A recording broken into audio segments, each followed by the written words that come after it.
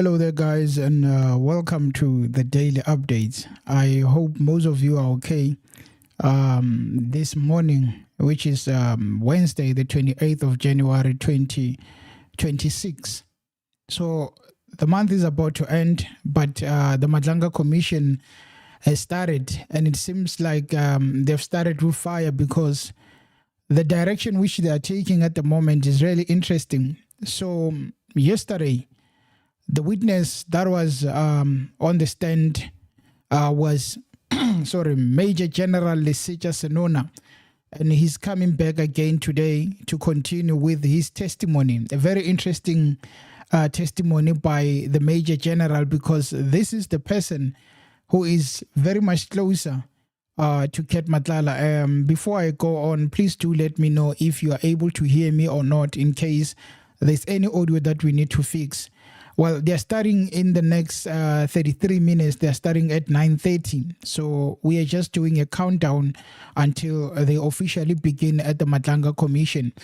There are a few topics that I really want to touch on in regards to the Major General Lesetja Senona, because he appears as someone who knows something but is unwilling to share that information, and especially that information about the relationship between him and Ket Matlala. There is a part where the son of Senona is in business with Ket Matlala, and he wants to tell us that, well, Ket Matlala came to me and said that there is this person who has a surname that is similar to yours, Senona. Now, this person once is going into business with me, so I just wanted to find out if you know that person by the name of Tato Senona. Which Lesetja replies and says, well, that is my son. How do you guys know each other? I mean, the way he explains this is more like he knows very well that he's lying, but he wants us to believe that Ket Matlala just met his son and they appeared to now decide to go in business. And on that fact, Senona knew Matlala even before this son met Matlala. So basically, he knew Matlala, and Matlala was more like a younger brother. That same younger brother, Tato did not know about him until they went into business. That is when Ket asked Lesetja, do you know this boy called Tato? Those are some of the instances where you could really see that, well, this guy came to the commission prepared not to tell the truth, but to spin it. Because what we are getting now is him trying to say that, well, I know Ket, but not that way. Okay, the audio is good. Thank you for that. Let us begin. Before we go into the issue of Senona at Ket Matlala, I wanted to look at this statement by Senzo Mchunu. Remember, there was a witness E who testified on Monday about the fact that, you know what, there is a matter of Sindiso Magaga. And on that matter, a captain and a colonel were involved. So he says, I knew before they killed him that they are going to kill him. And I tried to stop it. I tried to tell people that let us stop it, but they did not want to do that. Now, there were a lot of allegations against Senzo Mchunu, and on those allegations, Senzo saw it fit to respond, because he sent out a statement saying that rebuking of inaccurate and untruthful evidence by witness E. I have taken note of the evidence that was presented by the second witness at the Madlanga Commission yesterday, the 26th of January 2026, who was referred to as witness E. I deny the allegations he makes about me, including the interactions on his statements. I am aware that I am due to appear again at the commission, and I will seek to respond. My lawyers are already dealing with the matter, which really gives you an idea that something is happening, and on that something, these people are trying to protect themselves, because there was no need for Senzo Mchunu to release a statement. What you could have done was just to say that, well, I'm coming to that commission and I will respond. The rest, the rest I'm not going to entertain. So with that said, we go back to the issue of Senona. It is exactly 9 a.m. So in the next 30 minutes, 29 minutes, we'll be listening to Senona continuing with his testimony. So now this is the part where he was talking about, hello Monet, he was talking about the issue of the son Tato and Ket Matlala knowing each other, and he explains it in detail. Please listen to this. Allow me to talk to question 4. The heading is business relationship with Tato Senona and Mr. Matlala.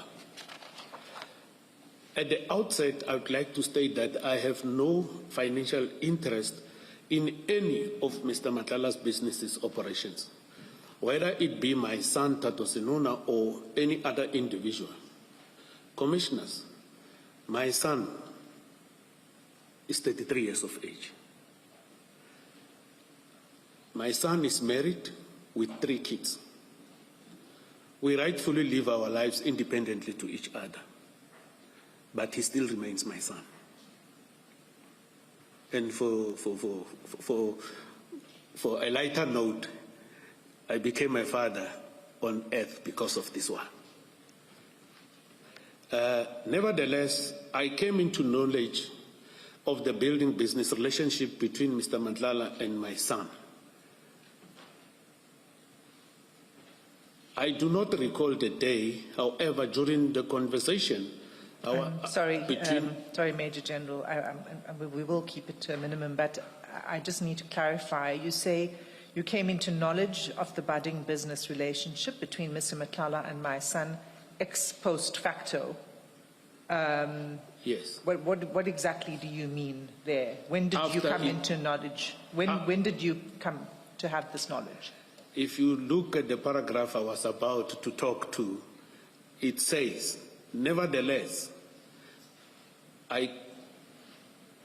44, it said, I do not recall the day, however, during the conversations between me and Mr. Matlala, he checked with me whether I knew Tato Senona. And I suppose this prompted him or piqued his interest because of the surnames are the same. And in my response, I confirmed that Tato Senona is my son. I hear you say you don't recall the day. I don't recall. Do you recall the year or the month? True. Come again? Do you recall the year or month or any other time, anything else about when you came into knowledge? I accept that you don't recall the exact day. It can't be 2025 early. It should be before that. It can't be 2025 early. It should be in the latter part of 2024. You are standing in front of a retired judge. You are standing in front of advocates, and you want to tell us that the reason Ket Matlala called you was because he realized that the names are similar. That is when he decided to say, well, let me check this person because maybe, just maybe, he might know who Tato Matlala is. I do not think people like Senona should be taken serious because obviously he doesn't take the commission serious. If he took it serious, there is no way that this person would come and say, well, you know what, Ket Matlala did not know I'm the father of Tato. It's clear the mandate is let us lie until we are done with the commission or the ad hoc committee and we can go home, because this is one of those that would really put a lot of these people in trouble. There is a point that was mentioned that there is this kidnapper, Nangi, and then there is that girlfriend of Ket Matlala, Tebogo. So basically what is being said is that there is a meeting between General Mkhwanazi and Ket Matlala that was facilitated by Bekitele. The same Bekitele who couldn't help Ket Matlala now, he decided that since I can't help, let me find someone who's going to help. He gets General Mkhwanazi to come and meet with Ket Matlala. And now when they meet, Ket Matlala wants assistance with the payments of the contracts. The millions are missing. He wants to get millions. Now, as he's busy trying to get that help, Mkhwanazi says, give me information, give me Nangi. I'm going to help you with the case of your girlfriend that you tried to shoot. If you do those things, and also give me information on Sibiya. If you do that, I'm going to help you with your case. And looking at that, Mkhwanazi was playing them because he knew very well that if he gets the information, he's going to expose them. And when we go further on that, Senona alleges that, well, Mkhwanazi did send me an email after the testimony of Ket Matlala at the ad hoc committee to say that, Ket lied. He did not tell the truth. I have an audio that I recorded during that meeting, and I'm going to expose a lot of you. The next video is about Senona trying to tell us that, as soon as I realized that Ket was not a good man, I distanced myself from him. Another lie that you have been told. But please listen to this. Since he was arrested, I cut. I've never even visited him to prison. I've never even tried to access him through a third-party person or whatever. I just cut. After his arrest? When he was, I saw it on the news, he's arrested, and then I just cut. Right. Then, but up until that point, you continued to have contact with him? Look, up until that point, he will call me, I will call him, but my way of talking to him was very wary since I saw this article, because I asked him about it. Since 5 March? Yeah, I started to become worried about his conduct. So your contact with him, you cut contact with him because he was arrested? Look, it did. But let me finish my question.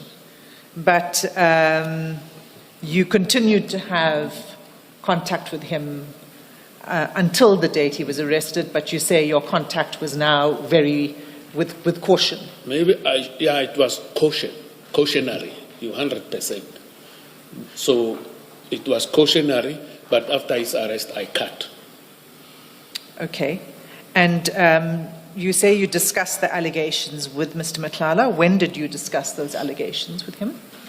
I will have to refresh my mind on after I've sent this. Immediately after I sent him this thing, we were on calls. I was telling him, this thing, why are you doing this, whereas this company is yours? What is the problem now? Why is there changes all of a sudden of these things? Those type of questions you ask a brother. And then you started to become worried. I told him, I started to become worried that this thing, why are you changing? I think this thing is the changing of a directorship of his company. That is the thing that started to worry. If you have a contract with such a big contract and then you decide to change the directorship, what is the cause of that? And it was because of that. That is where I became cautionary and started to say, hey, Mo, here, I need to start to reverse. Okay, Yeah. I get that. And just again to confirm, because you do say it, but just to confirm, it was that media article that made you concerned. It made me very much concerned, yes. Right. Thank you. And you also say, General, you grew wary of his innocence. Do you mean his claims that he was innocent? Or what do you mean by that? Come again, Commissioner? You say you grew wary of his innocence.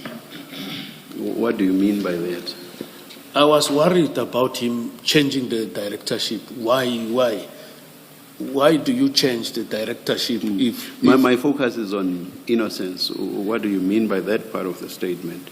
Do you see this is 72, 1, 2, 3, fourth line. You grew wary of his innocence. Do you mean innocence, yes, or his claims of innocence? What do you mean exactly? Commissioners, because that article talks about fraud. Yes. Fraudulently obtained tender. Mm-hmm. That's what prompted me to grow wary of his, is an article. Mm-hmm. Then it disturbed me and disturbed my... My focus is just on the language. I want you to please explain the language. What do you mean by what you say there? It's not a complex It disturbed question. me, Commissioner, yes, regarding that he got the tender straight, but why this changing? of the directorship. Okay, I'll leave it. Yeah. Thank you.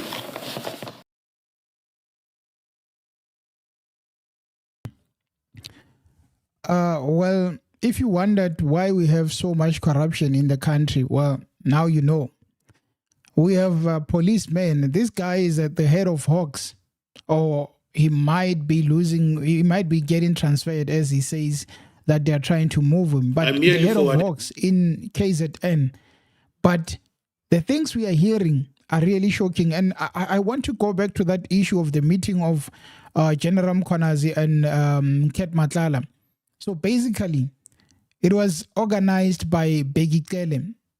And Ket Matlala asked the bigger brother, Lesetja Senona, to say that, well, Lesetja, can you please accompany me to that meeting? And Begikele was not there, but it was Ket Matlala with General Mkhwanazi, and there is Lesetja also part of the meeting. But he says, during that meeting, I was more focused on the alcohol because I kept going up and down, refilling my whiskey.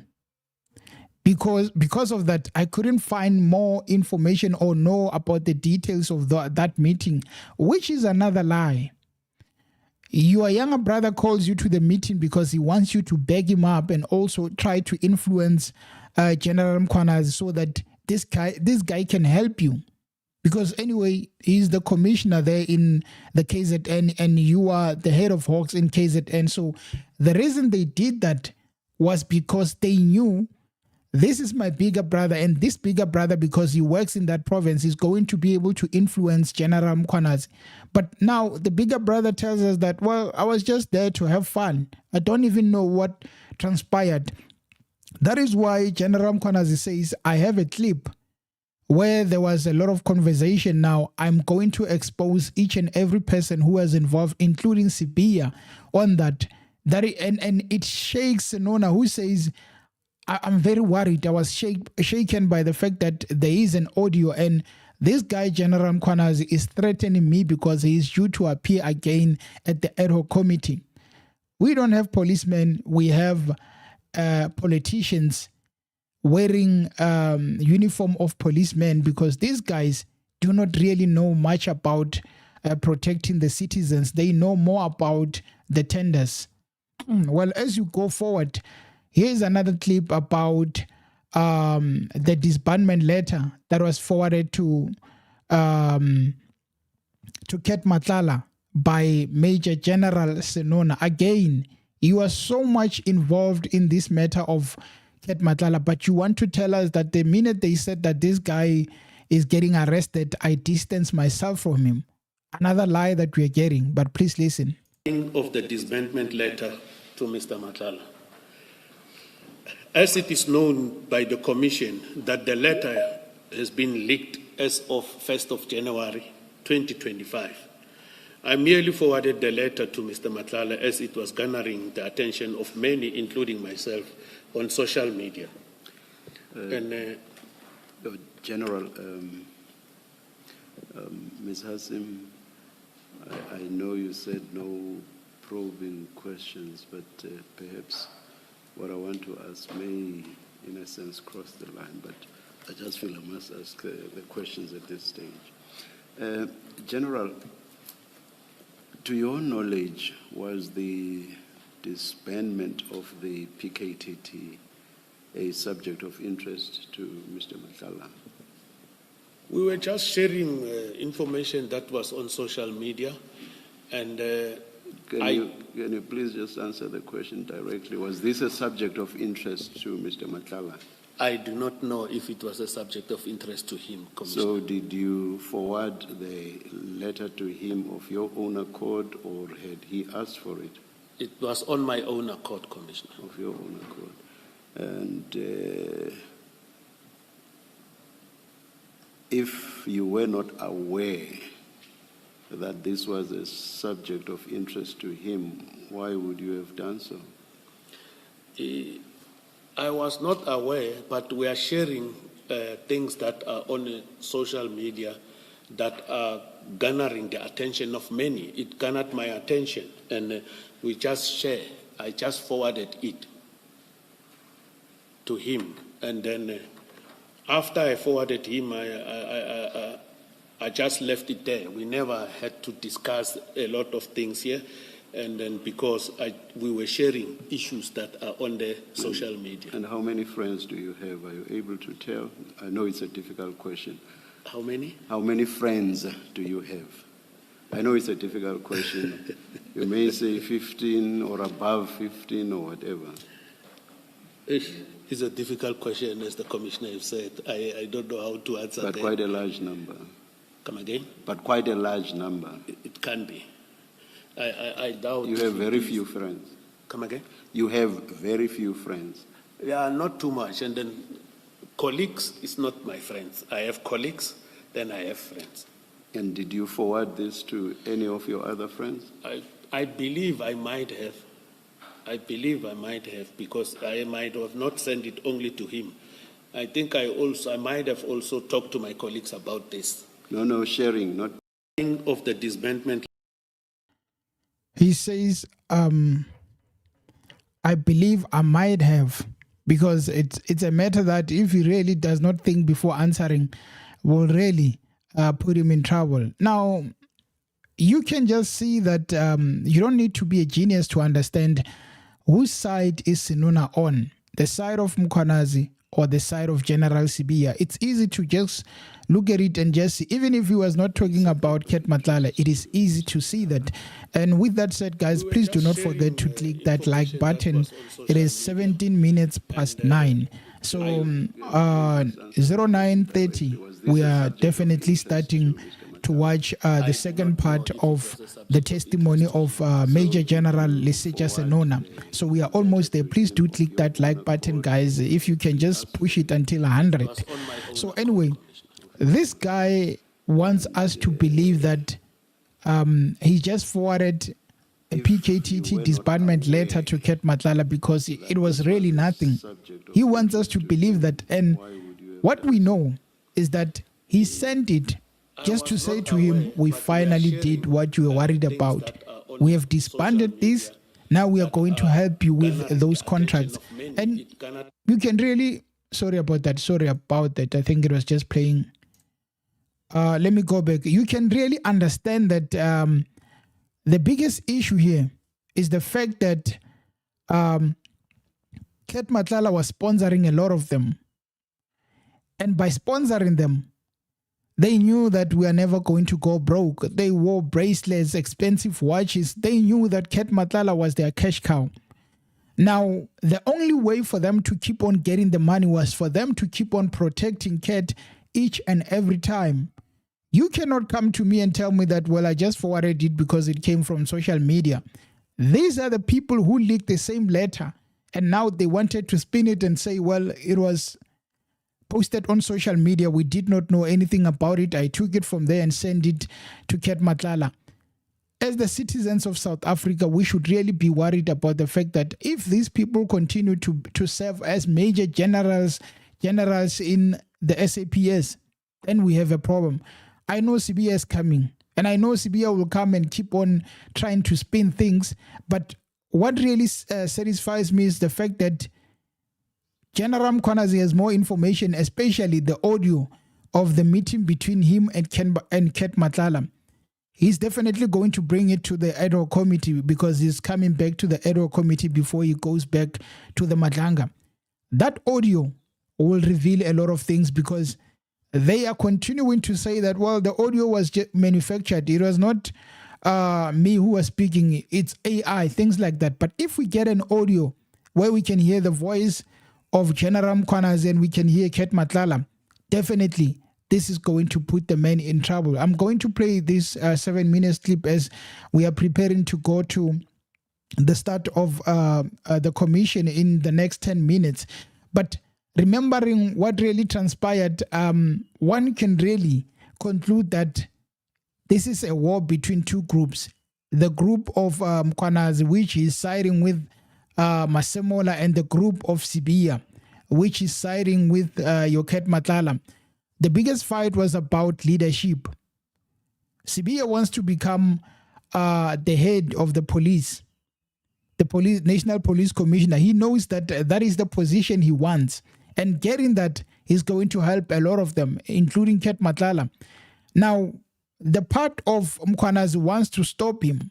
That is why you find yourself in a war between two gangs. We might as well just call them gangs, because what is currently happening in the SAPS is more like a gang war. General,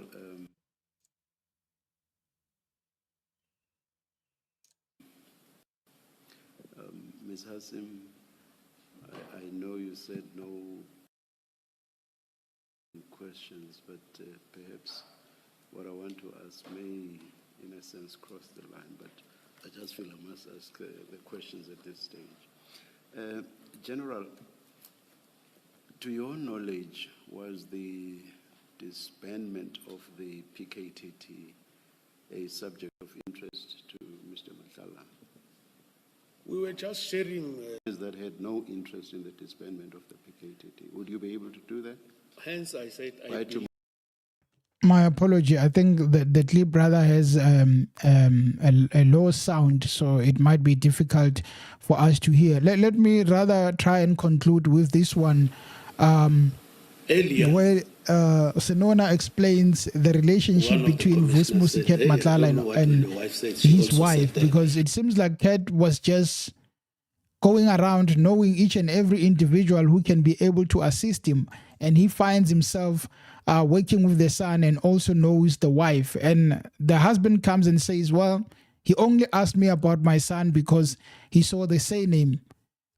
We are being made fools, but luckily, he's not just talking to his fellow policemen, he's talking to a judge and also the advocates. Please listen. Sorry, just you said that your wife shares a surname with Mr. Matlala. Are they related? I don't want to answer that question. Why not? No.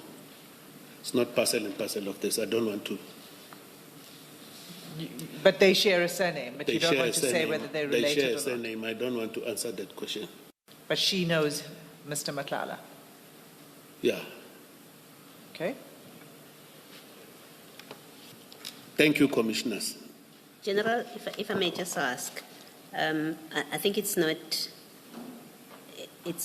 sufficient for a witness who's asked a question to simply say, I don't want to answer the question. I think you have to say more. For what it's worth, but I think you have to say why you don't want to answer that question. Commissioner, I hear what you are saying to me. Earlier, one of the commissioners said, hey, I don't know what will your wife said. She also said that. So I don't want to create animosity in my own house by talking about the line of their relatives and so forth. Hence, I also say he was dating a relative of my wife. So this thing of related and what, I beg your pardon. I'm begging for your mercy. Concerns about answering, you do have an obligation to say more than I don't want to answer. That's the only point I wanted to make. Thank you, commissioners. You see, I will say by virtue of the surnames, I don't think there is a relation there. By virtue of the surnames, I don't think so, because, and then number two, he was dating a family member of my wife. But now, when you look at the issue of the family member, maybe they might have been related through that relationship, but this one of the same name, I don't know. Thank you, General. Thank you, Commissioner. I really wonder what is so difficult about just coming up with the truth, because the wife and Ket Matlala share a surname, and he says he doesn't want to comment about it, but he was so happy to comment about the relationship between Ket Matlala and the son, because he knew that if I just pin it and say, well, they did not know each other until Ket came to me and said, I know a person who shares the same surname as you. But it gives us a story of where we are going as a country and where we should be going and who to look at in terms of appointments. A person like Senona is not that person. Is not a person that should be heading the Hawks in KZN, nor anywhere around the country, because he's unwilling to tell the truth. He's unwilling to be helpful to the committee. It is just about 4 minutes until they begin, guys. Thank you very much for tuning in. And from 9:30, I'm just going to close everything from my side, the audio and the video, and we are just going to focus on day 2 of Major General Lesetja Senona's testimony. And I think already the heat is turning up, because if you watched it until the last minute yesterday, they were focused on an audio and video. They were not showing the video on the screen, but a video that Ket Matlala sent to Senona about the contracts, internal work of the SAPS. Now, they were questioning him about the fact that it cannot be that Ket just sent you this and it has nothing to do with you, and he doesn't say anything on that message. He just sent you a video. Because they realized that they would be exposed by that video, they started objecting to the fact that, why are you taking this route? Now, today we are waiting to see how he's going to respond, because they are not playing games with him. Those things of trying to spin each and everything when they ask him, those days are gone. Today would be very much interesting when they just go for him. And without really speaking too much, guys, there is 3 minutes to 9:30, where we are just going to officially be listening. And also at 11 a.m., the ad hoc committee would be continuing with their public submission. One of the people that you should really look out for is Patricia Mashale. She's also coming in today to give her side of the story. I think that is going to be very interesting. You can check the channel also. There will be a second stream at 11 a.m. For the ad hoc committee. But for now, the focus is on the commission. And before I go, guys, do not forget to click that like button. It actually makes a lot of difference. And thank you for tuning in. Hopefully tomorrow, Brown Mokhotsi comes to the ad hoc committee, because he's complaining about his safety. He asked Parliament to beef up the security so that he can come and testify or tell lies, knowing that nothing will happen to him. With that said, guys, thank you for tuning in, and we are tuning into the Madlanga Commission. I think it is just going to take 2 minutes until they begin, because they are always on time. Thank you for tuning in. Until next time.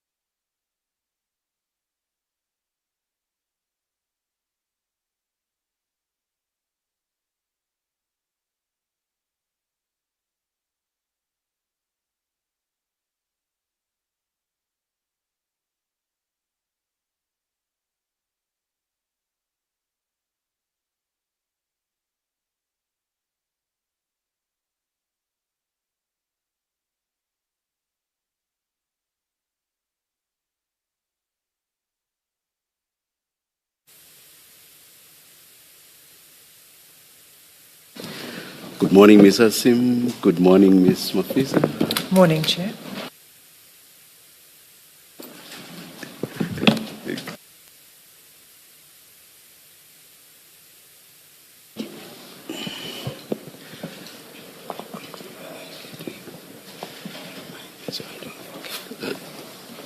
Yes. I whispered with my mic on quite early on. When we started sitting, we were told that people heard us what we were whispering about. I'll be careful. I didn't hear anything, Chair. Chair, yesterday there was a provisional ruling made by the Commission in relation to the disclosure of names in the annexure S4 to the witness's statement, the WhatsApp. I'd like to make further submissions on that to the court, to the Commission. And perhaps if the Commission could indicate whether they will be making a final ruling or not regarding the disclosure of the names, and whether myself or Ms. Mafisa will be heard on that. I think it's only one name now, because Yes. in respect of the other name, it was mentioned, so that horse has bolted. Yes. Yeah, Yes. thank you. Yes, yes.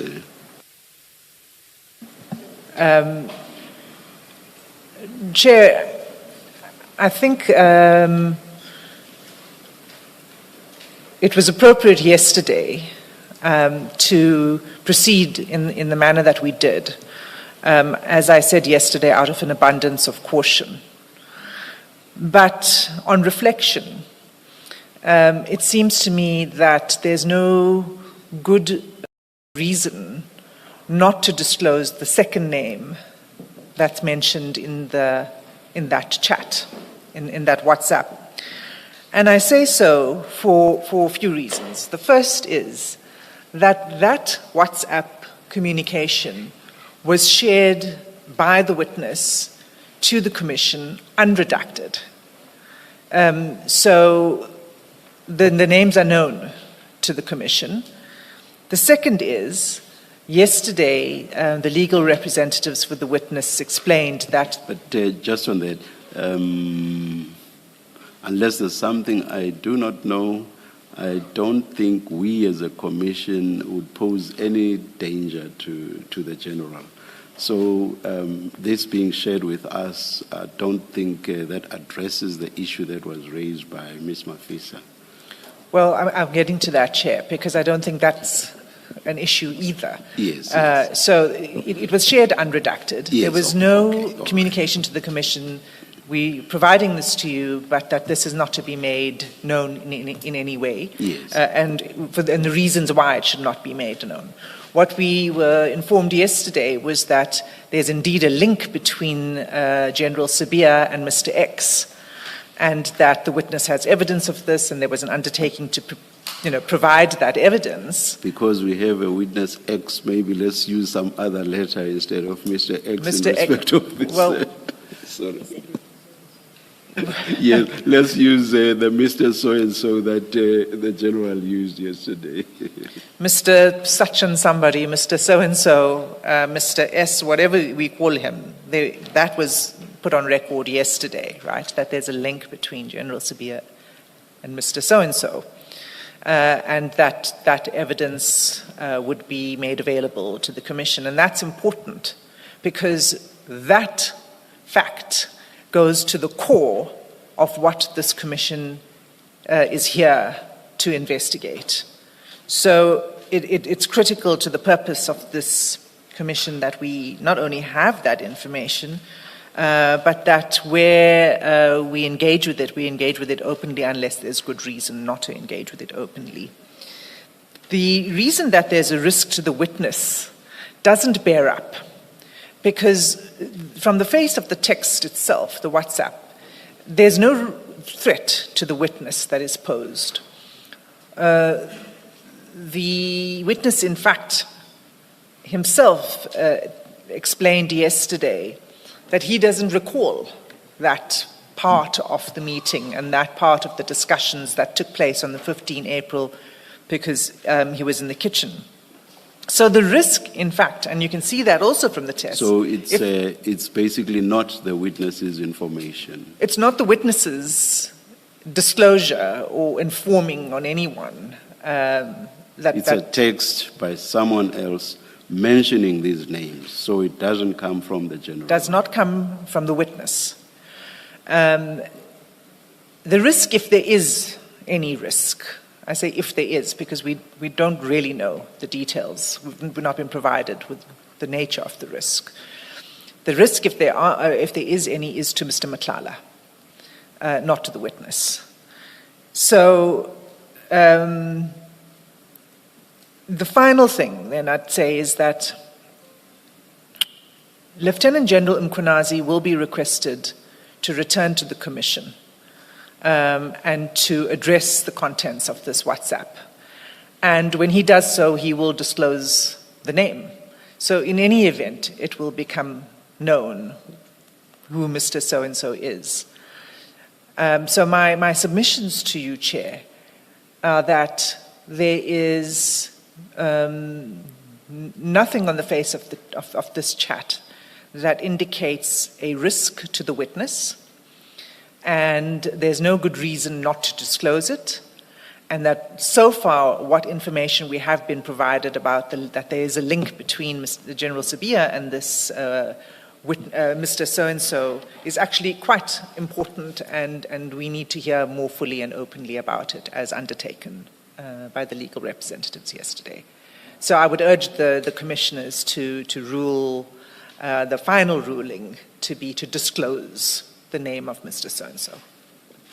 Thank you. Thank you, Ms. Hassim. Yes, Ms. Mafisa?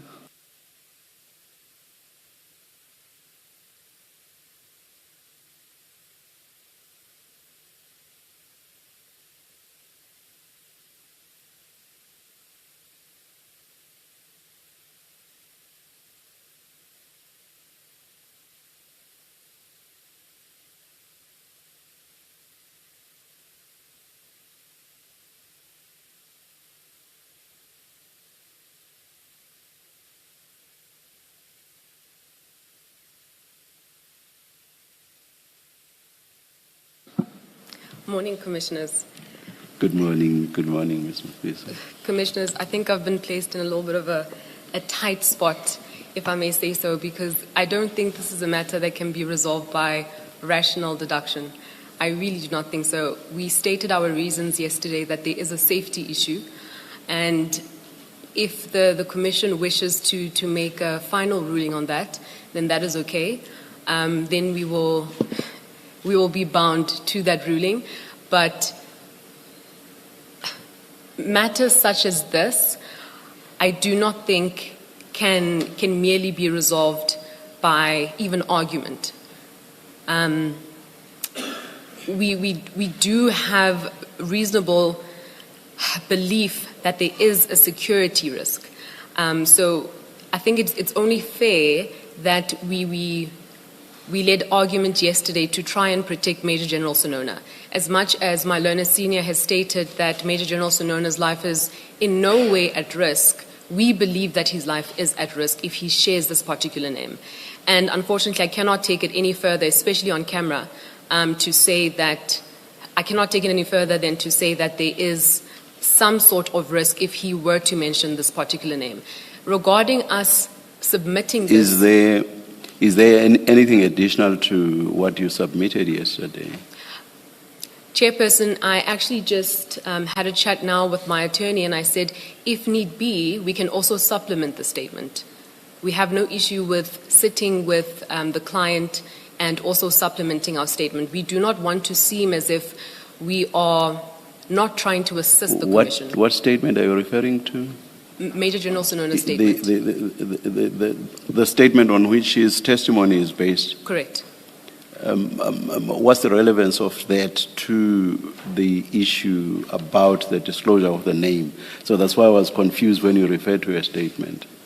Yes, we are just saying that our reasoning can be better elucidated within the statement, and then the commissioners can read the reasoning without us having to divulge certain information in front of the cameras because of that particular security risk.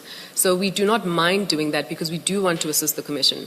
The reason why we submitted the screenshots unredacted was for that main reason. We want to assist the Commission. So we're not trying to hide anything. Our issue here is that it's a security risk. That is the only issue. But I cannot take it any further than to state that, Chairperson.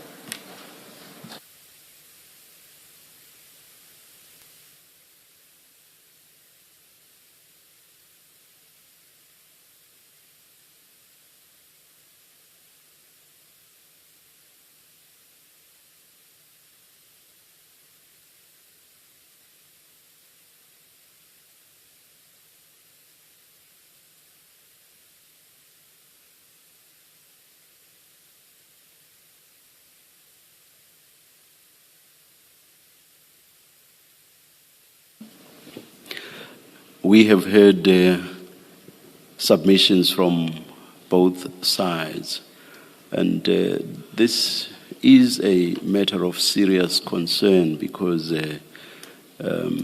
issues are being raised around the safety or security concerns with regard to General Senona.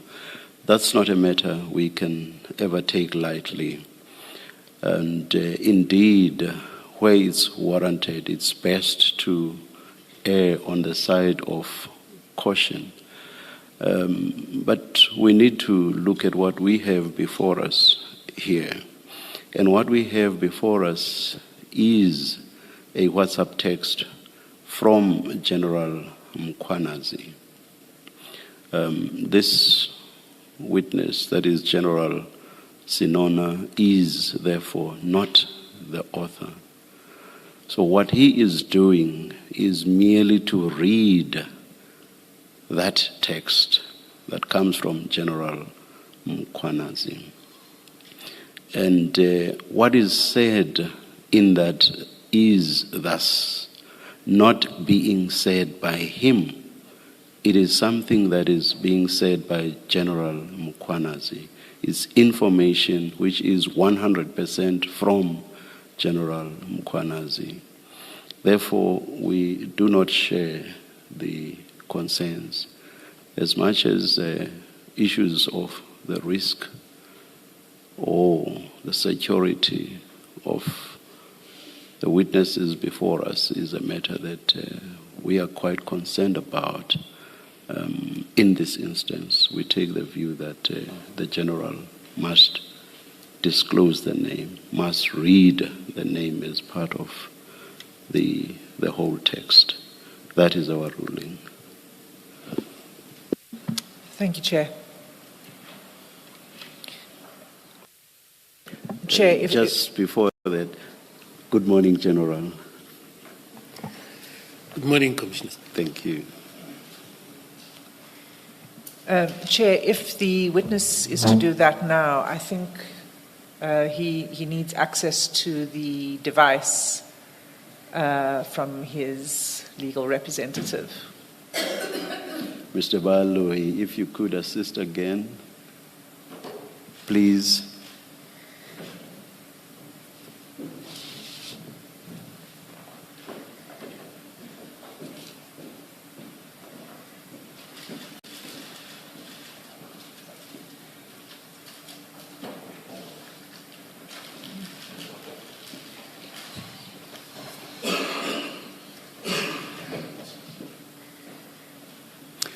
Ms. Hassim, you will direct us where exactly you want the witness to read, or do you want him to again read from the beginning to the end?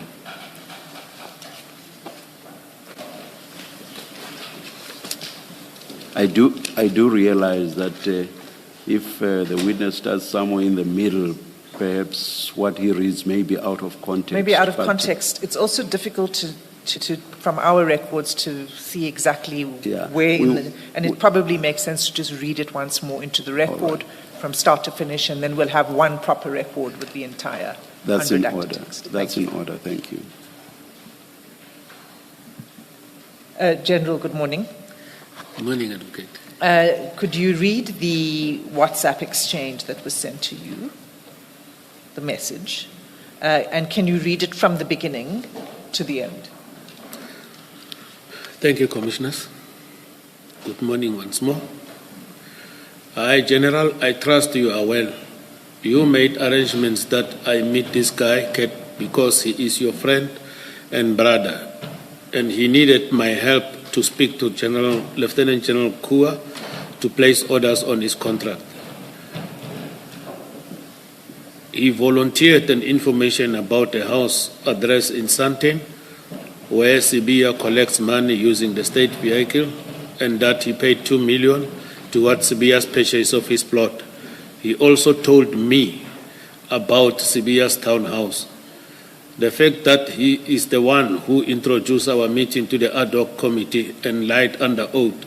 He invited me to make public information, the information that he gave me. which will put his life at risk. I am still going to that committee, and I hope he doesn't mind me exposing him to both Sibiya and Steve Mutsumi. I hope you won't blame me for risking his life because I have to tell the truth about our meeting. If he thinks he can fool the committee, it's okay, but I will not say much, but to simply play a recording of our meeting verbatim because I have the record.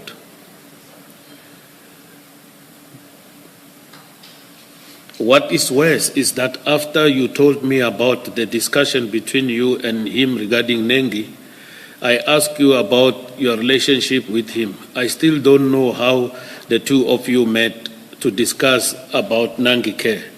Besides the voice recording, cellular phone triangulation and my vehicle tracker, including access footage, will confirm the date and time of our meeting. And for his own sake, I hope that those timelines are in line with what he said before the committee in relation to his arrest. This is the man who says he met you 7 years ago, which is contradicting what you told me, that you grew up together. I guess this will be caused clear as the investigation continues. Thank you, Commissioners. Thank you, General. Thank you, General.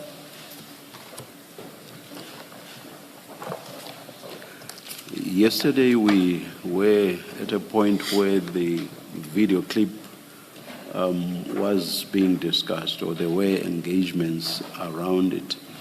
And amongst other things, there was the question about whether there is or there isn't a SAPS logo.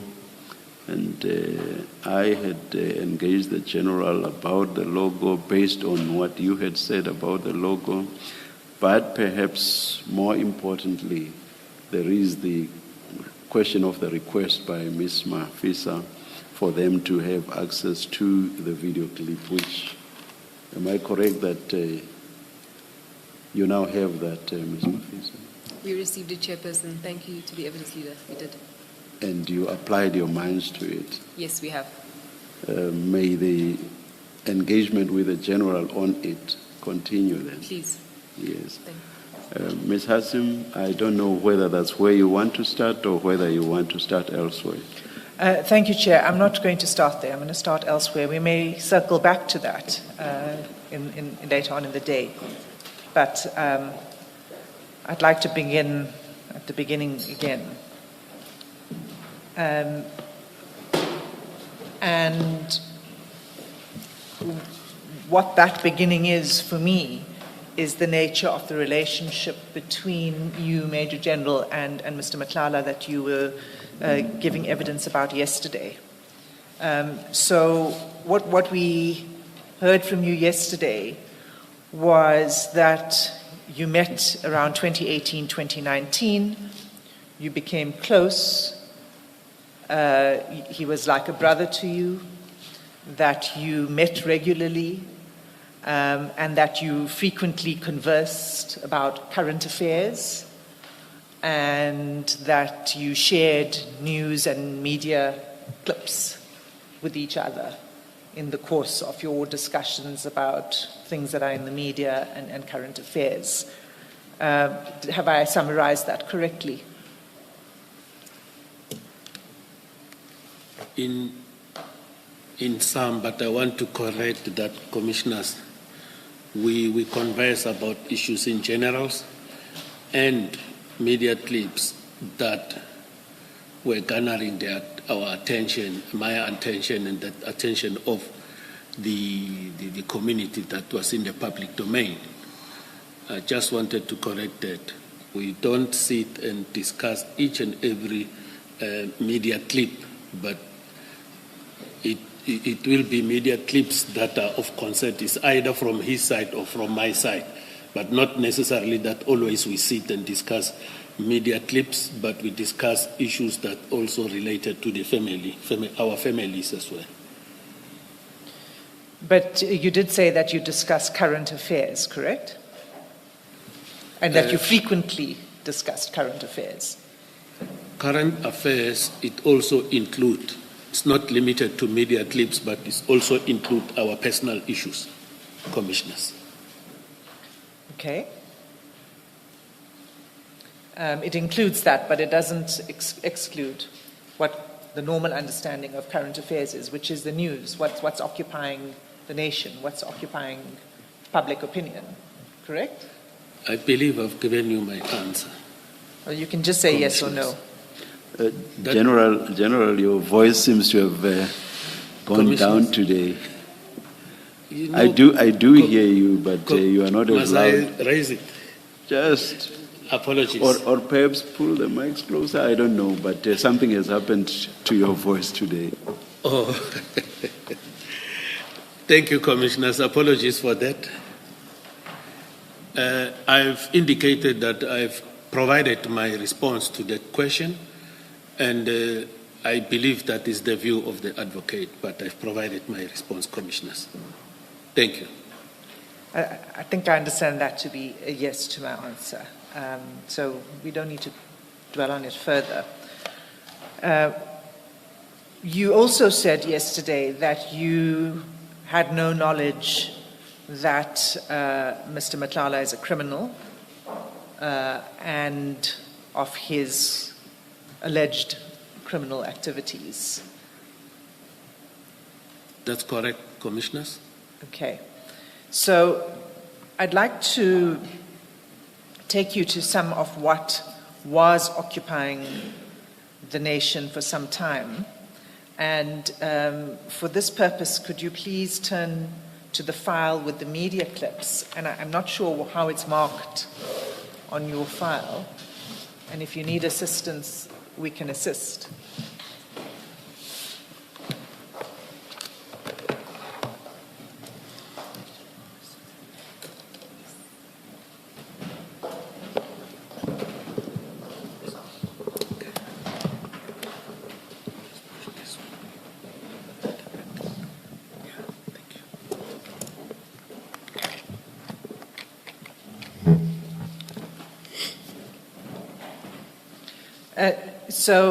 On this topic of what occupies the news and public opinion, do you know the name Babita Deokaran? Yes, I know the name Babita Deokaran. And so you would be aware then of her assassination for exposing links between criminal syndicates and government officials related to particularly the corrupt contract with Tembisa Hospital.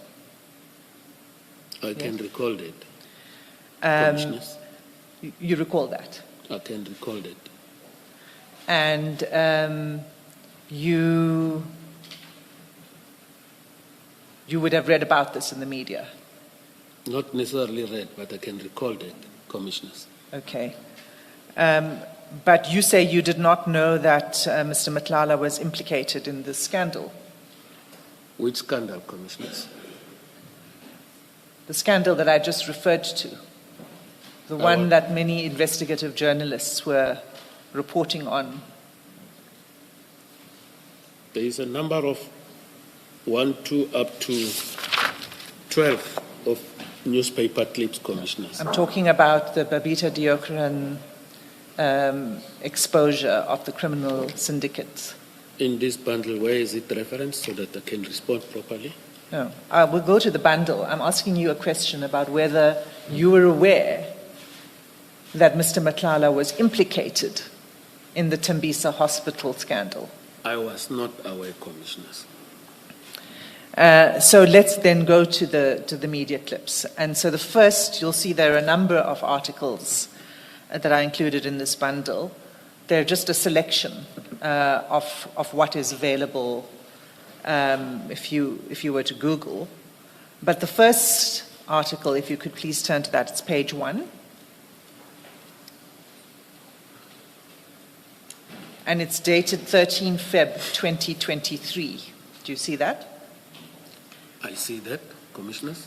And it's a long article, but the first bold paragraph reads as follows. A central figure in the Tembisa Hospital procurement scandal, security boss Vusimusi Matlala is now under investigation for the illegal use of blue lights and sirens.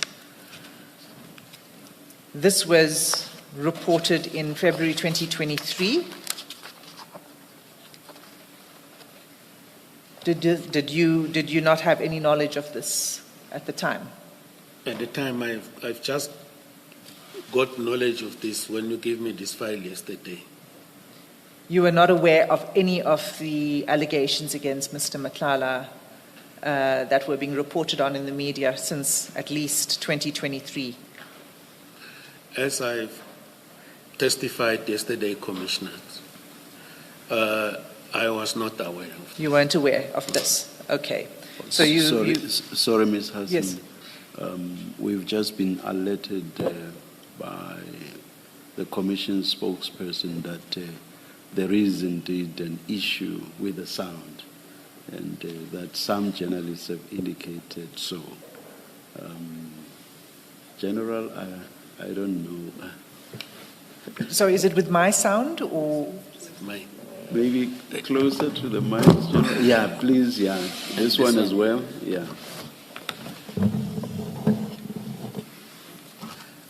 Am I audible now, Commissioners?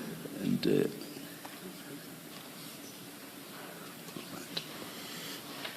General, maybe the other issue is when you are responding, it seems like you are responding to Advocate Hasim, who's close to you, and you're only focusing on her.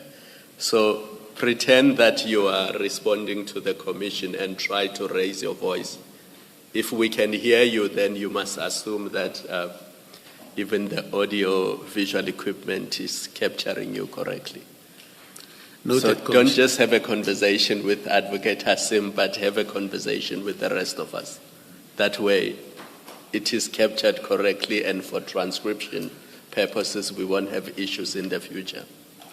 I've noted that, Commissioner. Thank you so just much. That when I look at her, I just want to capture properly what is the advocate telling me. But if I look the other side, I might miss some things, but I'll try to comply with your directive, Commissioners. Thank you. when listening, there's no issue at all. But I guess when you are speaking, once you do that, then you are no longer aligned with the microphones. I think that's the issue. I will comply, Commissioners. Thank you, thank you. Thank you, Chair. General, so just to return to the article implicates Mr. Matlala in the use of blue lights, as I've just read out. The article also reads, Tembisa Hospital tender tycoon Vusimusi Matlala, whose companies scored nearly 5 million rand in contracts, red flagged by Babita Deokaran, is now under investigation for his illegal blue light cavalcade used for airport trips and school runs. The article continues to say that Mr. Matlala has close ties to a Mr. Maumela. It also says that Mr. Maumela is tied to Matlala through his once shared interest in the private security outfit called CAT VIP Protection. Those are the sort of headlines of the article. I'm not going to go through the rest of it. But as you can see, it's quite a detailed report. Do you see that? I see that, Commissioners. So the next article is dated 19 October 2023. And this one is an article in the Sowetan. And if you look at page 9 of the bundle, again, this media outlet refers to page 9, the last paragraph.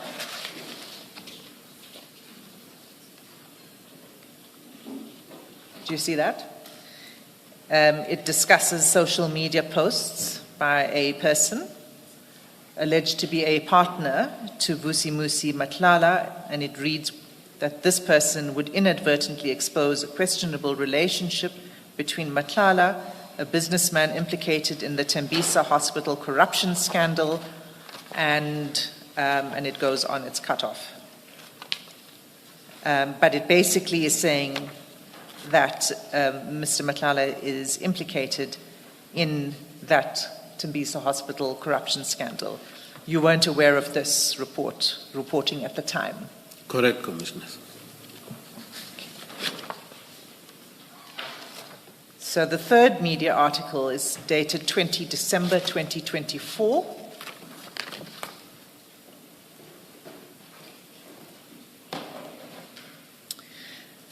And it's page 16. Do you see it? Page 16. Yes. Yes. And again, this is an in-depth piece of investigative journalism, so I'm just going to read the summary that's included in the news report, and that's on page 16. And it says, security boss and Tembisa Hospital tenderpreneur Vusimusi Matlala had his home and office raided by police this week. Matlala and his companies were red flagged by Babita Deokaran before her murder, and the investigation she started has now morphed into a special investigating unit probe and a Hawks investigation.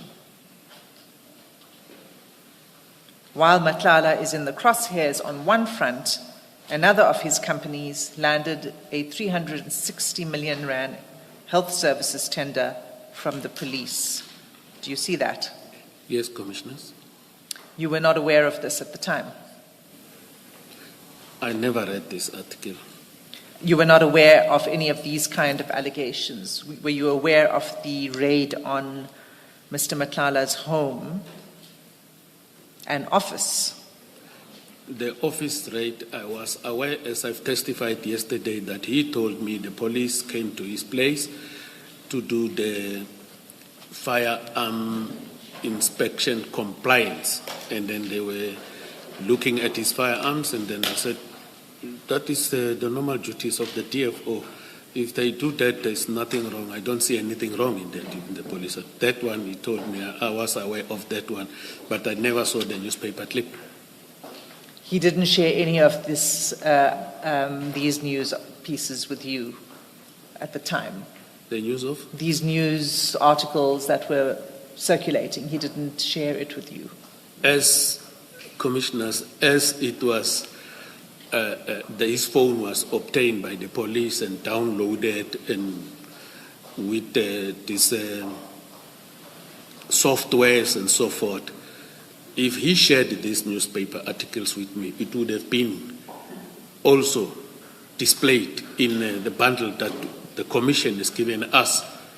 And then also, if I have shared with him, I came across any of these articles, it would have been found there that there is this communication between Mr. Matlala and General Senona in relation to these newspaper articles. It must be noted, Commissioners, that amongst other things that I do as a police officer, I do not patrol media space to look for things. Whatever happened to me, I will read and deal with it. I normally don't patrol media things and look for things. Sometimes if a person sends you something, we will look at it and then it will ignite you to have a concern. But sometimes you pick it up while you are doing your job, and then it will ignite you, and then you'll be able to deal with it if you want to. It's not always a question of that. But these articles, Commissioners, I read them. They gave me the file yesterday after we have adjourned. I went to them. I checked my WhatsApp that was given to me. I've never come across this, or no, Mr. Matlala has sent it to me, or any other person. And then I'm saying, should it have happened that I come across this type of messages, I think I would have employed what I did with the newspaper article of the 5th of March. to start to call him and question him about these things, and that would have increased my worry into the suspicions of his criminal activities, commissioners. I think that is my response that I can give before the commission. Other than that, I've no other better explanation to provide before the commission. You see, General, that doesn't answer the question, because what you're saying is you didn't know because he didn't send you the articles, because, and in fact you don't even say that. You say if you look at the phone, it's not there. There are many ways in which he communicated with you. And my question was whether he shared this with you in any form. You didn't answer that question. You say, well, look at what we have. And if it's not in what we have, then he didn't do it. That's evading the question. Now, there's a second part to this, which is that even if Mr. Madlanga did not share it with you, as you said, you discussed current affairs, this was an issue that was gripping the country. It was a shocking scandal, and Mr. Madlanga was notorious at this time. He was being reported on repeatedly in the media. So you didn't need Mr. Madlanga to share this with you if you were just watching average news, don't you think? Commissioners, I believe I've responded to this question. It's coming again in a different way. I never came across these newspaper articles, and I've indicated if these newspaper articles came across me, I would have dealt with it as I dealt with that one of the 5th of March. That is my response. And besides, yeah. okay. Oh, I was saying, I think the question goes beyond just newspapers. I heard Advocate Hasim to refer to even ordinary news, not necessarily newspapers, or not newspapers only. So is your answer that you never got to know about this from any news source whatsoever? I'm saying yes, commissioners, because the only thing that it happened to catch me, it was that name of the late Mrs. Babita. But deeper to that, as when the advocate started with this newspaper clips, when she asked me. But ordinarily, if I would have came across this and then I read these names, definitely I would have dealt with it the way I dealt with the other one. And then that is my submission to you, commissioners. So you never got to hear about alleged culprits in respect of the contracts that were being discussed in this context? The conference? Culprits. Alleged culprits. Commissioners, all I know that the murder of Ms. Babita Deokran was investigated by the Johannesburg Serious Organized Crime. I saw the arrest because I know some of the investigators, but the in-depth of this thing, I never happened to make any follow-up or look into this type of things. As I indicated, I'm not patrolling. Normally, you won't find me patrolling too much on the media space looking for newspaper articles. But if it came to my attention, commissioners, I can definitely say I would have dealt with it in terms of what I did with the newspaper clip of the 5th of March, and it would have increased my worry, suspicions with regard to our relationship. General, when you say the name of Babita Deokran caught your attention, what exactly about it caught your attention? Is that she was killed for exposing corruption. Is the murder that a whistleblower was killed, and then they put the name Babita Deokran. And where did you get that information?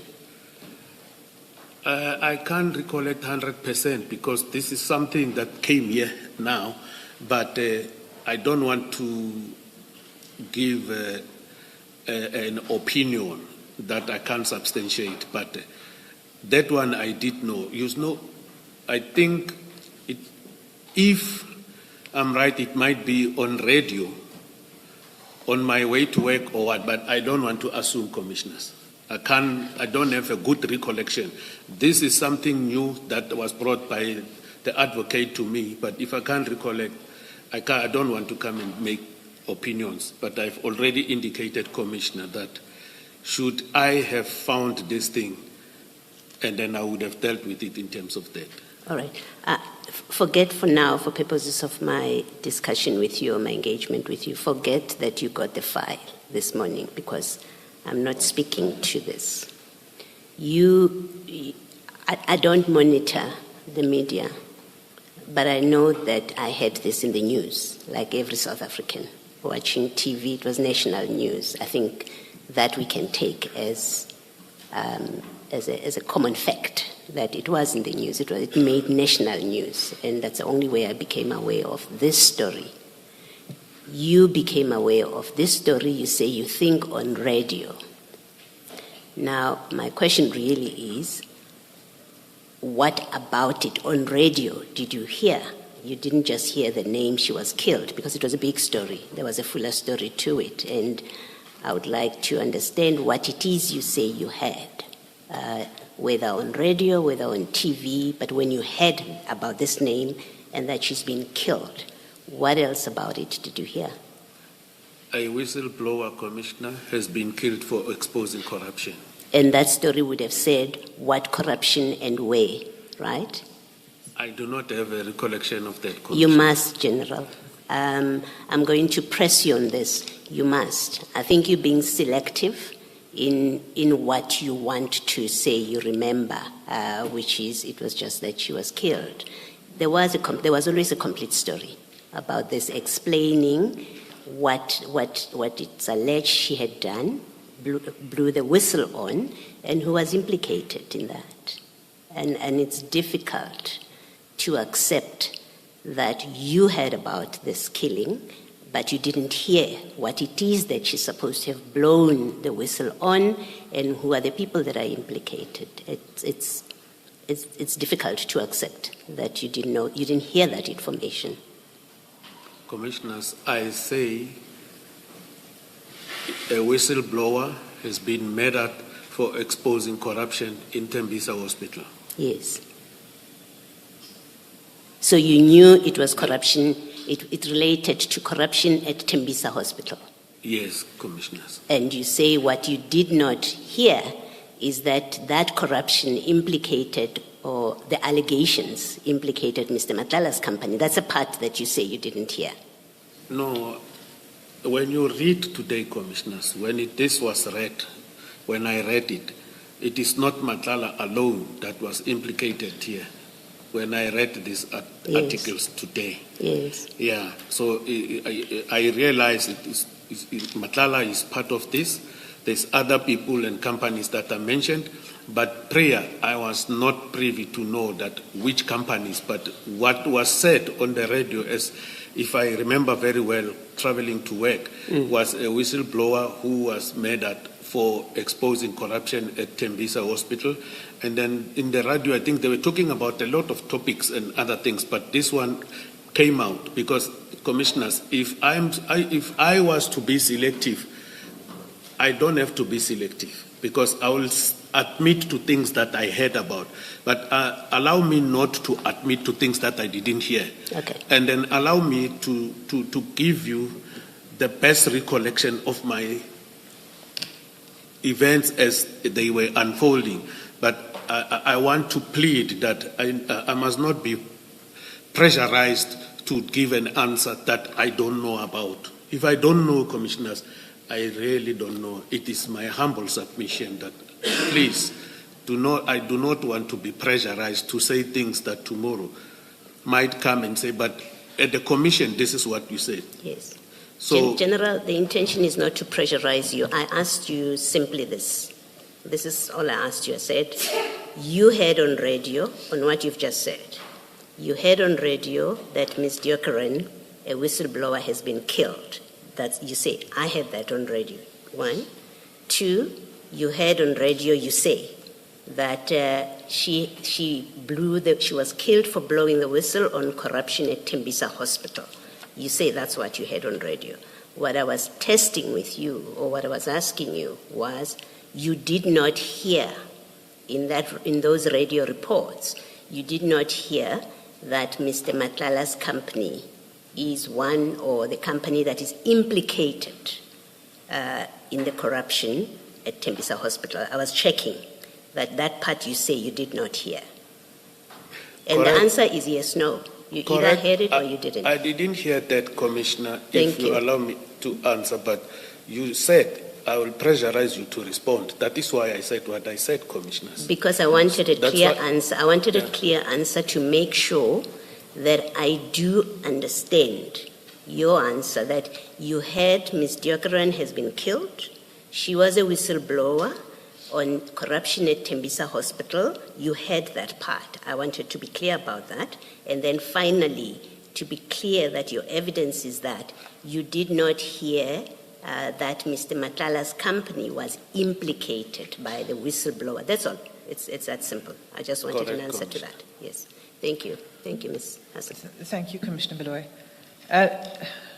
General, I'm not going to move off these media clips because I hear what you're saying, but it doesn't make sense because, as I said, thanks to good journalism in this country, you couldn't avoid hearing about the developments in the investigation of this particular scandal. You couldn't avoid it. And you can see that as I take you through these particular articles. And as I said, this is a sample. And this is just what is posted online. There was radio and there was TV. And there were other forms of social media posts regarding this. So I'm going to go through it because this was on 20 December, this particular article. Now what we have is not only that Mr. Matlala was involved in the Tembisa scandal, but also that his company was raided and that he's been awarded a further tender, the one that we were discussing yesterday in the purchase orders related to the further tender. So there are more information is emerging. So this is on 20 December, and we've gone through the headlines of that. And again, you would have already read this, and you would have seen that it's a very detailed report. Can you go to page 28, the next article, which is 23 December? And the other thing you'll see is that the reporting on this is really every couple of days. There's something new that emerges. So 23 December, page 28, you see that? I see that, Commissioners. So now, if you just look at the headline summary, the first paragraph, businessman and entrepreneur previously linked to Tembisa Hospital, fraud investigations, it says, is now entangled in a case involving the kidnapping of a woman and a child. That's the first paragraph. You see that? I see that, Commissioners. The second paragraph says, following a raid at his home, where expensive watches, electronics, and guns were seized, Matlala has launched court action to overturn unlawful police action. Do you see that? I see it, Commissioners. And then the third paragraph says his court papers provide a rare window into the dramatic raid and his connection to high-ranking officers after his company was awarded a police health services tender worth 360 million. Now, this article is now referring to additional information. This is now not just about a firearm inspection compliance at his office. This is a raid at his home. And you've said that you and Mr. Matlala speak regularly and that you spoke about his struggles. Are you saying that you had no discussion with Mr. Matlala about this raid on his home? Yes, Commissioners, he never told me about the raid. I've already indicated that in my evidence in chief what he shared with me. And I've already indicated this morning, Commissioners, apologies, I was looking this side. Please bear with me. I also indicated this morning that he did inform me about the firearm inspection. Then I told him that if there's nothing wrong, you don't have to worry. So, Commissioners, I must indicate that even though the advocate is saying it doesn't make sense to her, but my job is to deal with investigations. I must focus at my province, KwaZulu-Natal. And I must tell you that even if my performance can be flagged here, over and above what I had highlighted here, in the country, the Republic of South Africa, for the past 3 financial years, excluding this one, the current one because it has not yet ended, the performance of my province, because I focus on my work, it was the one was 98% and the other two was 100% when you look into the serious commercial crime investigations. And I was carrying the country in order to achieve its objectives. You see, hence I said I don't patrol the media.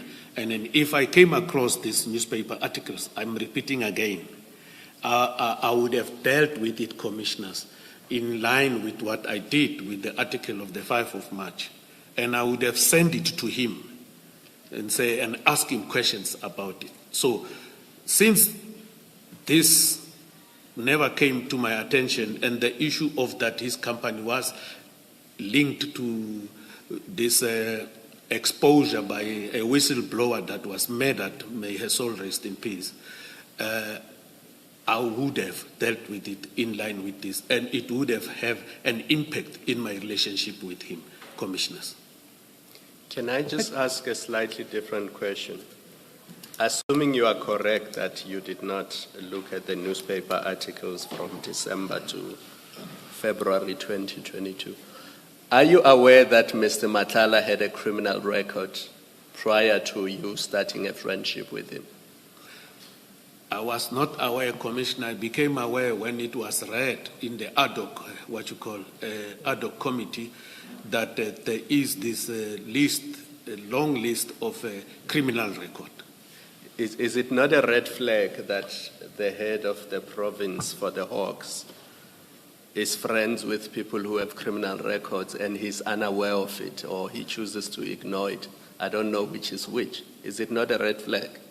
Commissioners, if you don't know anything, there's no red flag about it unless you were aware of it.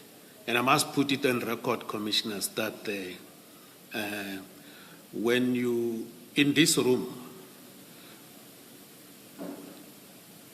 I want to invite that is there anyone in this room when you have a friend, one goes and say, let me profile this friend of mine to see what type of a person he is. Even our partners, nobody does that until in the police you profile a person when he's a subject of investigation. You don't abuse the state resources. So if I'm saying, Commissioner, in short, I was not aware and then I've never even profiled him. So it doesn't bother you who you associate with. You say, if they don't tell me they could be serial killers, for all I care, I will be their friends until they tell me that they are serial killers. Is that your attitude? You know, Commissioner, a serial killer, you might find we have inside here, I got training to that. A serial killer is a different type of a person who is a normal person within the societies and everything. And once he starts, that thing ignites. And then what will happen? He will go and kill. And then from there he comes back after a certain period of time, it comes up again. And then that is a serial killer. But General, I don't want you to avoid my question by trying to explain to me what a serial killer is. I was simply making an example that as head of province for the Hawks, do you not check the type of people you befriend or you associate with? I do not profile them until if I know if there is anything sinister, then I'll start to ask questions. I'll start to engage the very same person that I'm I've befriended. And that what about these things, as I've done with this article of the 5th of March, commissioners. You know, when a relationship is starting and it's moving, until such time you find things that are sinister, then that is when you start to do those type of things. But before that, I didn't. And my responsibilities here was to deal with crime in KwaZulu-Natal. But this is now 6-7 years later. It's not at the beginning of the friendship. Correct, commissioners. I didn't profile him or search for who is he, what has he done wrong with the law. So it did not bother you that here is a person who's going into business with my son. I want to protect my son. Let me check him out to see if he has a criminal record, if my son is not entering into a business relationship with somebody who has a criminal record. All those things did not bother you. Commissioners, I cannot go and profile a person if he does business with my son. There's a lot of other people that were doing business with my son. I didn't profile them.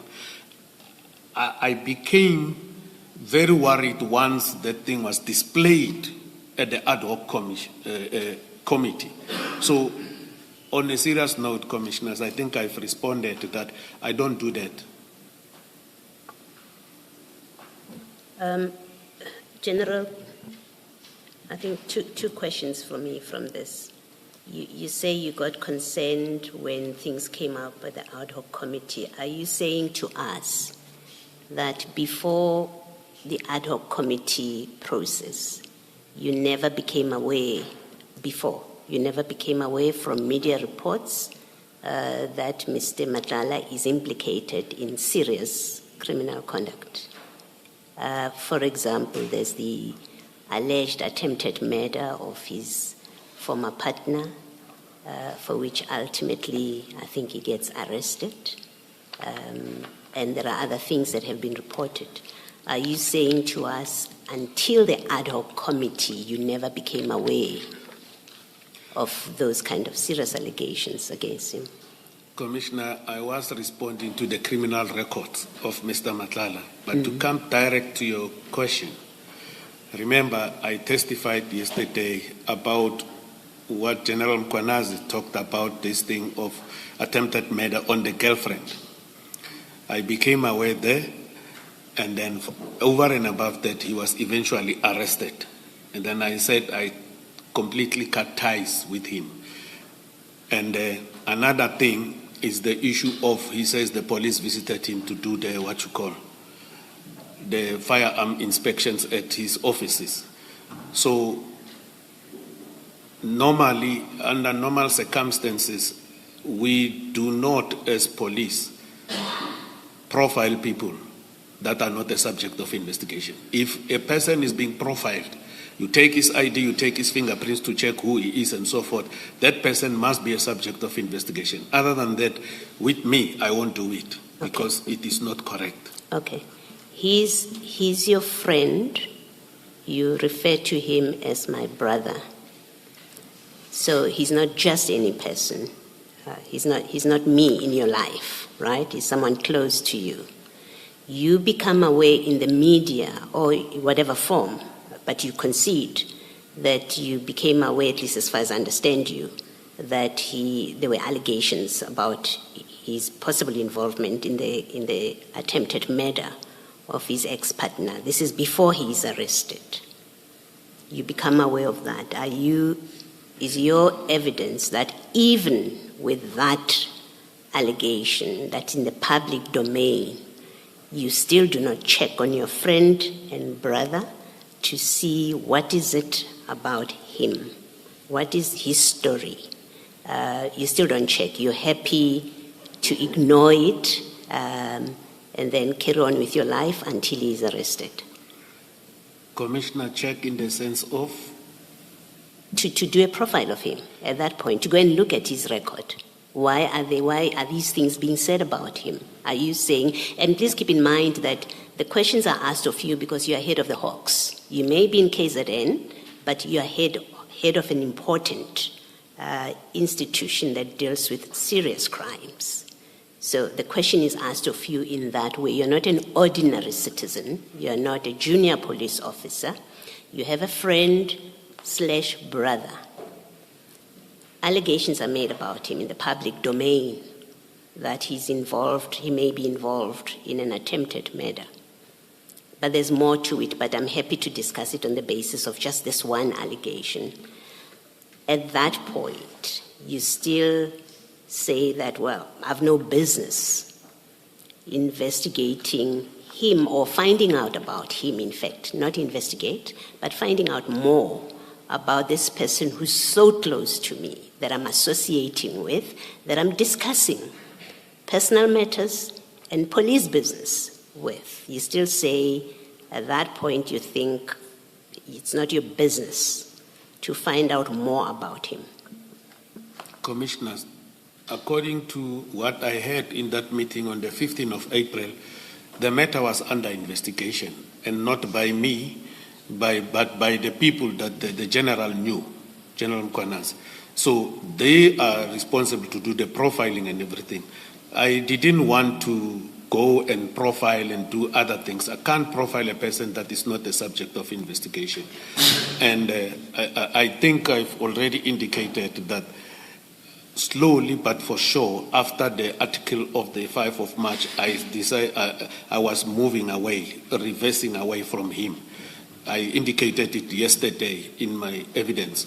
So what the commissioner is asking me, I didn't do it, Commissioner. I never went and profiled him.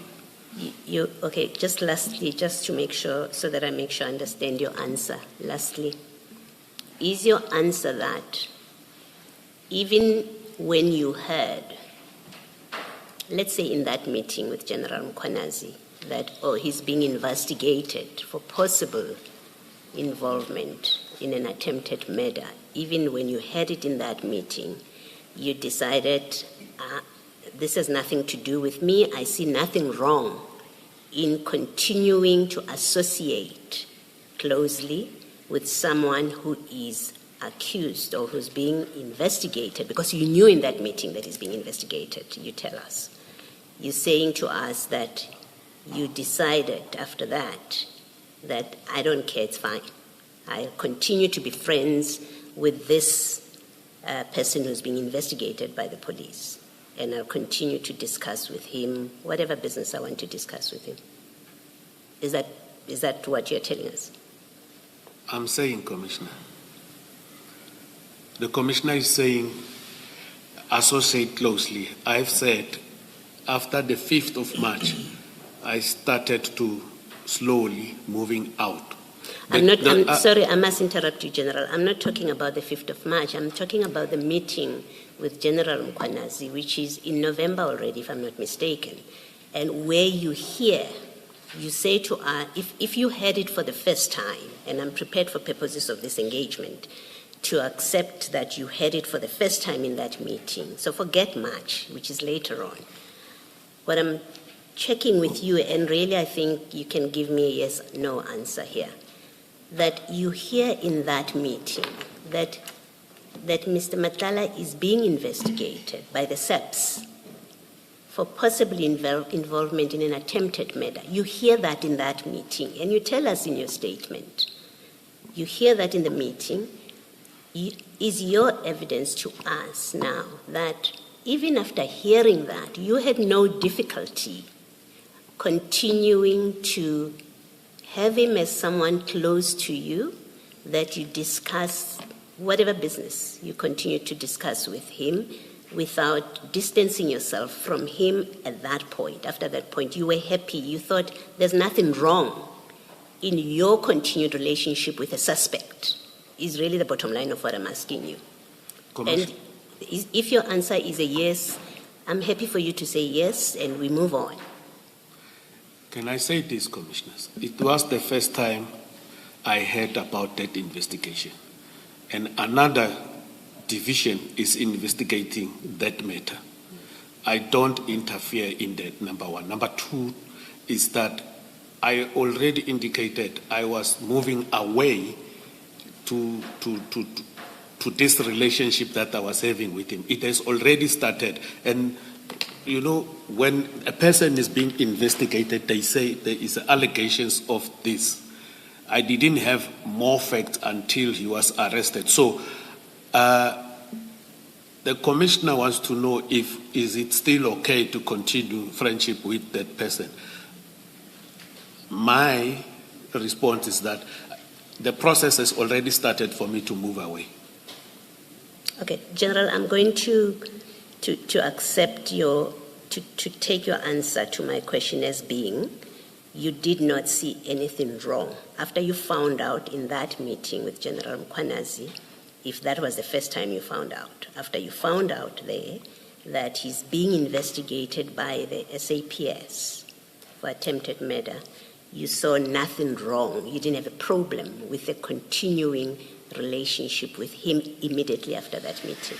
I take that to be your answer because you refused to answer me directly a question that I am confident is capable of a direct answer, yes, no. You've answered it many times, and I accept it as you say you saw nothing wrong in continuing that relationship. Thank you. My answer still stands, Commissioner. Thank you, The termination of the relationship was in process.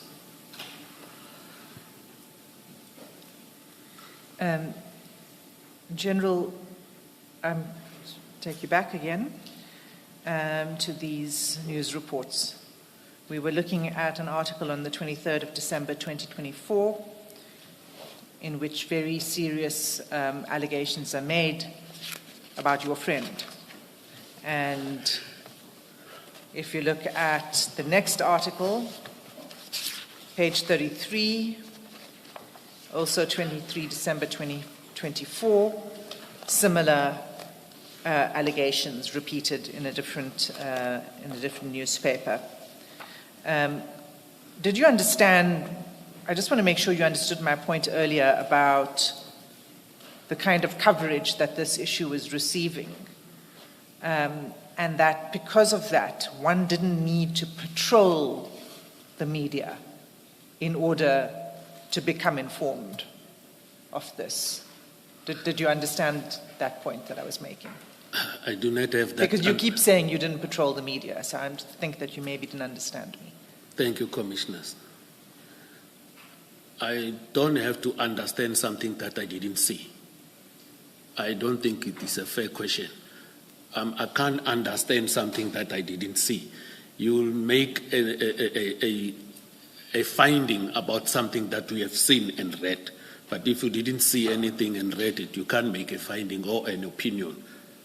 Thank you, Commissioners. You didn't understand what I was saying. But it's fine. Let's move on. My point remains that one did not have to patrol the media in order to become informed of all of these things that I'm putting to you. Do you understand that? I have already said my business and focus was in KwaZulu-Natal to deal with the mandate of the GPCI KZN. Yes, except that all of these media reports concern your friend, number one, and number two, concern matters that are very much related to your job. Commissioners, if you didn't see anything, there's nothing that you can do. But if you saw something, and then it is within your mandate to deal with it, you need to deal with it. But I've already indicated, Commissioner. You see, General, the problem is that you talk about this as if it related to someone you did not know at all. You have, or rather yesterday, you repeatedly referred to Mr. Madlanga not only as your friend, but also as your brother.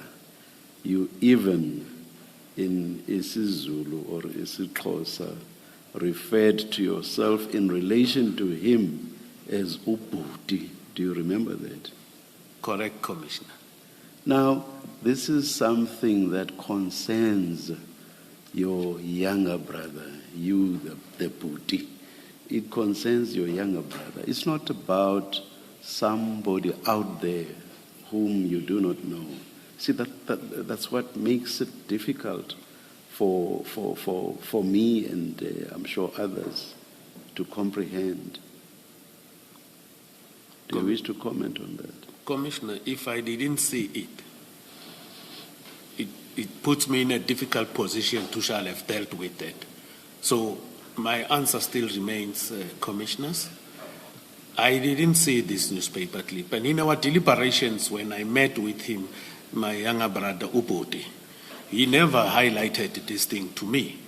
The ones that you have highlighted, Commissioners, I have already given a response and an answer that this is the ones that he told me about.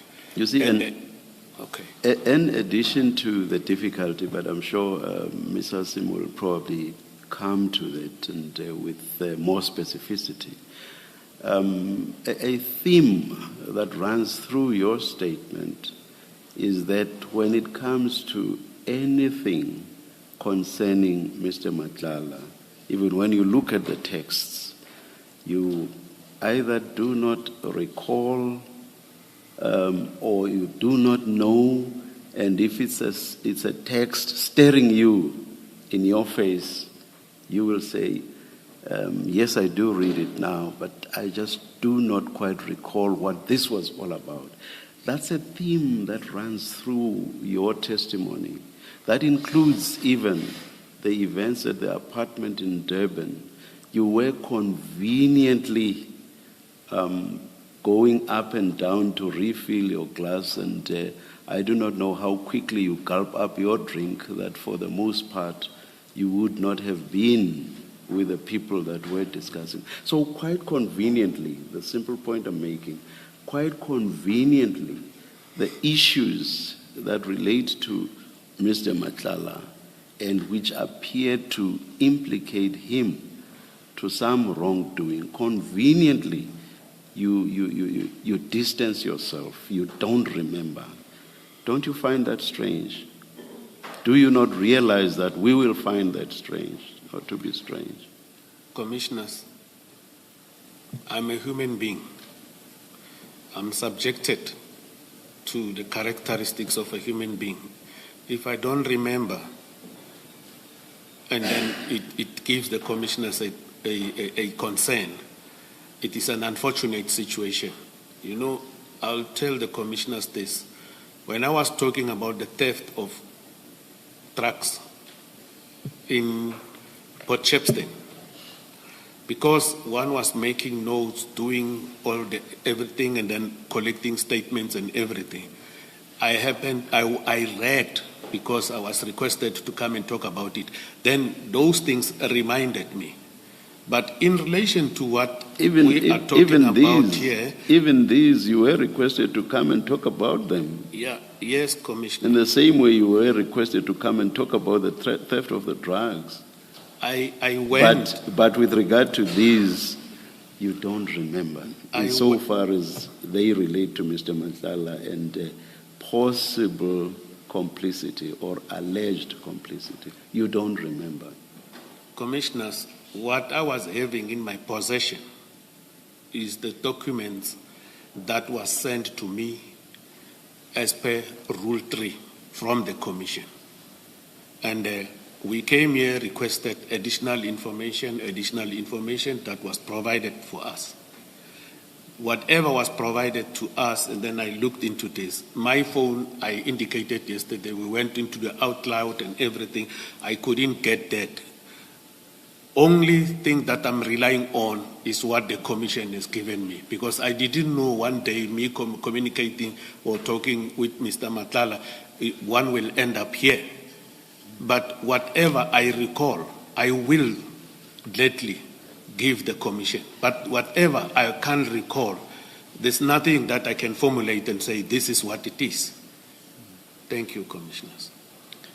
Thank you, General. Yes, Ms. Hassan. Thank you, Chair.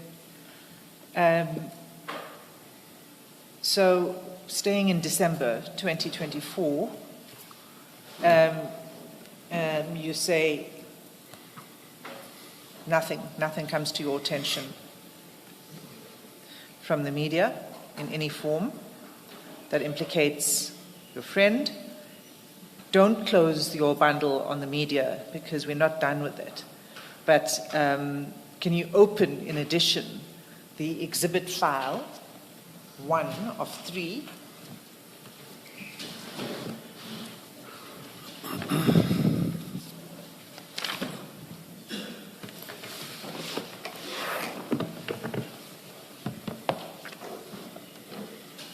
and can you turn to page 3? 3.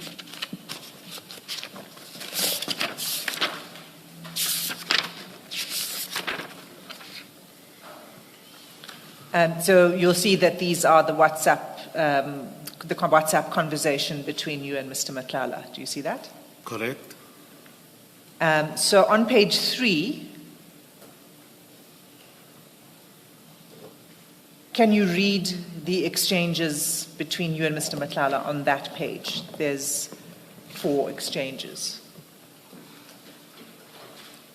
Thank you, Commissioners. The first one says, "Good morning, brother." And can you say what date that is? 28/12/2024. The second one is, "Good morning, Donna," on the 28th of December 2024. The third one on the very same date is, "I trust that you are fine under the circumstances." Pause there. That is what you sent to Mr. Matlala, 28 December 2024, right? Correct, You said to him, "I trust that you are fine under the circumstances." Correct, Commissioner. So what were you talking about then? We've just gone through all of these stuff that's in the media. What did you mean under the circumstances? It was after he told me that they took his firearms during the firearm inspections. So all you knew about was the firearm. That is what we were talking about here. I was referring to here. Can you read the next message? The guy I went to see really helped. I will tell you whenever you back this site. Monday I'm starting with our project. Nothing is disturbing me anymore. What did he mean by that? The guy I went to see really helped. This one, that specific one, I can't recollect. But the next one, I realized that it was a third party that I referred to him to do the risk assessment on CAT VIP security while we were engaging on when we met. Okay, I don't know the guy that he went to see. The guy I went to see really helped. You don't know? Yeah. Don't remember? Yeah. And I don't want to assume as well, Commissioners. And when he says, "I'm starting with our project," he refers to our project. Is this a project between you and him? Or that includes you and him? Our project is the one that I proposed to him through a third person that needed to assist him. That's the project? Yeah. So you were involved in a project with Mr. Matlala, but the nature of it was simply to give him a contact number. It is not that I was involved in a project with him. I referred him to a third party to assist him with this project. With which project? The risk assessment. You know, when we talk our language, when we talk outside here, you need to try and do a proper English so that everyone. When you talk, sometimes the use of the words, they have different meanings. Even if it is work, somebody might say project. So here, it was the third party that I've referred to him in order to assist him with the risk assessment. And when he says nothing is disturbing me anymore, what did you understand that to mean? I don't have an understanding. I believe he was ready to move with it. He says nothing is disturbing me anymore. Doesn't it suggest that he was facing troubles and he was disturbed, but that now nothing is disturbing him anymore? One can draw that inference, but what kind of troubles, if, as you are saying, advocate, I can't tell, but this is a project that I referred him to the third parties to assist him with the risk management in his VIP security company. And you saw him soon after this exchange of texts?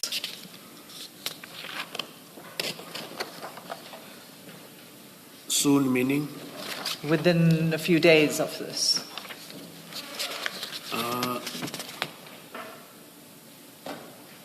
Because he says, I will tell you about it whenever you come back this side, and then you say, I'm coming back that side tomorrow, a week.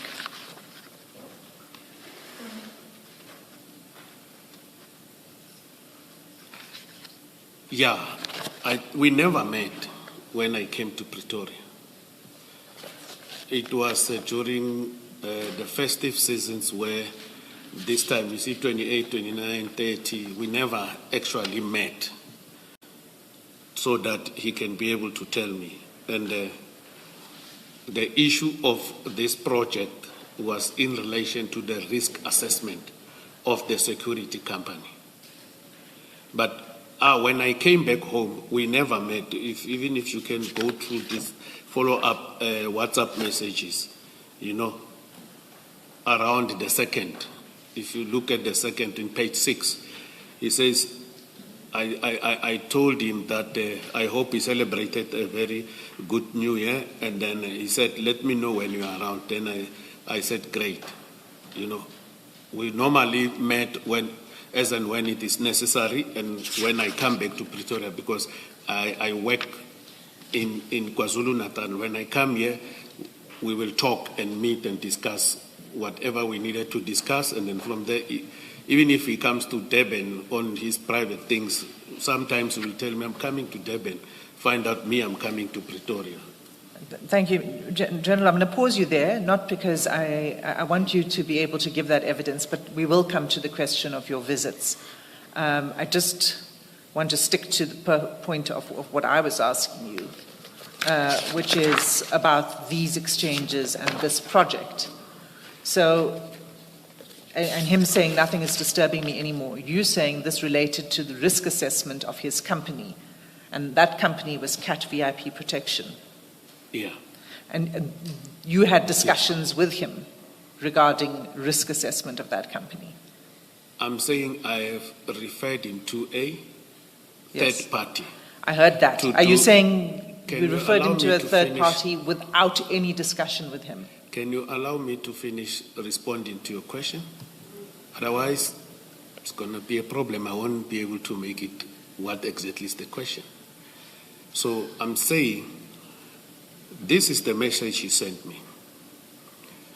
As far as I can recollect, is that the project that is referred here is the issue of the risk assessment commissioners of his security company. You know, in our deliberations, we'll talk about risk assessment, check if this, for example, if you're going to run short of personnel and then you have a contract to deal with, how are you going to mitigate that risk or red flag? Now, other things that if you say, I'm starting with our project, nothing is disturbing me anymore, actually, it's a problem for me to respond. Maybe he must explain it, but for me, I'm drawing an inference for the benefit of the commission. But he will have to tell all those his challenges that are no more disturbing him. But if I can think of, as I indicated earlier, in that the visit of the 19th of December where they took his firearms, I know it was a problem for him because it has also, came as a risk that now the firearms are gone. How, if you get a client, what is it that you will do? Thank you, Commissioners. So what would help us is if you answered my question and then explained. I have no problem with you taking time and giving your explanations. What is derailing us a little bit is not answering the question and dealing with side issues. So listen to me and answer the question, and then I have no problem with you expanding on your answer. So you've just said that you discussed with him risk assessment of his company, right? Yes. Okay. And this is in the context of his company being named as linked to tender fraud and criminal activity. That would be a serious risk. Not so? Not that kind of a risk, Commissioners. We never discussed that kind of a risk here in December 2024. But you accept that that would be a very serious risk. Your name and your company is in the media linked to tender fraud and other criminal activity. That is your... That would be a very serious risk. Sorry, General. I don't understand the question now to be about whether that is what you and Mr. Madlanga discussed. The question is, would something of this nature be a serious risk? For the company to be involved in serious allegations of... Yeah, of fraud, tender fraud. It might be listed as a risk. It might be. But it's upon him if that is going to pose the risk, not me saying it is a risk. See, General, you're advising him on conducting risk assessment of his company. Okay. You've accepted that. You've also told us you discussed the issue of the firearm compliance inspection that happened and the risk that that may pose and what he needs to do. But are you saying that even though you discussed that aspect of the risk to his company, there was no discussion of the risk that's posed by his company being named as being part of a tender fraud? Is that what you're saying? The security company. Yes. VIP, what you've just said, VIP Protection Services. Isn't that the name of the company? That is the name of the Yes. company. What is the question again? You said you had discussions with Mr. Madlanga about conducting risk assessments on his company, right? Yeah. Yes, Commissioners. And you said as part of that discussion, you spoke about the firearm inspection that took place at his company, correct? I was giving you an example. You were giving me an example. I'm giving you Correct, another Commissioners. example of a risk to the company that was very evident to anybody, which is that the company and Mr. Madlanga were named as being linked to tender fraud and other crimes. And I'm asking you whether you are saying that that particular risk didn't come up in your discussions on risk assessment. Correct. It didn't come out. General, perhaps the more helpful way, and I'm aware that it's 11 o'clock, let me pose my question anyway, and then we can deal with it when you come back, you can respond. Perhaps the more helpful way is for you to explain to us what was the risk assessment that you advised he should get, because in any institution there are different areas of risk. So you must tell us what is the risk assessment that you said he must seek, because then only when we know what risk was being assessed, then we can make sense of he's telling you, accepting when he says, my problem is now solved. I can get on with my project, because then you know exactly what he's talking about. So perhaps over the break, try and remember what it is that you said is the risk that he must speak to this third party for assessment. Can I? When we come back, General, Thank you, Commissioner. so you are being given Thank you. quite some time to ponder. Let's adjourn until 1:15.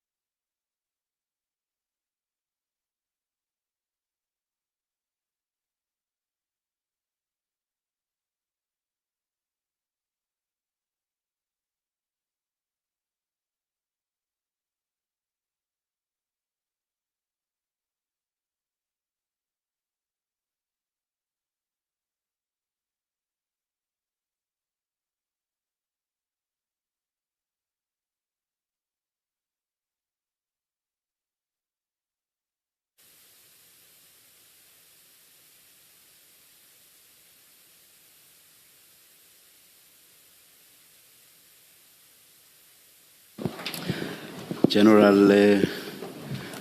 there's the question that was posed by my colleague, Commissioner Baloyi. Please respond. Thank you, Commissioner. The risks that I have advised Mr. Matala about is in relation to management of absenteeism.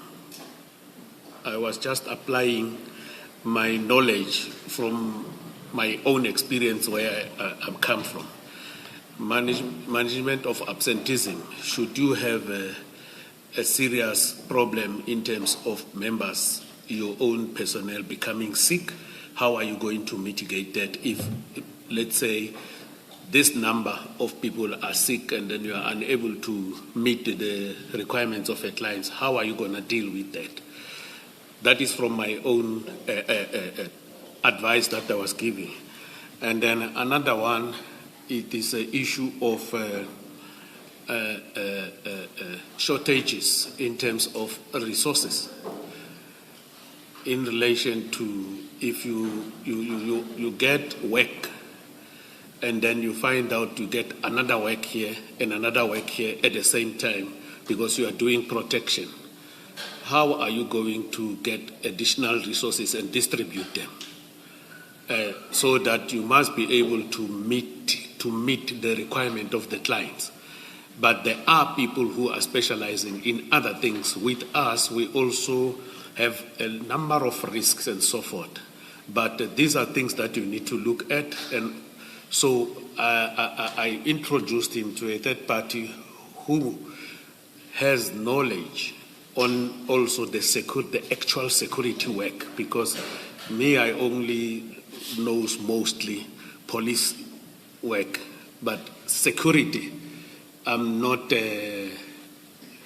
very much clued or highly clued up about the operations, because there's protection, like the bodyguards moving away with you. There are people who goes and guard buildings and everything. And then I was just talking about in general about that and say, you know, when you run a business, even us at the department, we do have risks, but you must be able to look into this kind of risks, because the issue of management of absenteeism, the issue of dealing with shortages of resources, in the sense of manpower and vehicles, and then when people are off sick and so forth, you get more work, how to deal with it.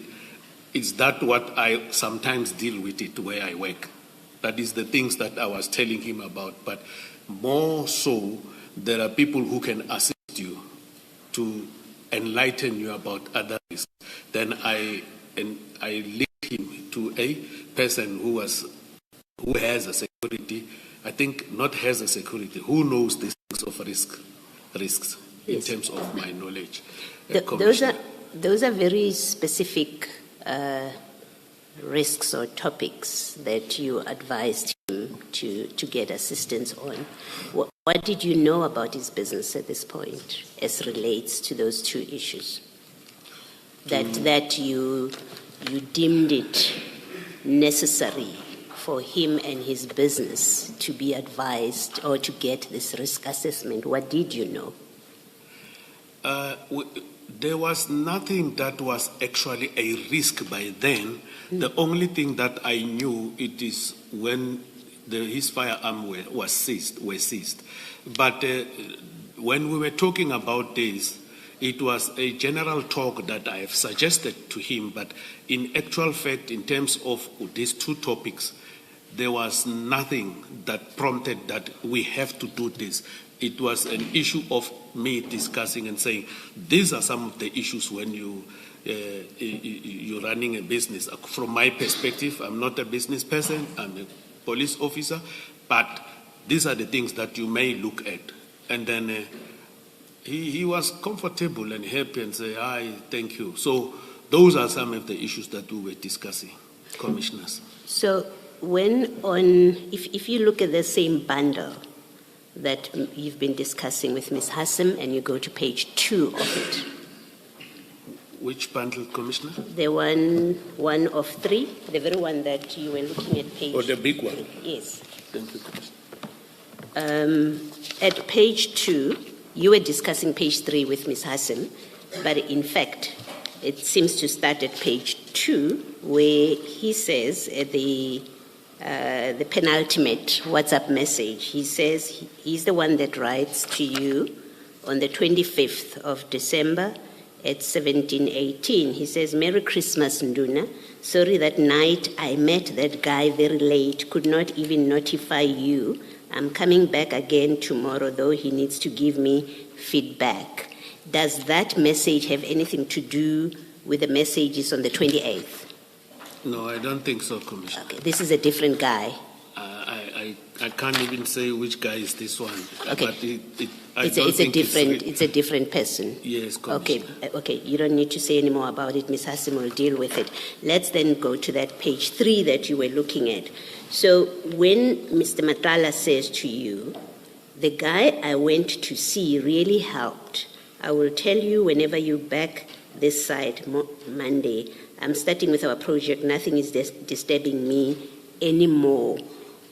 What did you say you understood this to be when he says the guy I went to see? Because you say the guy referred to here is the person, the third party you referred him to. Did you understand him to say he's now discussed the risks in his company as you identified them, the two with the guy that he went to see, and now that they have discussed those risks, nothing disturbs him anymore? Is that how you understood this message relating to those two risks that you identified? No, Commissioner. I don't know what was he discussing with the guy he went to see when he said he will come back and tell me. This topic never surfaced again, because after here, for me, I did tell him that this is what you need to look at when you deal with the risks. But the guy he went to see here that really helped him, I don't have a recollection whether it was directly regarding the very same risks that I have explained to him. Okay, so you don't know whether the guy he refers to here is the risk person, So risk correct, assessor. You don't know. Correct, And you didn't ask him, what guy are you talking about? Because in the very next page, you say, "That's great news, my brother," which suggests you know what he's talking about. Either because you have the context to where he says the guy I went to see really helped, or you had a conversation with him, another conversation where he told you what this is about. Otherwise, it doesn't make sense that you say, "That's great news, my brother," when you have no idea what he's talking about. Commissioners, there were several issues that we've been discussing. This one is specifically the one on page 3 for the risks. But now, I hear you, Commissioner, when you go to page 4. You know, there are other issues that we're discussing are too private that I can't disclose here. That are too private to an extent that it's traditional issues that we were talking about, other issues, and then I want to request that I do not want to disclose those things here because they are very personal. Yeah. And that is why here I don't want to mislead the Commission and say this one relates to that one. Okay. So I'm not asking you at this stage to disclose anything, General, that you haven't yet disclosed. I'm simply trying to understand. You, at page 3, you said, "I earlier understood you to be saying," and I may have misheard, "I earlier understood you to be saying the guy referred to in that WhatsApp message is the risk assessment person you referred him to. Now, in my exchange with you, you say you actually don't know. You didn't know what he's referring to. So you can't chop and change. It's either you knew what he's talking about or you didn't know what he's talking about." And my question is, well, you didn't know what he's talking about. You did not, in fact, what you do, General, he writes to you at 08:24, 21 seconds. You respond immediately at 08:25, 46. So that's your very next message. You say, that's great news, my brother. Okay? And if you didn't know, the simple point I'm making is that if it is true that you didn't know what he's speaking to, at where he says the guy, you don't know what guy he's referring to, then the response at page 4, which comes within a minute or less than a minute, which comes through, then it doesn't make sense. That. Unless you are telling us that there was a telephone call in between where you discussed other matters, then it will make sense that, well, you were saying that's great news because you are referring to something else that you discussed on the phone, which doesn't seem to be the case here. It looks like you were responding to his message that you say you didn't know what it was about. Can I respond, Yes, please, Commissioner? please. The issue of the guy that he went to see and help, I didn't know. I don't know. Now, the issue of that's great news, my brother, is in relation to this issue of the risk assessment, that he is able to continue with it. So even though he doesn't speak to you on WhatsApp about the risk assessment, he doesn't, not on this. We don't have a record of him speaking to you about his visit to the risk assessment person or his meeting with the risk assessment person. You say at page 4, you respond and say, that's great news, my brother, because you are now talking about the risk assessment person, even though he's not said anything about the risk assessment person. Yes, Commissioners. I Yeah. was responding to the issue of the risk assessment, not to the issue of the guy I went to see really helped me. You know, when we talk, Commissioner. No, before you tell us when you talk, General, let's stick to this. I was. No, we need to sorry. understand the sequence of your communication with Mr. Matala. We have a WhatsApp message. You are not denying it. You say, I did receive it. You say, I received where he says, the guy I went to see really helped. You tell us you don't know what he's talking about. That's at 08-24-21. You say, I received this message. I don't know what he's talking about, the guy. I don't call him to find out what are you talking about. I don't WhatsApp him to find out what are you talking about. But you respond within less than a minute, because the one is at 08-24, the guy, where he tells you about the guy. You respond at 08-25-46. It's less than a minute. You say, that's great news, my brother. I'm coming back that side tomorrow, a week. You say that. Now, it doesn't make sense, General, with respect, for you to say, I was responding to him about the risk assessment guy when there's no mention of a risk assessment guy anywhere here. It doesn't make sense at all. And it doesn't make sense because it's not true what you're saying. You know what that guy was. That's why you respond, and I put that to you. You knew and understood what the reference to the guy I went to see helped. You understood exactly what that message was about. I deny that. And then you in context say, that's great news. And an attempt to say to us, you were responding to an invisible message about a risk assessment guy when you say that's great news is simply untrue, General. You're being untruthful with us. I deny that I'm untruthful to the Commission, and that is the interpretation of the Commissioner.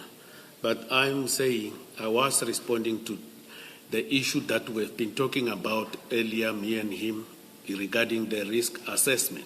Now, the issue of the guy, when you look at it, according to me, is two things that he was referring to here.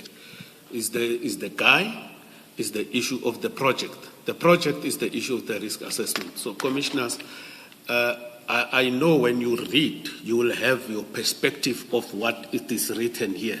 But with me, I'm telling you what exactly it is that we're talking about, even though you don't see that there is a topic or heading that will say risk assessment or whatever.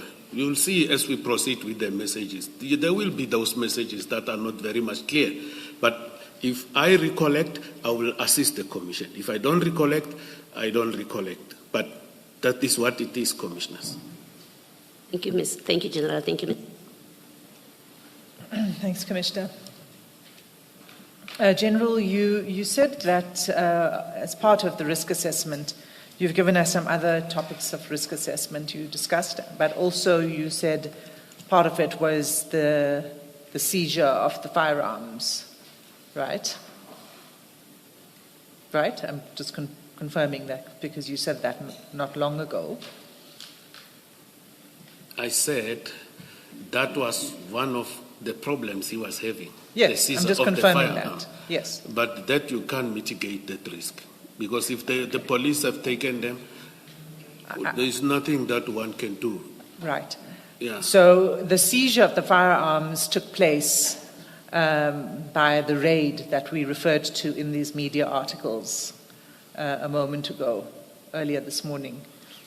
The raids by organized crime intelligence, General Khumalo's people.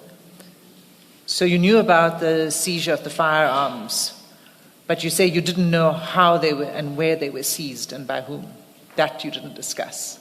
All you knew is that they were seized. I testified before this commission that he informed me about the seizure of the firearms because the DFO, they were coming to do the inspection, they found that something was wrong in relation to the keys.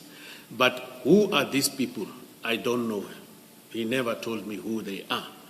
And even myself, I don't know those people who went to his offices. So he told you about part of the seizure story, but not all of it. What do you mean? You're saying all you know about the seizure of the firearms is what you've told us. He told me about it, and I'm relating to the commission what he informed me about. And what I told him is in our discussions, I said, if there's nothing wrong with you, let the DFO deal with his job. Okay, let's move on back to the media reports. We were looking at December, and then you'll see on page 37, 5 January 2025, and here the heading is Tender Tycoon withdraws application against SAPS to have Rolex, guns returned. You see that? I see it, Commissioners. Okay. You stick to your version that you didn't know anything about this. Correct, Commissioners. Okay. Then we go to page 42. Now this is where you say now you did become aware of the media. And this is on 5 March 2025. Page 40? Page 42. 2.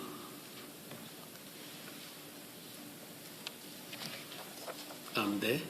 Okay, so this is the article that was sent to you by Mr. Madlanga on 5 March 2025. Okay.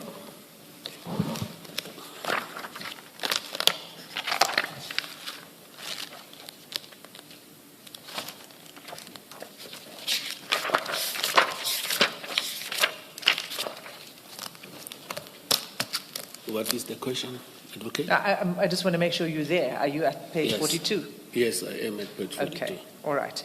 So the first paragraph, and let me just start with this. Sorry, Commissioners. You Advocate, I wanted to understand something that I missed. Yes, General. Commissioner's Advocate says, this article, Mr. Madlanga sent it to me. That's what you said? Correct. Am I correct? Yes. On the 5th of March. Correct. Advocate Hassim, can you please do the necessary cross-referencing? I also had similar questions in my mind. That is, refers to where Mr. Matlala is sending this. Oh, okay. That's fine. No problem. Yes.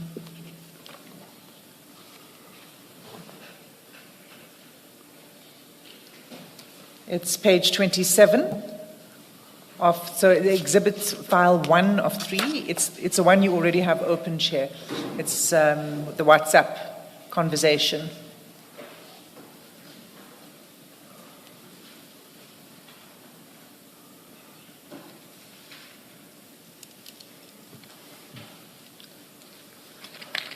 Advocate Hassim, the issue I think seems to be that General Senona says he's the one who sent it, not the other way around. So maybe if you can just clarify I see. that.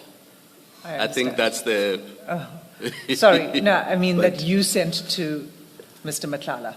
Commissioners, I wanted to Yes. indicate that that is not correct. This is the article I have sent to That you- to oh, Mr. Yes. Matlala. So you sent, okay. I see that, Commissioner, what is happening, but thank you very much for clarification. Oh, thank you. So, So I still needed the cross-reference. No problem, Chair. I'm glad to be of Thank assistance. you. So it's page 27.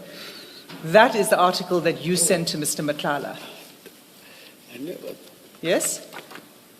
Yeah, this is the article, Yes. Commissioner. And that is reproduced on page 42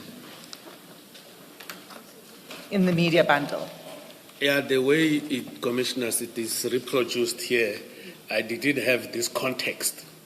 But my context, it's There gone. it is. It's gone.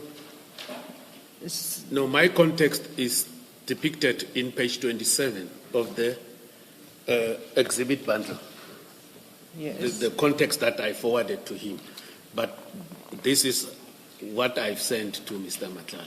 But this one that is depicted here on page 42 of media clips, I didn't see this, but it seems maybe they went further to check other things and found also the photo of No, Mr. I'm sorry, sorry, General Senona. That article is a copy of that. If you click on that link, News 24, that article.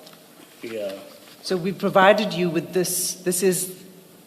It's exactly the same. If you copy and paste the link that you sent him into a web browser, this is the article, and we printed it out for you, and it's at page 42.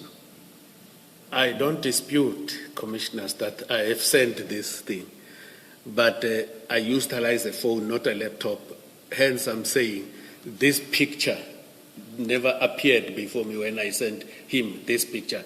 But I just read this one, you see this one on the page 27 of bundle of documents. So I'm not saying I didn't send it, but I'm saying what I have sent is depicted here on the bundle of exhibit. What is this? Yes, General Senona, can we please be serious? In paragraph 72 of your statement, you say, I will admit that the News 24 article concerned me. So you must have seen the article because you are referring to the article. In whatever format, whether it was on a phone or on a laptop or in a newspaper, you must have seen the article. I don't dispute me sending the article. Yes. When it appears on me, it was like this. But hopefully, the advocate explained. You went, you click, you browse, you do that, and this comes out. Because when you look at it, the one on the bundle, it says, how tender magnate handed 360 million police deal to place holder director. And then that is when I started to have that concern, and then we started to talk over the phone. Yes, and that's exactly what it says at page 42 of the media. If you look at the article, it says how tender magnate handed 360 million in police deal to placeholder director. It's the same article. Okay. Do you see that? I see that. Yes. Okay. Is there anything else? No, I'm fine. Can we deal with the article now? We can. Thank you. So let's look at the article. The first paragraph, again, there's the summary in bold, right? Correct. The first paragraph reads, Vusimuzi Matlala, a businessman and entrepreneur allegedly linked to Tembisa Hospital extraction syndicates, was first identified by whistleblower Babita Deokran 3 weeks before she was killed. So you said you didn't know about this. The only thing that you knew on the 5th of March was this issue about the director, a change in directors. You didn't know anything else about Mr. Matlala's criminality. Do you recall that you said that? I said I Alleged. I said, Alleged at this stage. You said criminality. Well, saying criminality in the sense of a criminal conviction, and yes, alleged criminality in the context of this article. Commissioners, when I responded to this, I said this had to do with the changing of a directorship of a company that the police has given him, and then why changing the directorship? And then we had engagement. Yes, so I'm saying that's right, that's what you said. You said all that you were aware of, all that concerned you was that issue of the directorship. Right? So you're confirming that. No, you want me to respond, but that is your inference. I'm saying No. when I testified, I said I saw that he changed the directorship of this, and then we had conversations about this.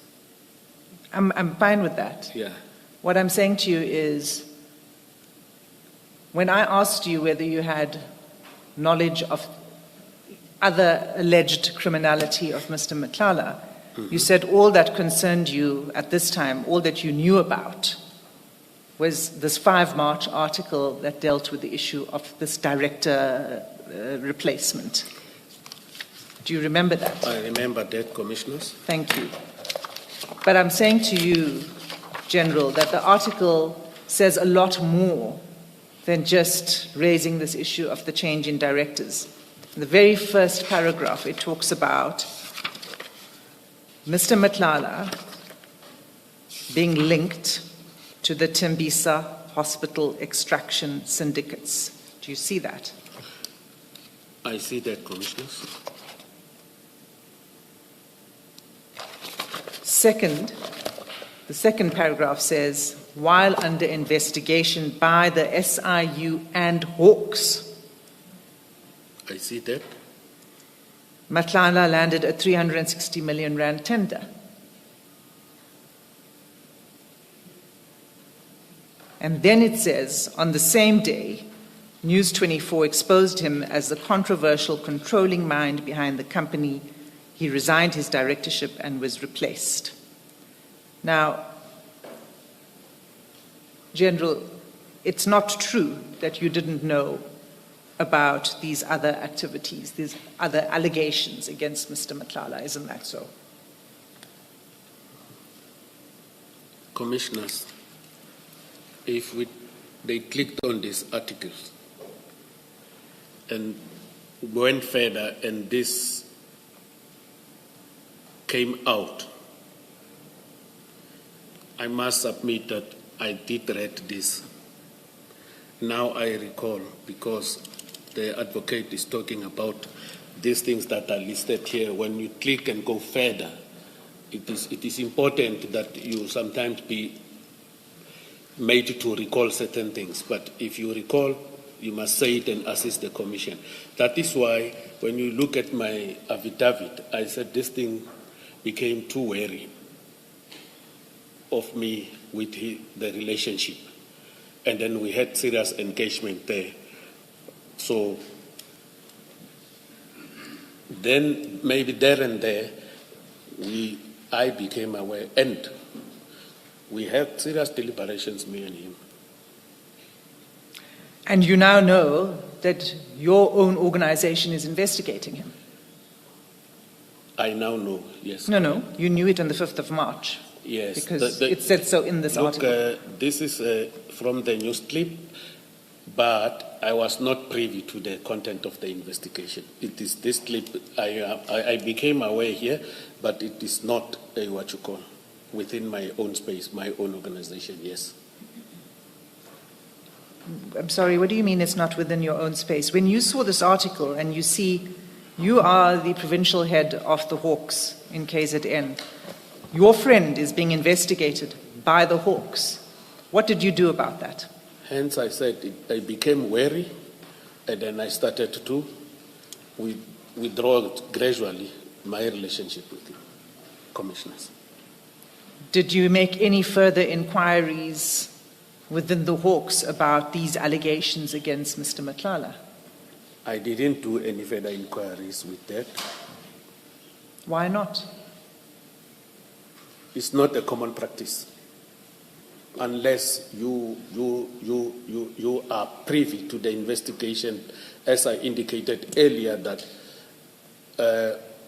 when we sit in the National Project Committee forum, they discuss certain things, and this specific project was never discussed there.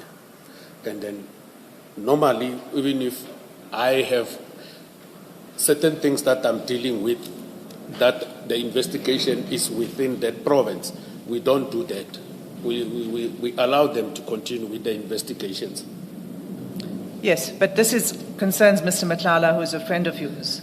I agree, it concerns him. Right. So do you think it's appropriate as the provincial head of the Hawks to continue your association with Mr. Madlanga in these circumstances that this article exposes? I told the Commission already that from there I grew wary. I started to move away gradually. And I must indicate that, you see, what you were saying, what the advocate was saying, Commissioners, that why I didn't inquire from the Hawks and everything. If I did that, today it will amount to interference.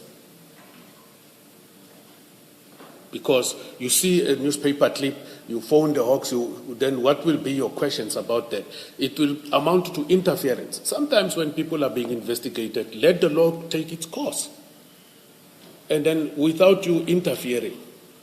Because some of the things that I'm accused of here, Commissioners, is just I protected Mr. Madlanga, utilized my office to protect him. If now I'm compelled to say why you didn't do this, I didn't do it because some of the things today, if it happened, it will amount to interference and protection. Commissioners.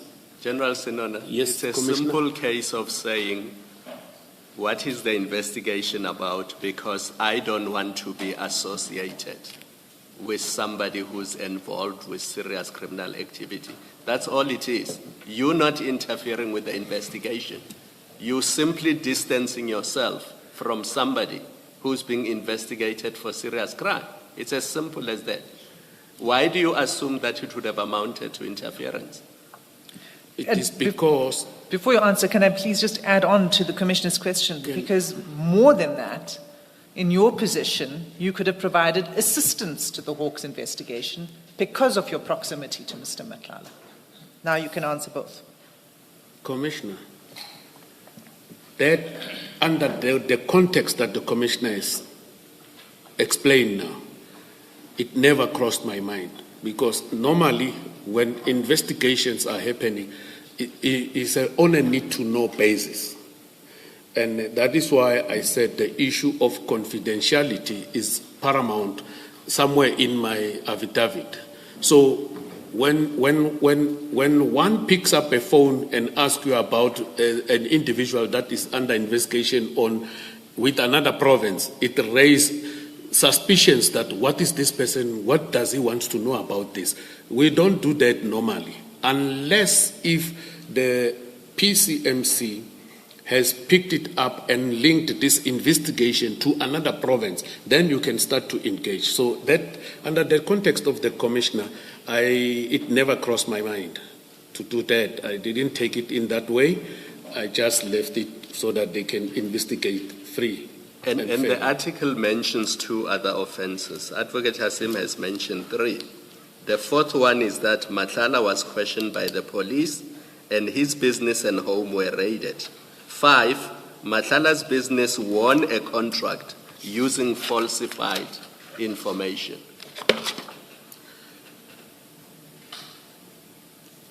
Yes, Commissioner. What is the question, Commissioner?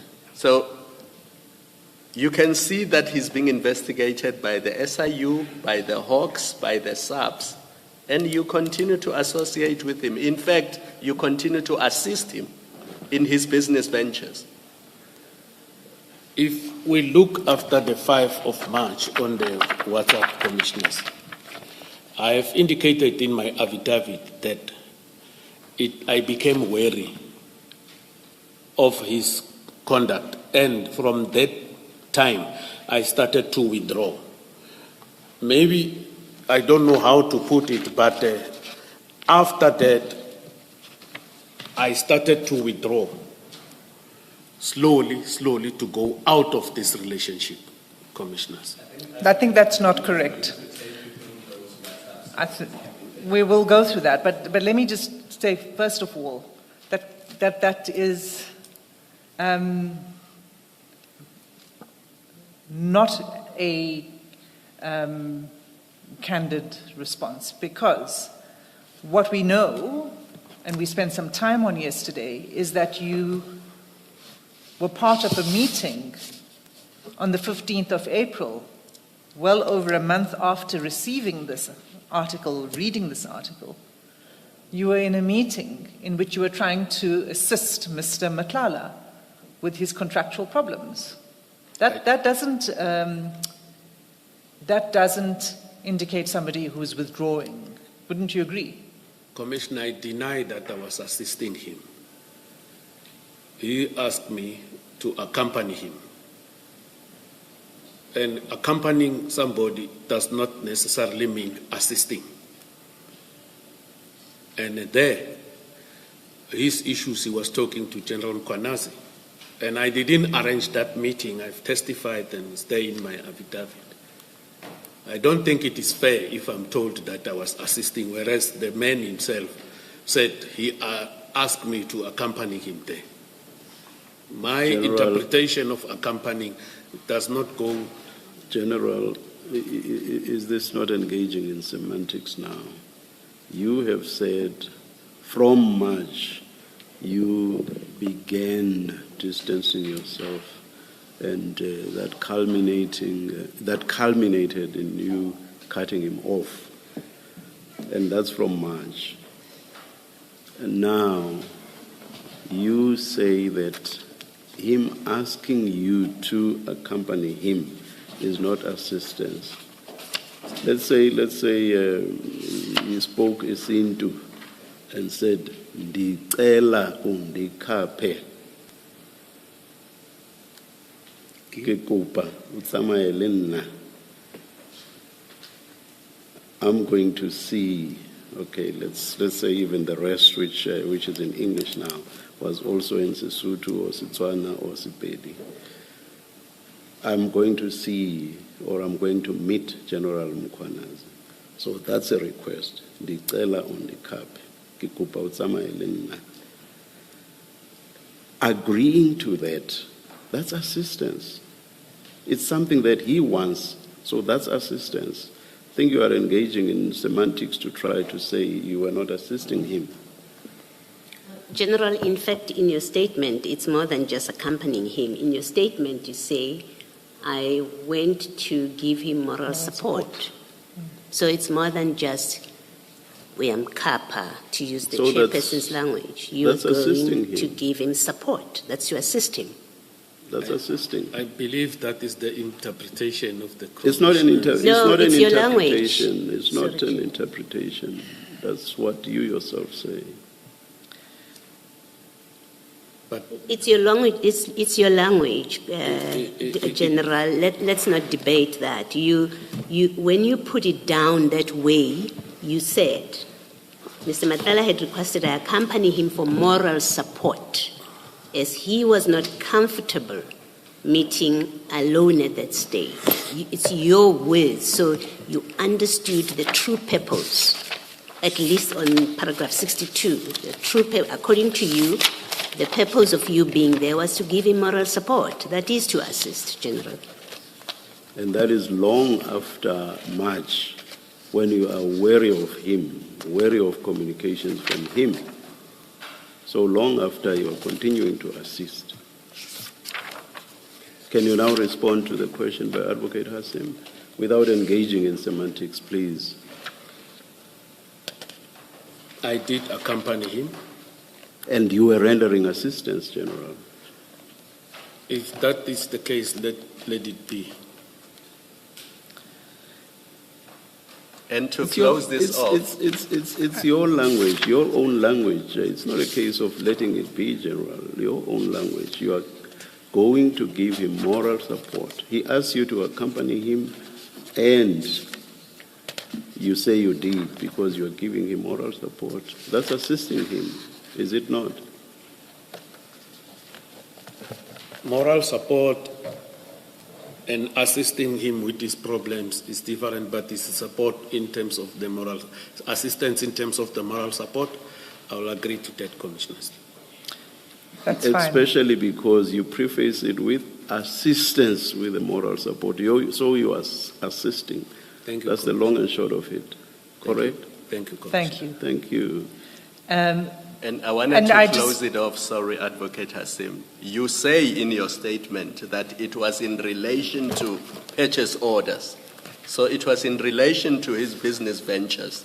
It was not just a friendship moral support. It related specifically to his business venture, the purchase orders.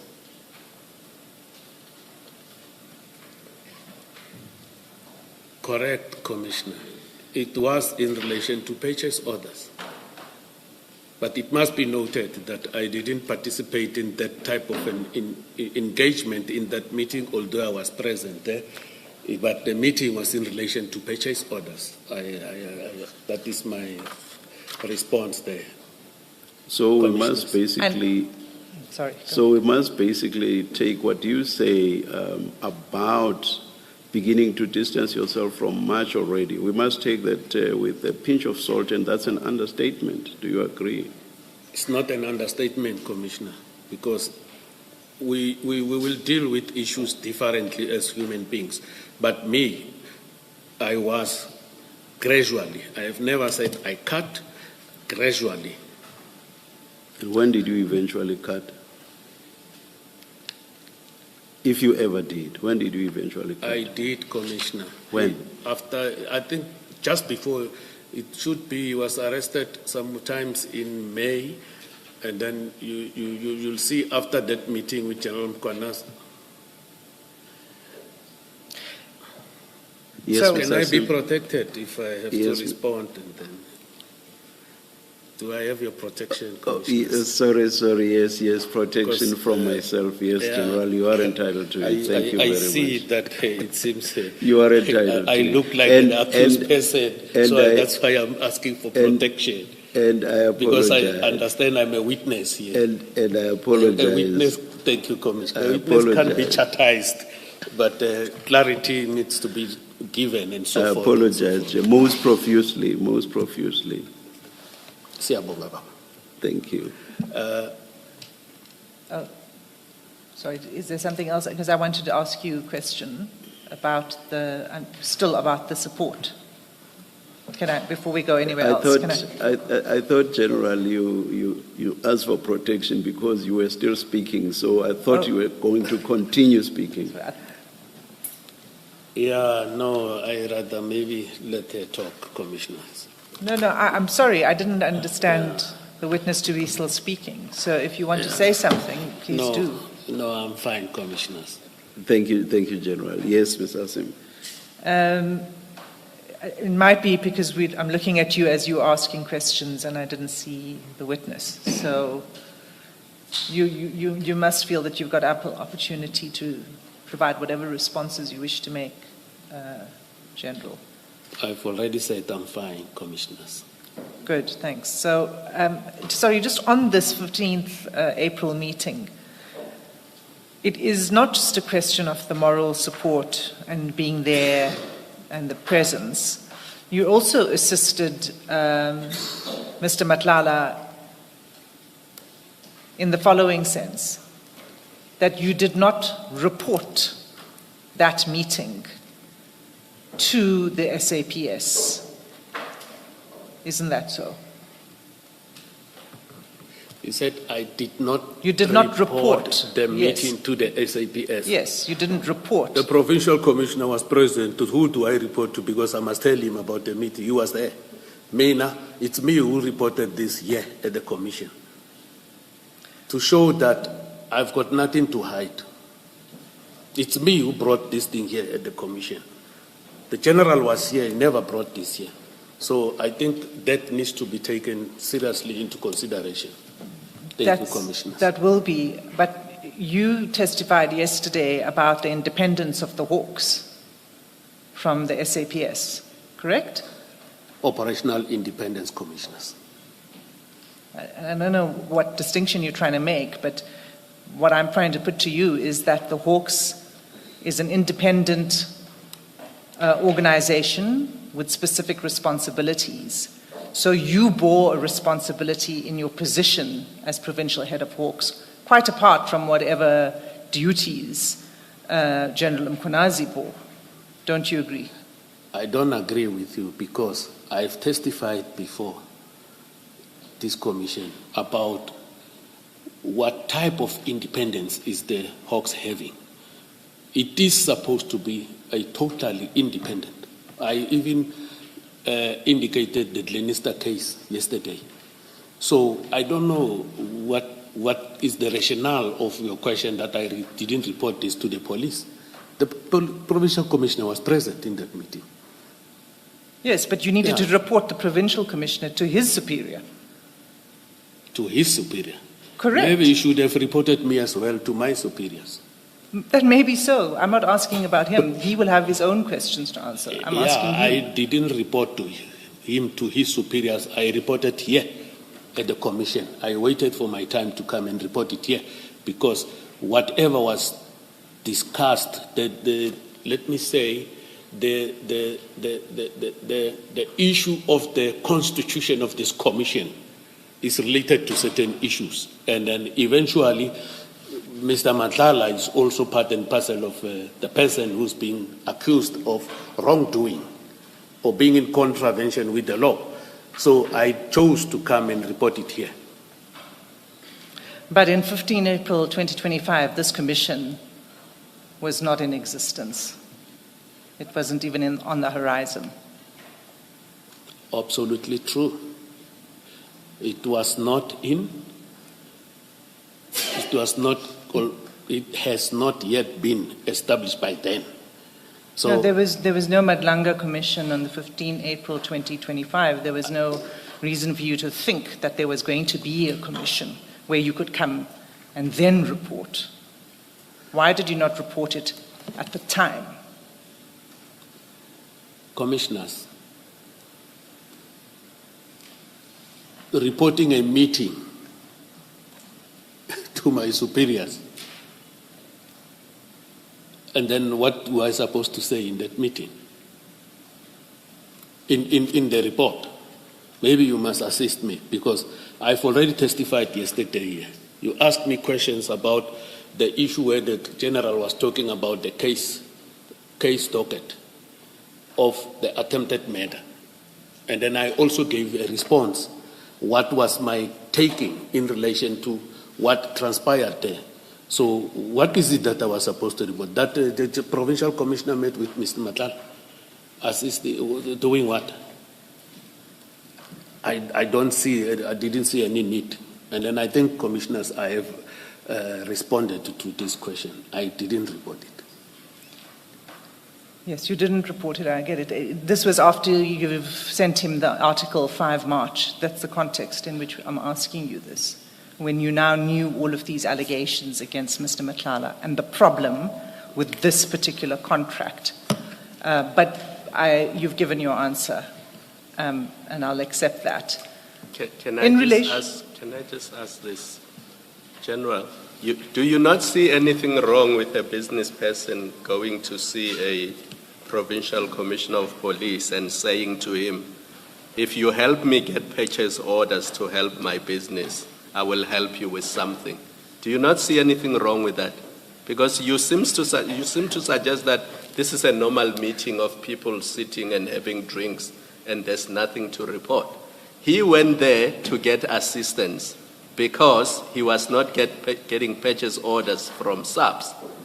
And according to you, he wanted General Mkhwanazi to help him to get purchase orders. And presumably he was going to give General Mkhwanazi something in return. Do you not see anything wrong with that? Commissioners, I want to disagree with the first statement, that he went to the general to get assistance of the orders and then in return of him giving him something. I'm saying he asked me to accompany him, of which we dealt with that earlier, to the meeting. The main issue that he asked me today, he said what was going to be discussed, is the problems with the orders. Now, in the meeting, issues were discussed between him and the general there. And then there was no, I didn't hear, let me put it this way, I didn't hear a conversation that says, help me with the purchase orders, and then I will, in exchange of this. That I heard it, I read it here when they give us the transcripts of Mr. Madlanga from the ad hoc committee, that there were questions of that nature. So, as for me, I didn't hear that. The only thing that I presented before this commission is the issue of the attempted murder case, Commissioners. No, General, you state it as your knowledge in paragraph 64 of your order, of your statement. You say, my knowledge, however, is as follows. Then you set out the 3 paragraphs. Paragraph 64. And you say, General Mkhwanazi agreed to assist Madlanga to get purchase orders from Lieutenant General Nkua. It is there. I said I disagree with that. He agreed to assist him with purchase order in return of something. That is what the commissioner said. And this one here, I do not disagree with it. It is there. I don't disagree with this one. And it must be also remembered that it is not me who arranged this meeting. Maybe Mr. Madlanga will come and clarify who arranged the meeting before this commission. Let's leave it there.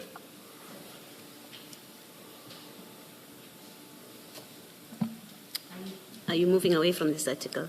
I'd like to ask a question. Well, I'm not moving away from this issue. Are you wanting to ask something about the article, Commissioner? Yes, it's about the article. Go ahead. General, how did you testified earlier that you don't monitor the media, and that's your explanation why you didn't become aware of the full details of the whistleblowing, what it was about, and in particular that Mr. Madlanga's company was one of the companies on which Ms. Deokaran blew the whistle. You explained I don't monitor the media. You become aware of this article. It's of sufficient interest to you to send to Mr. Madlanga that you're discussing now with Ms. Hassam. How come you became aware of this article? I happened to be on News 24 on that day just to check. I clicked there, and then the media came. The media thing came. That's how I happened to know. But okay, I normally don't go in and out of this media space because this was not the only day. It wasn't the first time that you just randomly went on to News 24. It's something that you would do from time to time. There were days before that I didn't have it because you are subscribing. And some of these issues when you are not subscribing, it will appear, but when you click on it, it doesn't open. So I think in the previous year, I was subscribing, but it will happen that when I see something that of interest, because when you go to your WhatsApp, you deal with it. Sometimes you will go to your what you call News 24 commissioners. So in this, sorry, finish. You can finish. So as a result of that, I happened to find this one. Okay. So in this period, you were subscribing. Correct. There was subscription. Correct, okay. And in that period, you, from time to time, would check News 24 and if you check others as well. Not necessarily from time to time, but you will find out that when time permits, you will go there. Yes. Yeah. Not always. A day or 2 or 3 might pass for me not looking into that. Yes, all I'm checking with you is this was not the only time when you saw this article. This was not the only time that you happened to check News 24. It was the only time when I saw this newspaper clip. Yes, it was not the only time me checking News 24. All right, no, thank you. That answers my question. What is it about this article when you sent it to Mr. Madlanga? What was the reason about the content of this article that made you send it to Mr. Madlanga? It made me worry. No, I mean the subject, because as Ms. Hassim has read to you the subject, the lines, the first at page 42, it raises different issues. What in fact did you have in mind, or did you consider that made it worthy sending to Mr. Madlanga? I was worried about what was in the newspaper clip. Oh, no, sorry, not newspaper, on the News 24. I beg your pardon. Yeah. And that is where I challenged him about the content of that. So you when I'm trying to understand whether, when you say you were worried about the article and you challenged him, did you talk to him about him being part of extraction syndicates, as this article says that he was identified as that? Is that a matter that you challenged him about, to use your language? There's also the investigation by the SIU. Did you challenge him about that in your discussion with him? And then there's the directorship issue. I'm trying to understand, did you cover all of those with him? I asked him in relation to the directorship and as well as the stories about his company. Okay, you didn't ask him anything about the Babita Deokaran whistleblowing connection? No, this one, the article. This one of the Babita Deokaran, I didn't ask him because the people were already arrested and convicted who committed the murder. So you didn't ask him, why do they connect you to this? I'm not asking you about the people that killed him. I'm asking you, you forward an article that's a story about the business of Mr. Madlanga, and that includes that he was implicated, his company is part of the companies that are implicated in the whistleblowing. And I'm trying to understand that part you did not ask him about. You didn't say to him, what is this about? I'm just trying to understand that. I don't recollect if I asked him or not, commissioners. Okay. But what worried me too much here, because the issue of the investigations by the Hawks and SIU, I saw it here. But the issue is that this thing of tender fraud of the police, and then you automatically change to directorship, and also these things, in my own perspective alone, that something is not right here. That is why I indicated in my affidavit that I decided to gradually start to reverse in terms of our, if I may use that word, relationship. What worried you about the change of directorship? I mean, people directorships change every day. And when I read this article, it's not obvious to me why you, General Senona, would be concerned that Mr. Matala has decided to put Ms. Lesetja as a paper director, as they describe her in the article. Why is that a matter of concern that, in fact, makes you start withdrawing from him? It was also these crimes, although I didn't ask him about it. These crimes that are listed here, Commissioner. Okay, so it's the crimes That are listed here. the Babita Diokaran matter, the fraud on the tender. There's investigations that are underway by these institutions. Yeah, including that tender, the 360 million tender, there are fraud accusations about it. The police one. Yes. Correct. That also concerned you. Correct, Commissioner. Okay, and yet it is the same tender that you attended a meeting with General Mkwanazi to give him moral support to get payment for. Do you not see a problem with that? At that stage, I never saw a problem, Commissioners. All right. Thank you, General. Thank you. Thanks, Ms. Assi. Thanks, Commissioner Beloy. Just to round up on a couple of things before there's quite a bit to get through. But first, Commissioner Khumalo referred to this meeting as being one of an exchange, meaning a help with the purchase orders in exchange for something. And you say you were not aware of that kind of an exchange of favor, tit for tat, if I recall correctly. You said you were not aware of that. I specifically said, Commissioners, I was not aware of an exchange of assisting with getting order forms in exchange of you getting something. I specifically talked about that. Yes. But the one that I am aware, it is there in paragraph 64.3 of my statement that I've already testified about. Okay. There's one other that comes up in evidence of Mr. Matlala before the ad hoc committee. So I now need you to open another folder, and that is file 3 of 3. I must close this one. No. We're coming back to these other two. But if I close, sorry, Commissioners, do if I you need close assistance? it, will you direct me to where we are supposed to? But we will be coming back there. Do you need some assistance?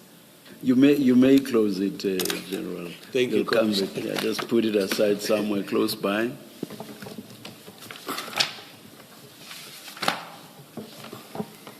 File 3 of 3.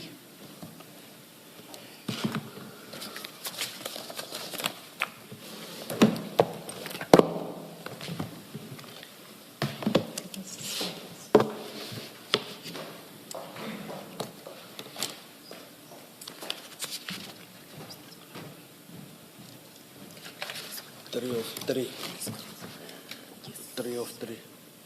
Yes. Page 54.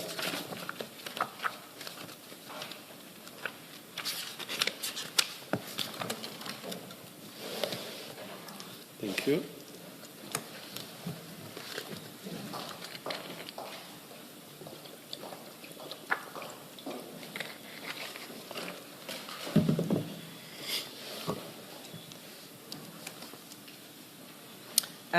Just to begin with, so I can orientate you, General, page 1 of this file shows you that this is the transcript of the evidence of Mr. Matlala before the ad hoc committee on 26 November 2025. Okay? But the relevant part is on page 54, and it's 3 paragraphs from the bottom, 5 lines, if you count from the bottom.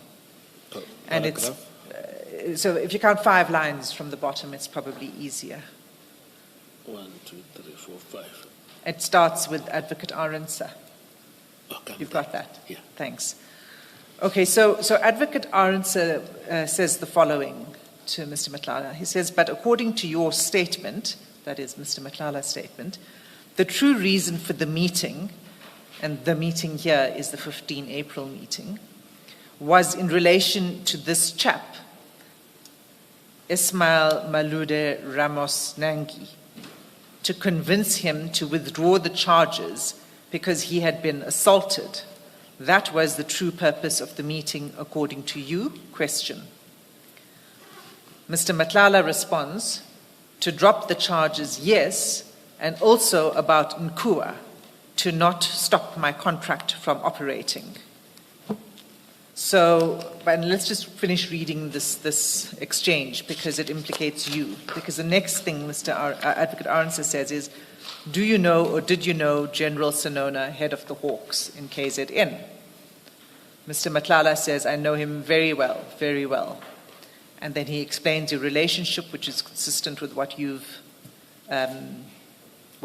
described. Okay. Then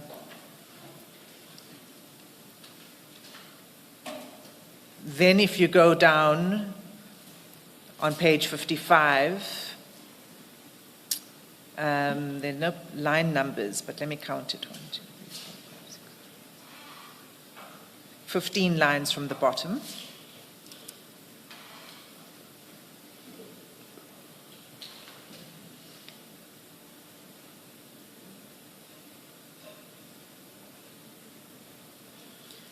It starts with? Advocate Arendse, you mentioned in paragraph that.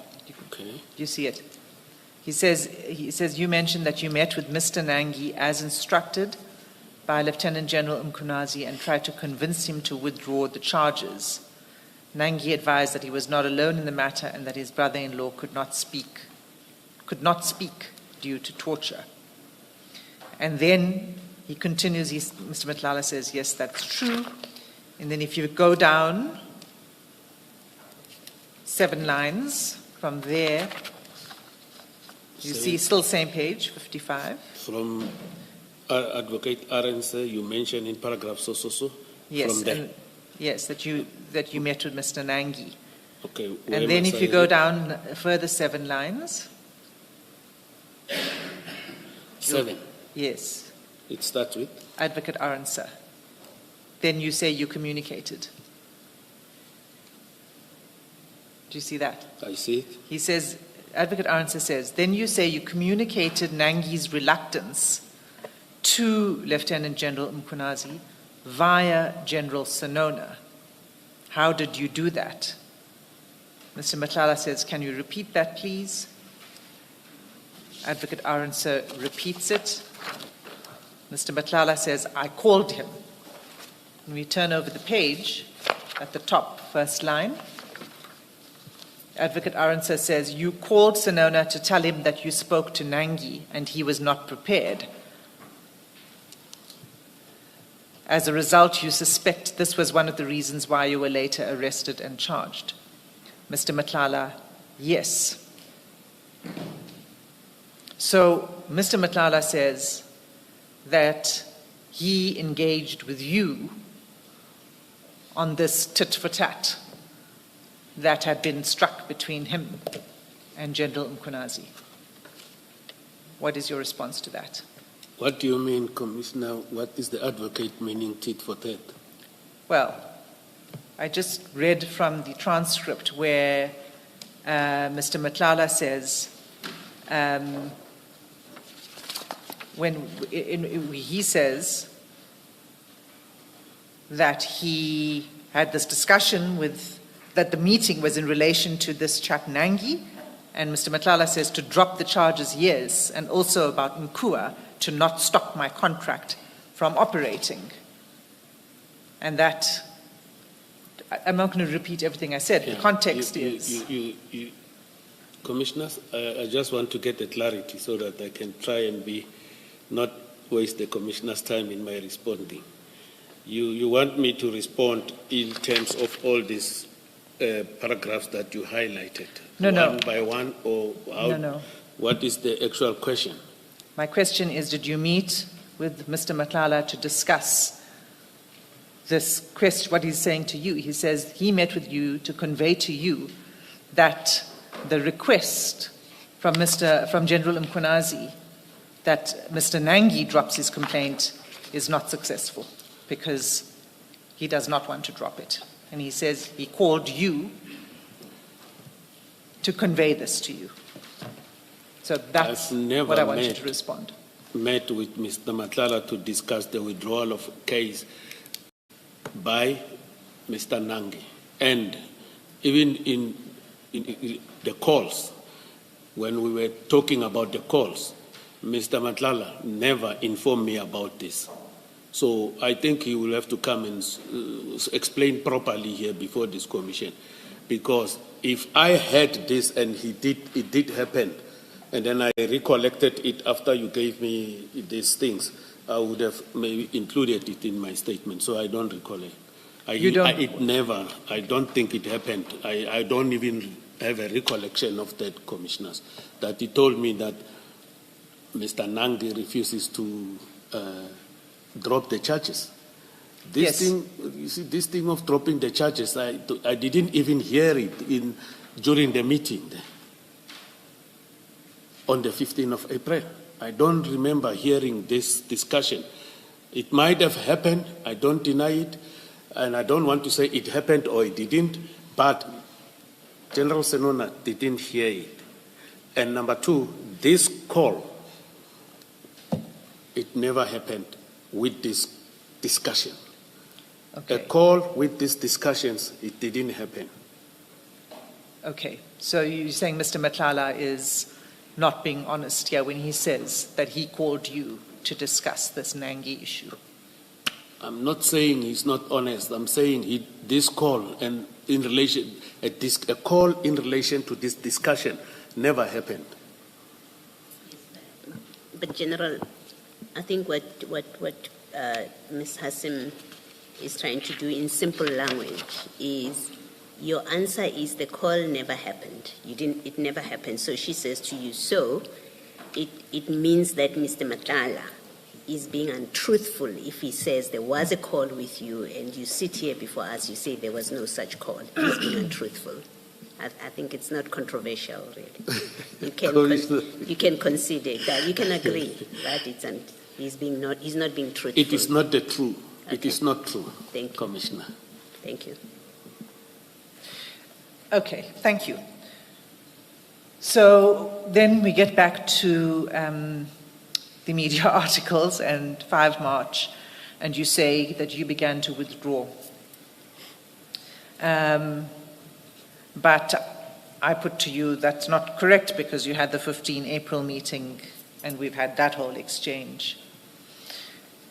But it goes further than that, General, because the day before Mr. Matlala was arrested, you were still engaging with him.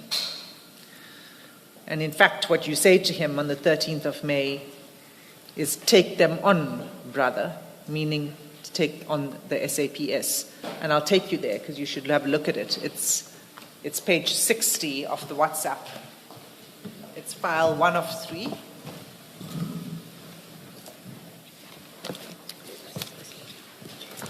It's here.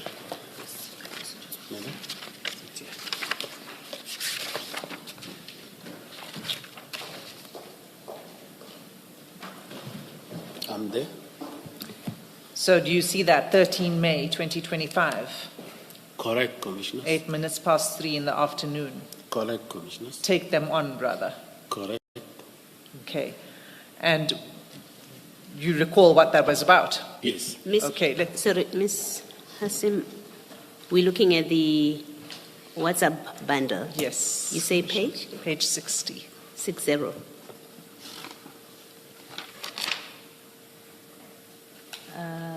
Trying to find. Oh, yes. Let's see that. Have you found it? So we're going to turn one page back now to page 59 because that's where it begins.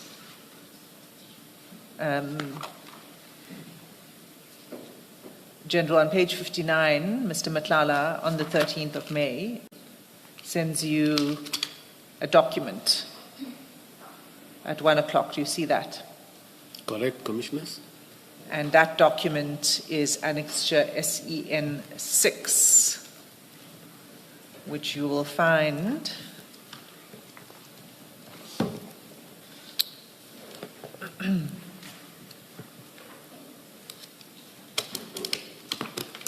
at page 300 of the same file.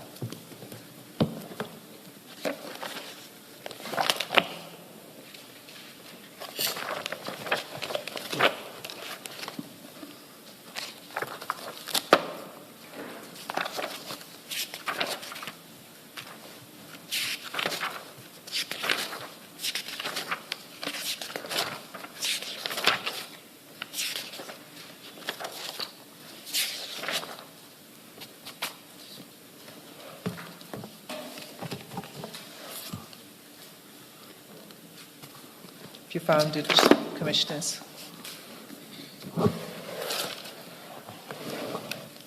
Page 300. This is a letter from the National Commissioner, General Masemola, correct? Yes, Commissioners, I see that. And it is a letter terminating the contract of Medicare 24, Mr. Matlala's company. Do you see that? Correct, Commissioners. You've seen this letter before. You've read it.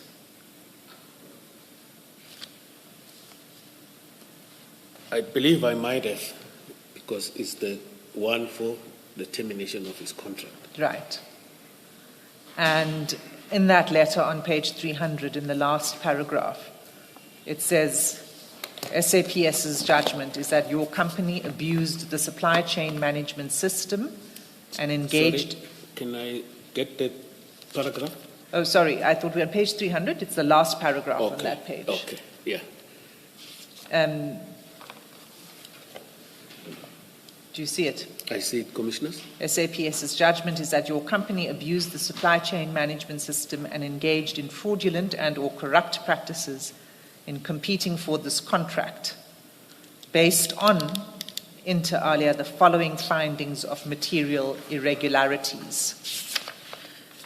And then each of those irregularities is detailed in the letter for the next couple of pages. I see that. Now, and then it ends, I'm not going to go through all of them. You've seen the letter before, and we can go through it if you wish to. They're very detailed. And it concludes, given the seriousness and cumulative nature of these breaches, SAPS considers the continuation of this contract to be untenable. Contract is hereby terminated with immediate effect. Now, Mr. Matlala sends this letter to you. What was your response? My response, Commissioners, thank you, Advocate. I want to take the Commissioners at page 60 of bundle 1 of 3. A page after this, SEN 6. You said page? 60, Oh. Commissioner.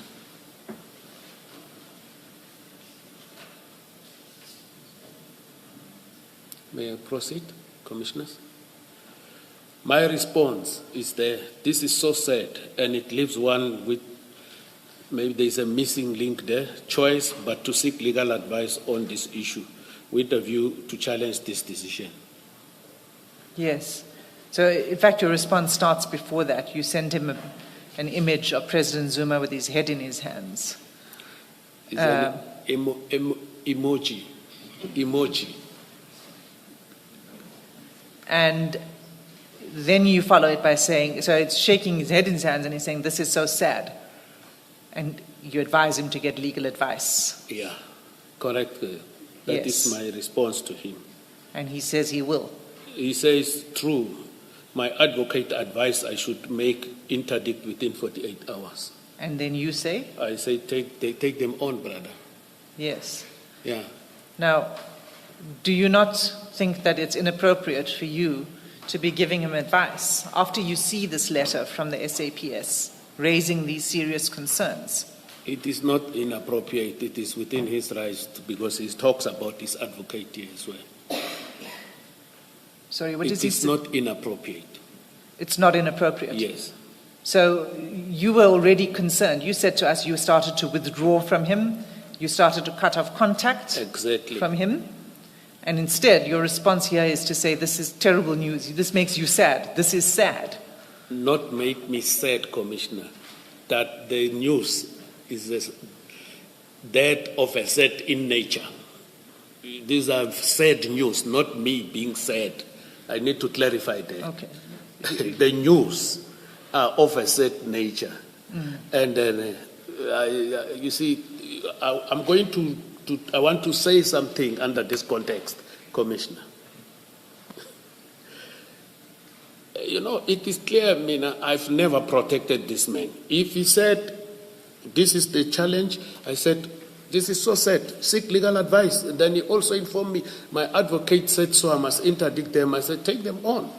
I read this thing, I saw that he will never win, but let him go and do whatever he wants to do. But when I read this letter, I realized he will never win to restore this contract based on what it is written in the letter.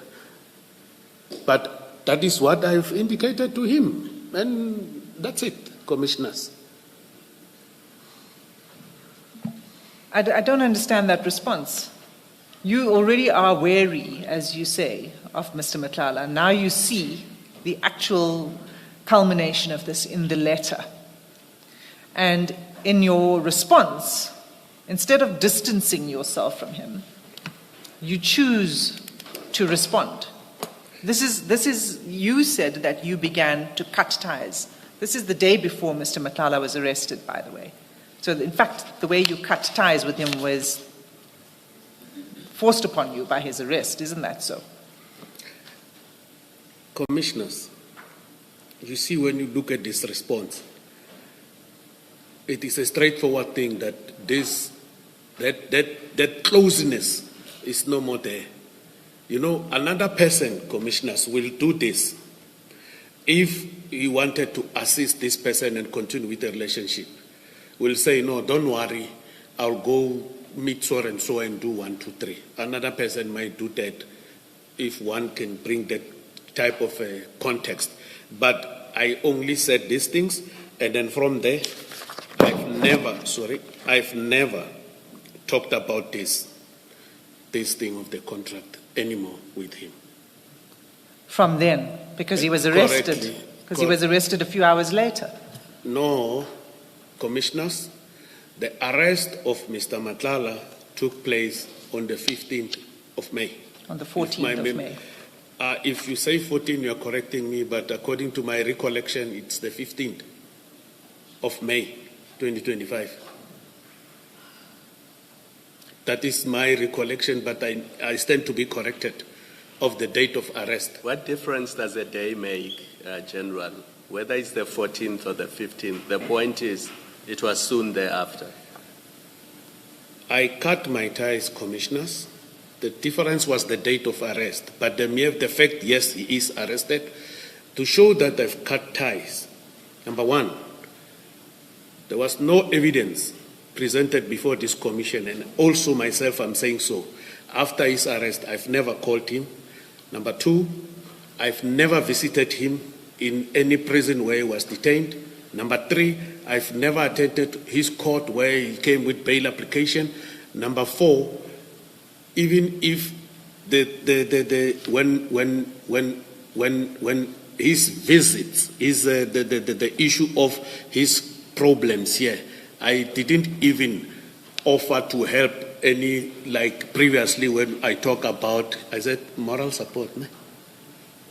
I said moral support. We're talking about moral support. Ne? It didn't happen here. Then I said, I'm done now. So you only cut ties after he got arrested? Finally, Only?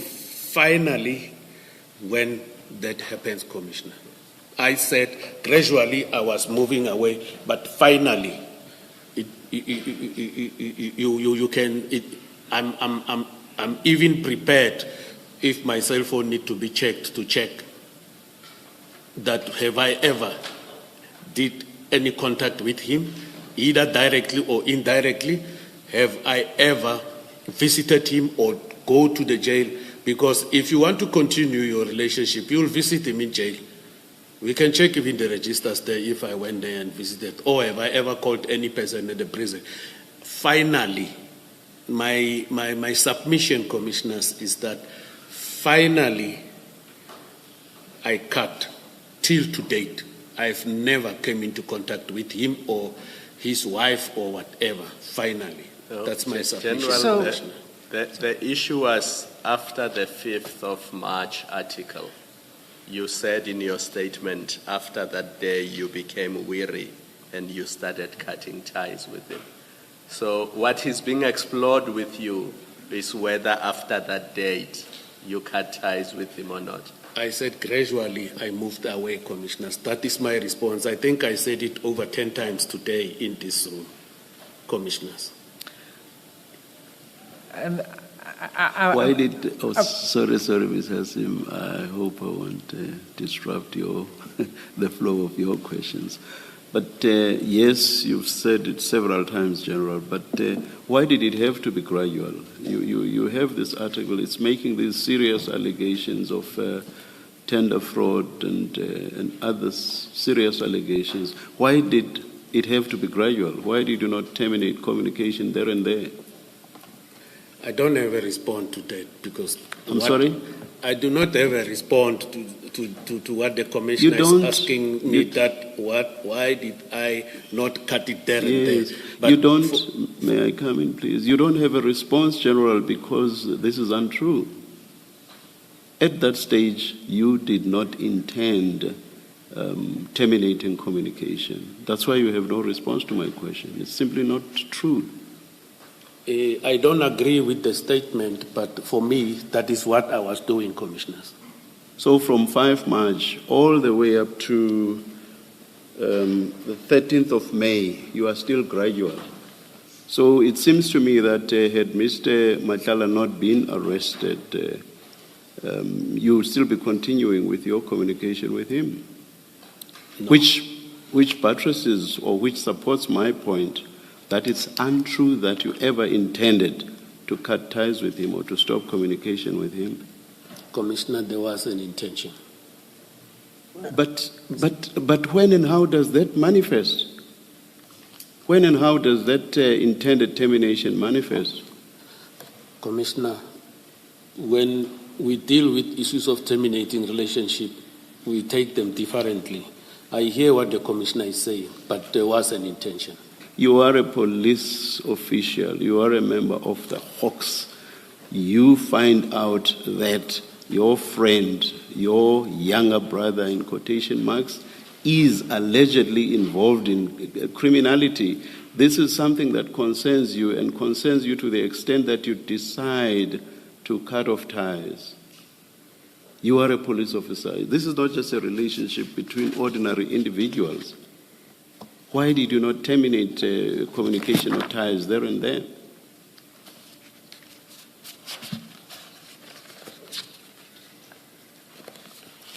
I've already responded to that, Commissioners. Which is that you cannot respond to my question. I've already responded in that I decided to terminate, to gradually move away from him. No. That's not answering the question, because my question exactly goes to that gradual termination. So I'm saying you're a police officer, because you say people respond differently, and you may terminate communication differently depending on who you are. But my point is, you are a police officer. You head Hawks, which is a specialized unit within the police, and which deals with serious crimes. you become aware that a person that you consider to be your brother, your younger brother, you are Uputi, the bigger brother. So now you become aware that he is involved in criminality. And on the 5th of March, you decide that you want to cut communication with him, but you do this gradually. You are not an ordinary person.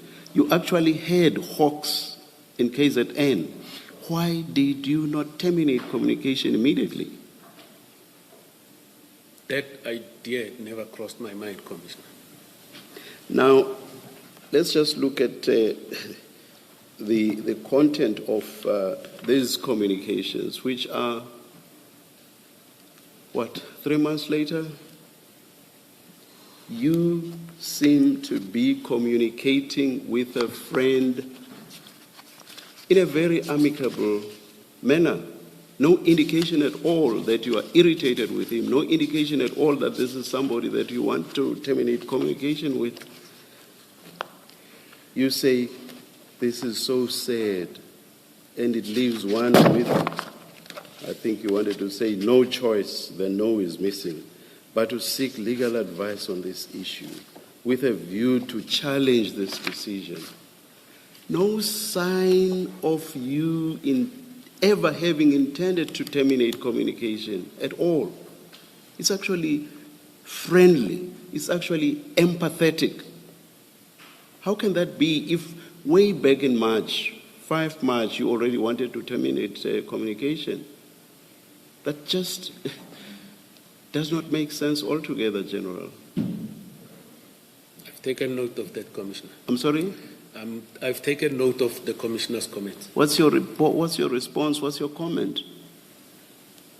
I believe I have already responded, Commissioner. You have not. I'm raising a different question now. I'm raising a question about you being empathetic, where you are suggesting that way back in March you wanted to terminate communication. This is a different point altogether. You have not responded to it. Can you please respond? The empathetic part of it, Commissioner? The entire context. You are talking as if you continue to relate with him in the same manner you have told us you related with him. Since the marriage, your marriage, in 2018-2019, having taken a liking to him, your words, you then communicated regularly as friends, and going to the extent of saying you basically considered each other to be brothers. Now you decide to terminate communication in March. What I'm saying is, but look, in May, you are communicating with him in a manner that shows that you are quite empathetic to the difficulties he finds himself in. And I say, to say that way back in March you had intended to terminate communication simply does not make sense. That's a different question to the earlier one, which was, why did you not terminate communication immediately? That's a different question, General. Please respond. Maybe before you respond, General, let me just add something else to the chairperson's question that you should take into account. Is in that page 60 WhatsApp where you say, take them on, brother, in fact, you are encouraging him.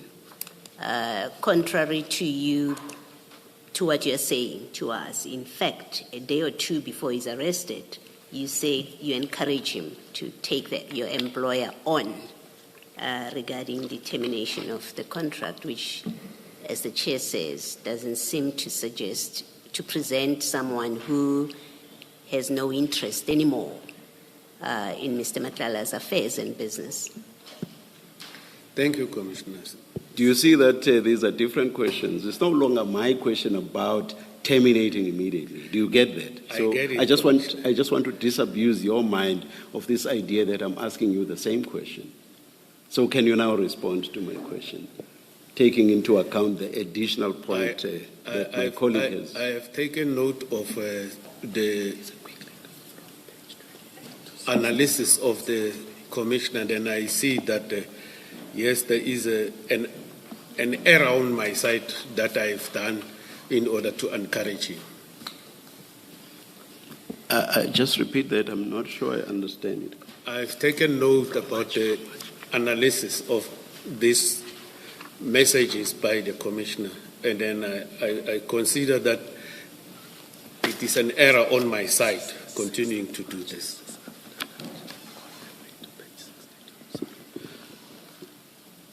I want to suggest to you, General, that you are not able to respond to both these questions because what you are telling us is untrue.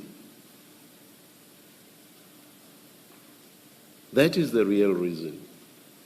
Commissioners, I believe I said I want to come and tell the truth, nothing else the truth. But that is the response I'm giving, Commissioners, in terms of the truth of my recollection. I've already said it might be an error of my side continuing to send him this type of messages. I think that is where I will stand with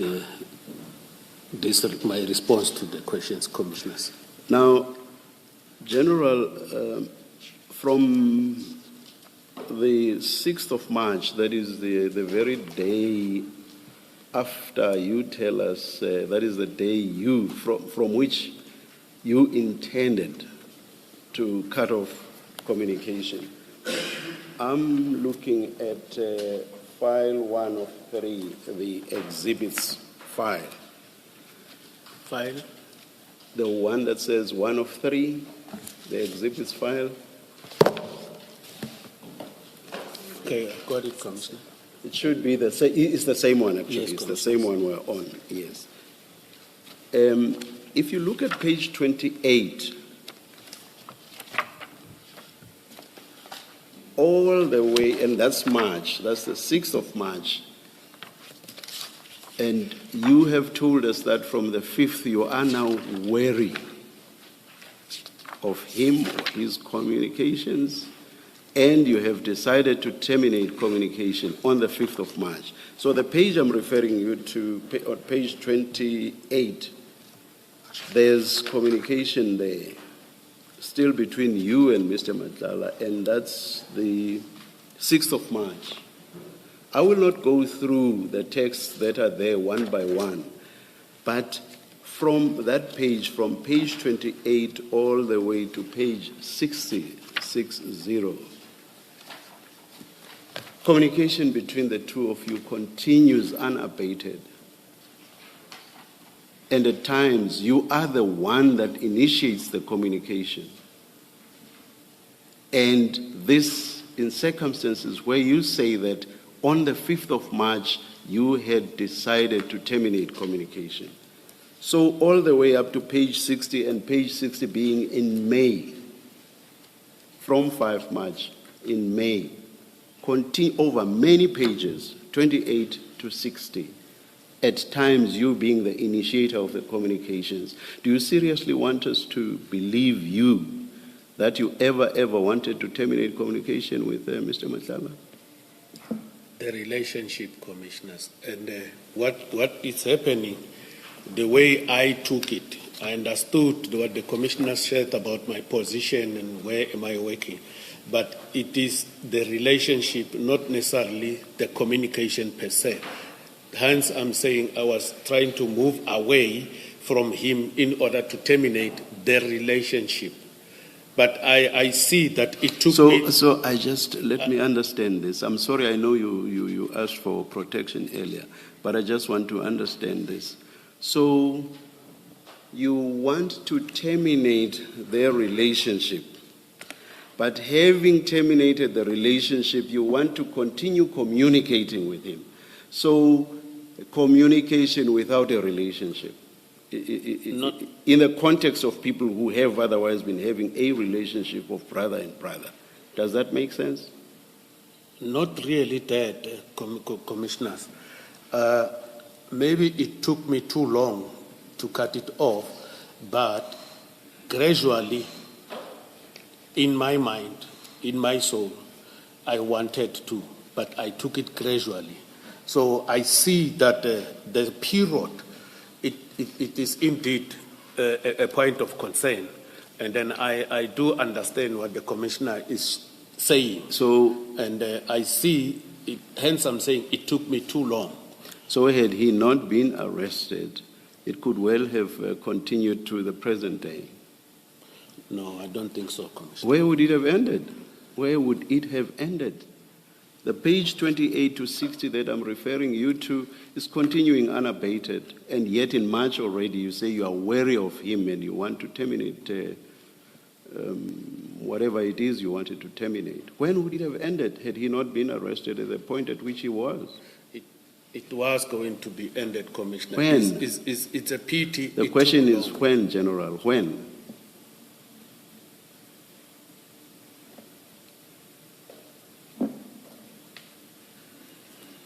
Mr. Sim, you may continue. Thank you, Chair. I have, on the same exchange regarding this termination of the contract, a further question, and this is a serious question about your duties. Can I ask, maybe before you ask that question, you are going to be dealing with these WhatsApp messages from page 28 to 60 at some point? Absolutely. Okay.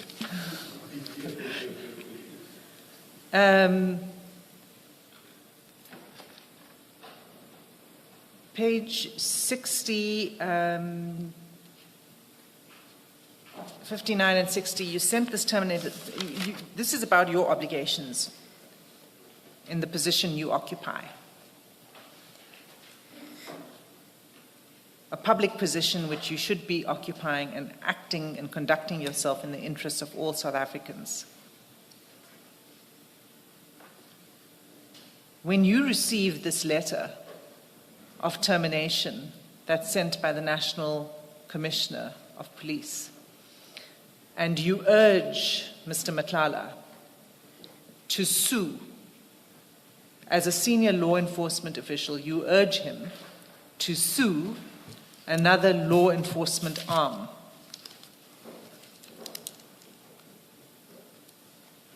Do you not think that that is improper conduct for someone in your position?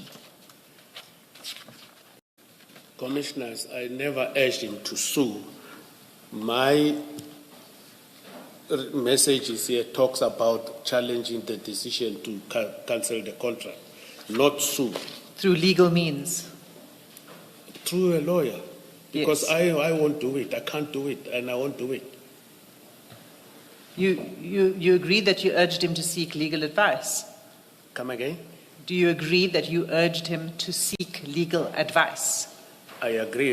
Yes. I told him to do that. And then you agree that you went further and you used much stronger language and said, take them on, brother. You agree with that? It's not a stronger language, but I said, take them on, brother. For me, it's not a strong language. And then he says, I'm on it. And you respond, thank you. Yes. Yes. And then he shares with you his lawyer's letter that either he intends sending it or it has been sent to the SAPS. Is that conduct becoming of a senior law enforcement official?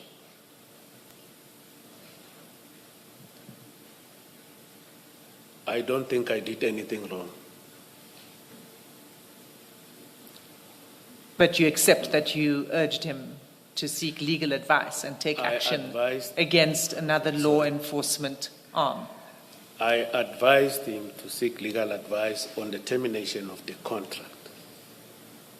And he also told me his advocate is on it. Already he was having that, but my words already, when you look at the response here, he says, through my advocate advised I should.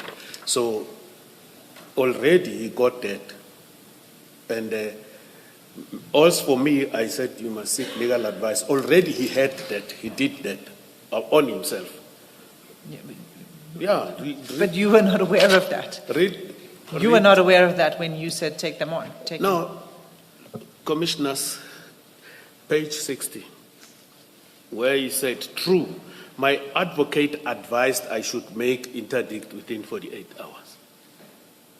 Already, my understanding of this, already he had seek legal advice that I said seek legal advice. That's what I wanted to put through. Perhaps, Okay. Ms. Hassim, at this point we should adjourn and resume at 2 o'clock. Thank you. Thanks, Chair. Adjourn.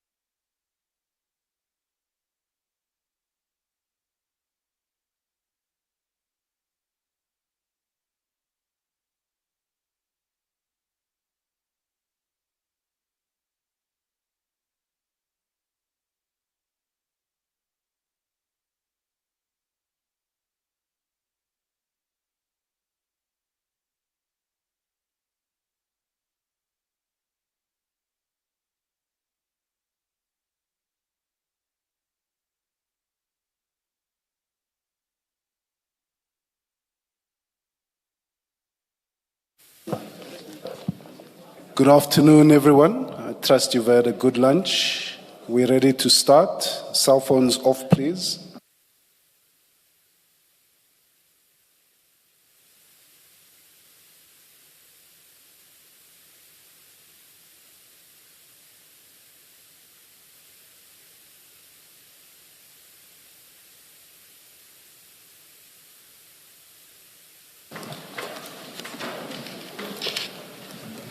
Yes, Mr. Sim.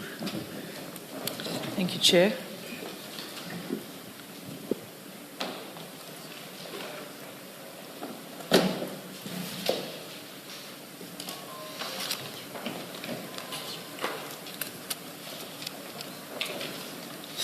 General, we were on page 60 of the WhatsApp chats.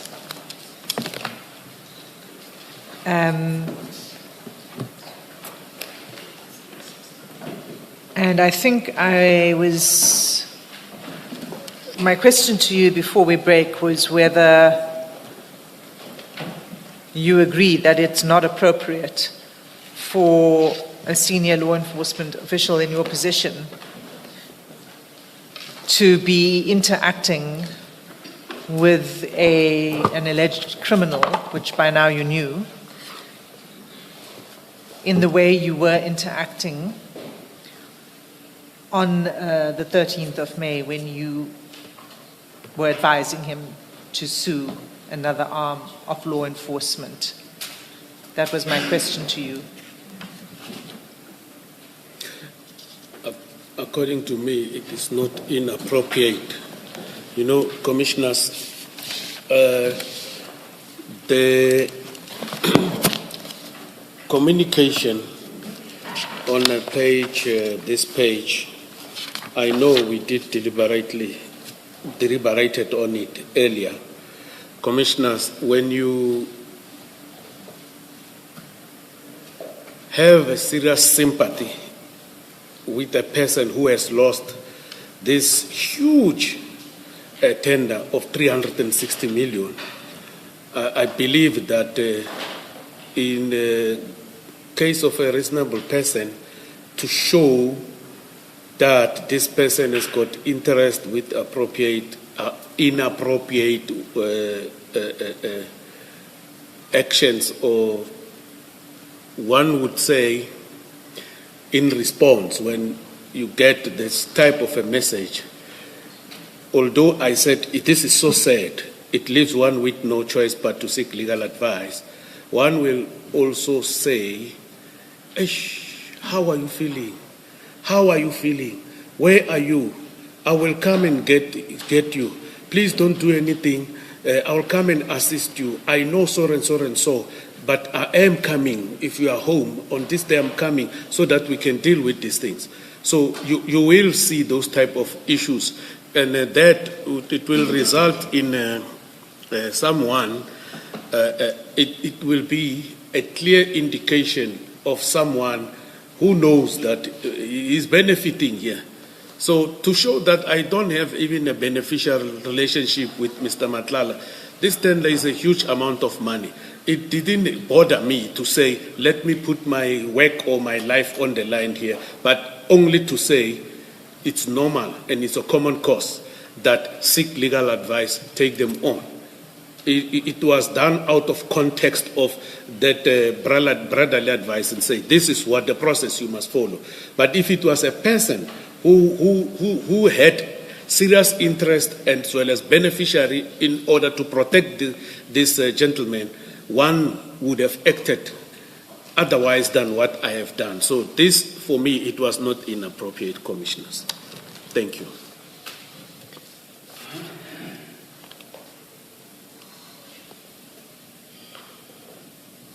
See, the question I'm asking you is not about, let's accept for argument's sake that you were not benefiting. That's not the question. The question is, in your position, you're engaging with someone who you know to be alleged of serious criminal activity, and you encourage him to litigate against another law enforcement arm on a contract that you are already aware is highly problematic? That's the question. So regardless of whether you benefit or not, I'm talking more to what your duty is. You say there was no duty incumbent upon you to refrain from that kind of behavior. My behavior was not inappropriate. The issue of interdicting the police and what, that he got it from his own counsel or advocate in this page 60, where he told me already, before I said seek legal advice, he has already sought that according to my interpretation of these messages, commissioners. And I've said it before we go on lunch, that when you read that one that says true, my advocate advised I should make interdict within 48 hours. Not General Senona says I should make interdict within 48 hours.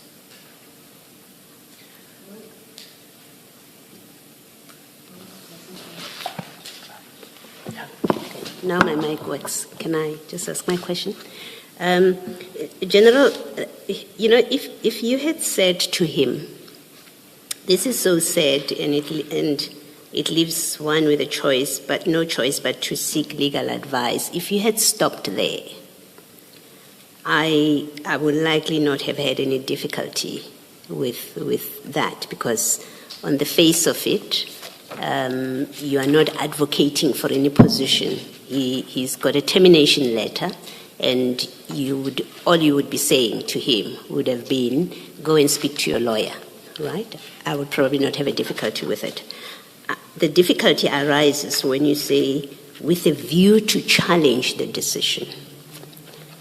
So you're edging him in a particular direction. You've seen the letter, you've seen the grounds for cancellation.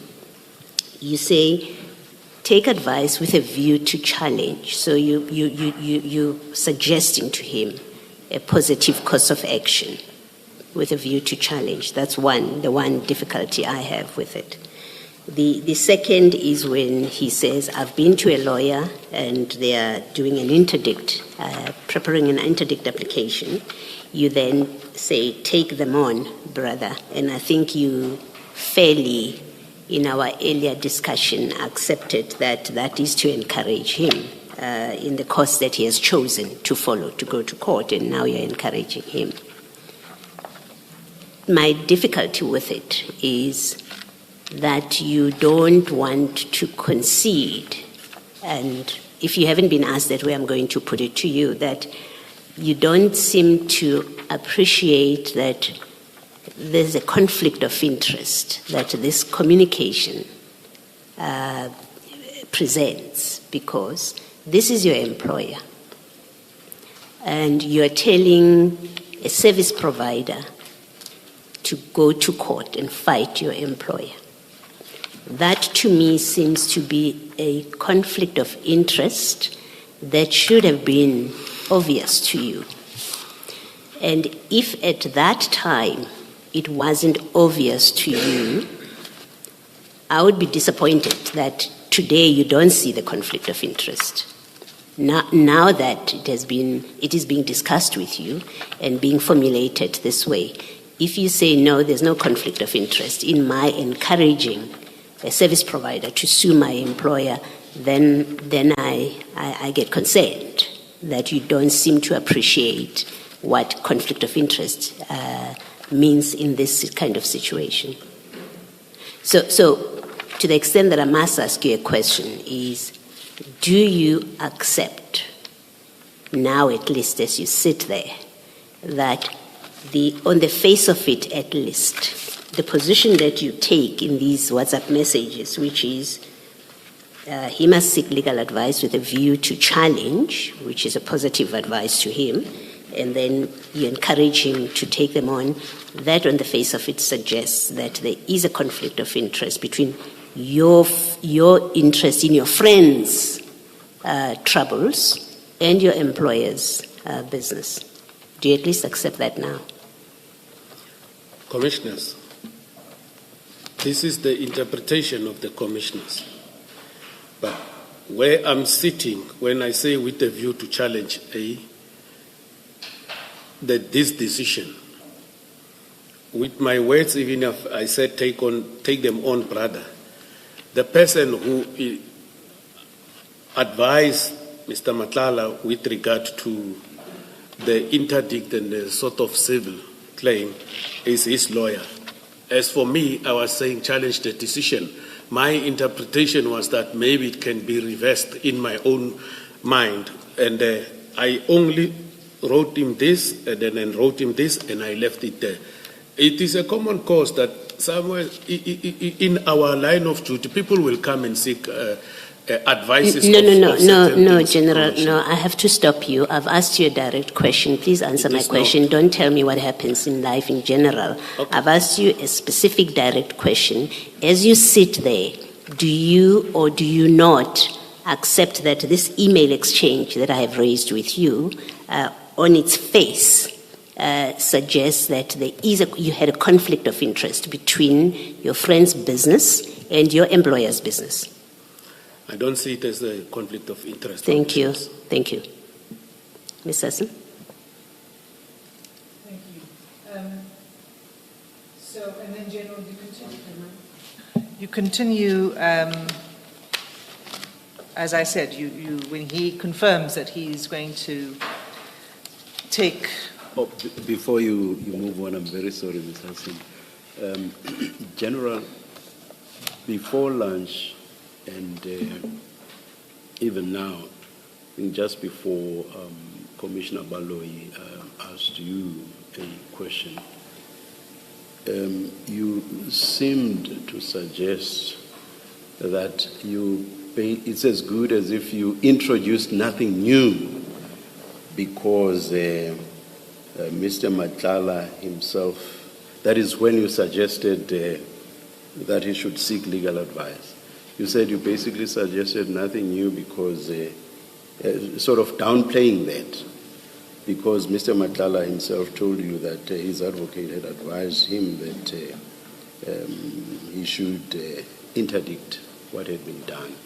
I think you are inverting what actually happened, because when you said what you said to him, that is, he must seek legal advice on the issue with a view to challenging the decision, you did not know how he was going to respond. So it's immaterial how he then responded, and it's on that basis that your reasoning is inverted. What's your comment? It doesn't make sense, basically. Commissioners, I did write this and follow thereafter. It is within 1 minute. He told me through my advocate advised I should make interdict. But you did not know what his response was going to be. You did not know that he had already sought legal advice. You did not know what his lawyers were going to advise him. So from where you were standing or sitting, when you said what you said, what subsequently transpired was immaterial. I just gave and like I'm looking for a better word. The short point, General. The short point is, I'm sorry for this language. It may sound harsh. It's totally nonsensical to rely on what he said with regard to what you yourself had said before. Do you accept that? No, Commissioner, because even the harsh words are very much disturbing. However, what I have said, I've just advised him to seek legal advice. And then subsequent to his answers, I didn't know how he will seek, how is he going to deal with this matter. But when he told me, I said, seek legal advice with a view to challenge. Here it is. I am not disputing it. But now it is interpreted otherwise. But when I look at his response, of which the Commissioners doesn't want this to be read in conjunction with what I've said, already this thing has happened from me, although I didn't know before that it has happened, commissioners. So I don't have a better explanation than the one I have given to the commissioners. That is my response and submission to my commissioners. Thank you, General. Yes, Ms. Hassan.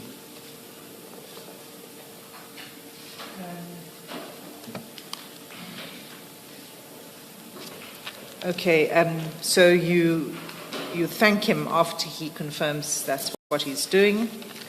And then, if you turn to page 62,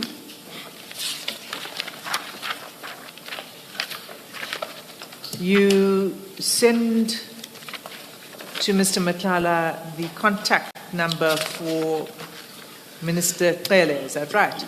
Correct, commissioners. And why do you do that? It is because he requested the contact details of the minister. When did he request that? I believe it should be on the 14th. I believe it should be on the 14th because he asked for them when he called me. He asked for it, and then I just forwarded the number of the minister. Did you speak about anything else in that phone call other than? No, he was asking he asked me for the telephone number of the former minister, and then from there I didn't even ask why are you looking for, because I knew they were in communication before, and then I just forwarded it to him. So you assisted him by giving him the contact detail for Minister Cele? He asked for it, I gave it. You gave it to him? Yes. So, I mean, I think this, again, it goes to the point that the chair was asking, which is that right up until the last communication you could have before he was arrested, you were providing assistance to Mr. Matlala. Why were you taking his calls, for example, if you were cutting ties with him? I've already given my response to that. But taking calls is not in my culture to just drop other people's calls. But I've already given my response that gradually I was doing that. The commissioners have asked me, they were very robust with me before we go on lunch. I gave my response. They gave I want to say their opinion or the way they are taking it, and then it was closed. That's fine if that's how you want to answer it, but the question, General, is not whether it's in your culture to cut ties with people. It's about your duties as a senior law enforcement officer. Isn't that the real question? What your duties are, rather than whether culturally it's appropriate to cut ties with somebody who's an alleged criminal? No, I'm saying I was responding to your question. Commissioners, I was responding to the question that why did you take his calls or give him the contact details of the former minister? I was responding to that. I was not responding to me as a senior police officials not to answer the phones. And then over and above that, when a phone rings, you answer.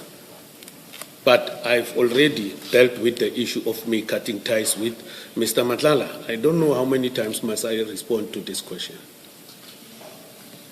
I'm afraid we're going to keep coming back to this question. Let's go back in the chats. Sorry, did you have a question? Yes. Even if, commissioners, this question comes back, the answer will never change, because I don't want here to come and lie before the commissioners. When I leave here, I want to go home and sleep in peace, because I told the truth that is within me that I know. Lying will haunt me when I won't fall asleep. Thank you, commissioners.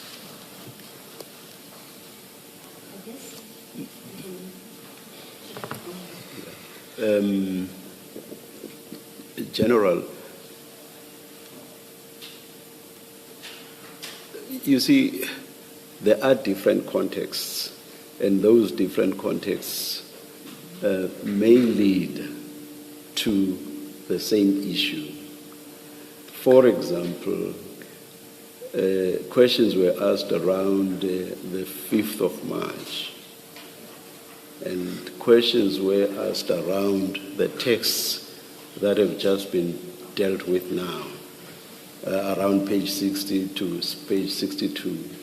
Questions were asked about the texts from page 28 to 60, but there it was just a reference to that collection of texts without dealing with the individual texts. So there may be, I do not know, there may be a whole lot of other questions within that broader context that keep taking us back to this question. How, in the face of all this, can you be saying that is giving the answer that you are giving? So what I'm saying is, please be patient.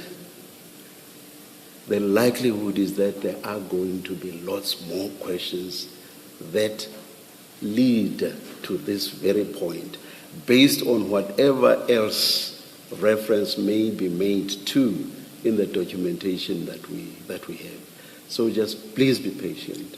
You are going to be asked, or at least let me say there is a likelihood that you will be asked a lot more questions that take us back to this very point that you say you have responded to. So just be patient. My kids would say, please chill. Thank you, Commissioner. Advice taken. Thank you. Thanks, Chair. So we're going to go back now to earlier in the chats. And it's clear that you meet with Mr. Madlanga quite regularly. Isn't that so? We met when we agreed that we're going to meet, yes. And that was regularly? It wasn't once or twice, it was quite a number of times. Correct? Correct. And I'm not going to go to those that took place before 5 March because, well, let's take it on your version, that it was only on 5 March, that you had serious concerns. So I'm going to take it just from 5 March. Before I go to the meetings, on page 28 of the WhatsApp conversation, again, that's file 1 of 3.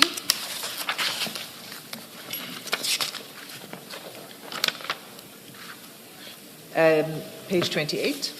I am there. You forward this news report to Mr. Madlanga where General Mkhwanazi, it's a report saying that General Mkhwanazi has indicated that he is not interested in contending for the top Hawks job. Right? Yes. You send that to him. And your reason for sending this to him is what again?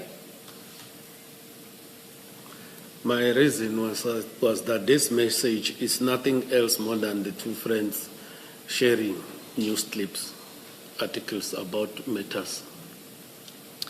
But you don't share news clips every day. You don't share just any news clip. You share a news clip that you think the other person would be interested in.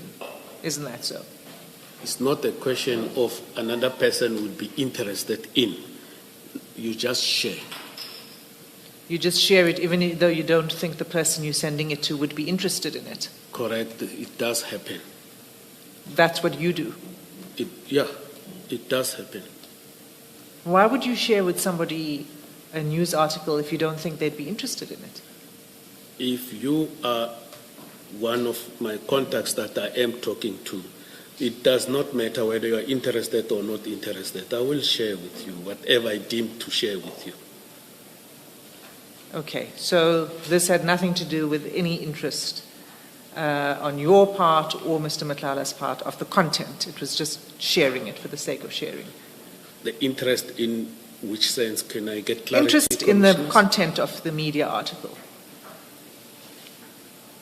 Look, the content of the media article, the general made it very much clear he never applied for the DPCI head post. And over and above that, He even indicated when I read here that it will never make any difference. He is going to work with his contract, and he got a year before it ends. So I was just sharing with him. Remember, I indicated yesterday that a lot of the people that I know in Pretoria, maybe I must say I was born in Pretoria, Commissioners. I grew up in Pretoria. I went to KZN 5 years ago, and a couple of months.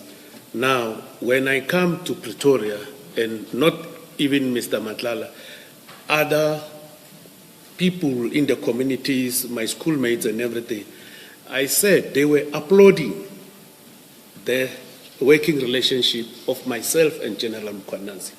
And I was also comfortable to work with General Mkhwanazi. I was never comfortable. And we achieved. I contributed, and General Mkhwanazi is a general that always, when he wants something, he will tell you straight when we deal with operations and so forth. And he's very much fond of operations. So it is not a question of you send it because the other person has got interest in whatever message or you are sending to them, like this newspaper clip.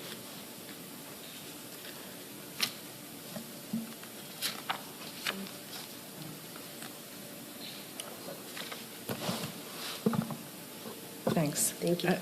Did you have a question, Commissioner? Yeah, I wanted to ask a question. General, this article is from ENCA on the day. Now, it wasn't the only news item on ENCA when you were watching it at the time. Why send this and nothing else instead of another story that was being reported? Why do you choose? How do you choose this? Because you share articles with your friends in social context. Why pick this one to Mr. Madlanga? It just happened, Commissioners. We were just sharing. Remember, Madlanga was also one of the people who admired our coordination and successes that were achieved in KwaZulu-Natal. I just shared it. So you share, I think let's be clear about why you shared it. You shared it because Madlanga admired what you do with General Mkhwanazi, or you just shared randomly when you had no reason to believe he will be interested in this story? It is randomly sharing. And then over and above, I was just saying he was part of the people who was also admiring the good work that was done in KwaZulu-Natal. But this was a random one, Commissioner. So it appears on a public platform? Yes. Which Mr. Madlanga would have had access to because he was not arrested at this date, so he would have had access to it in the same way, unless you have reason to believe at that day that he may not have had access to it. There has to be a special reason why you pick this article, which is widely available to every South African who has a TV on ENCA. Why you choose to send it to Mr. Madlanga? It cannot be that it's a random send. Can be. Can be. I hear you, Commissioner, but that is it is. That it is. That is what it is. I think I have indicated is one of those randomly sent, and then it's not always that an individual will be privy or will be able to see certain things. Even if these things are on TV, even sometimes things are on the social media platforms. It's not always that. Yeah, but you had no reason to think Mr. Madlanga would not have seen this on ENCA. I don't know. You just wanted to make sure he sees it. That's why you sent it. No, not in that context, Commissioner. Mm-hmm. So what do you mean when you say it's not every day that people will be privy to everything? You were covering a situation where, on your version, where he may not have seen it because it's not, they don't see everything every day. Commissioner, it's your good self who was saying what was the reasons for me sending this to Mr. Madlanga. Yes. I'm saying it's a randomly sending, and the commissioner said Madlanga should have seen this on TV because it was in the public TV. Based on that, I'm responding that I don't think it's everybody who's watching TV. I don't know whether you watch TV or what. I just send it randomly, Commissioner. Okay. I want to suggest to you that you sent it because you knew it would be of particular interest to him to know that General Mkhwanazi is not going to be the National Commissioner because he's not going to apply. You knew he had that kind of interest in the topic. That's why you sent it, and that's the only reasonable explanation for why you would send this article to him. For him to be National Commissioner? Not National Commissioner, Head of Hawks. Head of DPCI, I do apologize. You knew that, that's what I'm putting to you, proposing to you. You knew that Mr. Madlanga has an interest in who's going to be the next DPCI head. You knew that he had an interest in knowing that General Mkhwanazi will not be that person because he's not applying. You needed to tell him that this man is not going to be the DPCI because you knew he was interested in that topic. Anything else that you tell us that it was a random send, it's not true. It's improbable. It's not true. It doesn't make sense that you would send a randomly so specific an article. Commissioners, we never discussed the issue of appointments in the police, me and Mr. Madlanga. Right. Never. And the issue of that, I knew that Mr. Madlanga was interested in who's going to be head of the DPCI. I didn't know. Okay. I didn't know. Because that was a post that was advertised externally. Yes. For any person who meets the requirement of the post. Yes. You apply if you are interested. No, we're not talking about the application. Interrupt you because I'm trying to get us to use the time effectively. We're not talking about general applications. We're talking about, I've proposed to you why I say I think you sent this to him. It's because you knew. That's all I'll say. Thank you, Commissioner. Thank you, Commissioner. Thank you. General, the simple point is this. The day before, you became aware that the Hawks were investigating Mr. Madlanga. The following day, you sent him an article that shows that General Mkhwanazi is not interested in the position of head of Hawks. So those two are linked. It's not random. For me, they are not linked, Commissioner.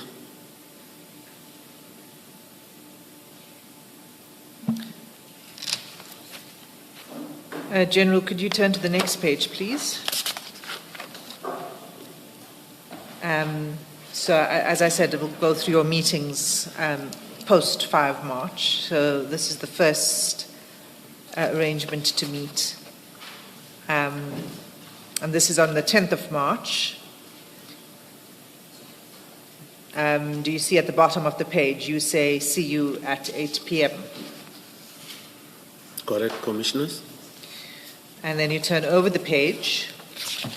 Sorry, that was sent in the morning at 6:27.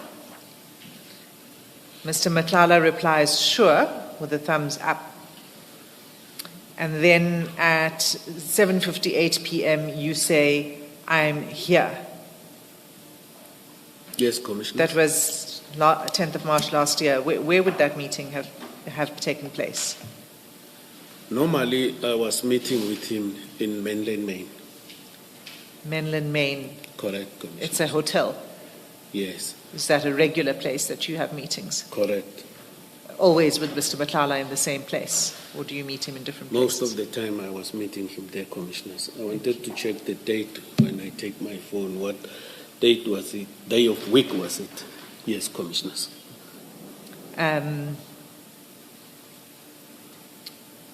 You mean you would have included it in your diary, your meeting?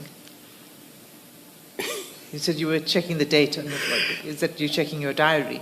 No, I'm checking the calendar on the phone, Commissioner. I've never documented any meetings or dealings with Mr. Matlala. If I did that, it was going to be easy for me to respond to the Commission. Okay. No, I didn't. I was checking this date of that I said I'm here, the 10th. Thank you, Commissioners. Okay, so that was at 7:58. And then did you have that meeting?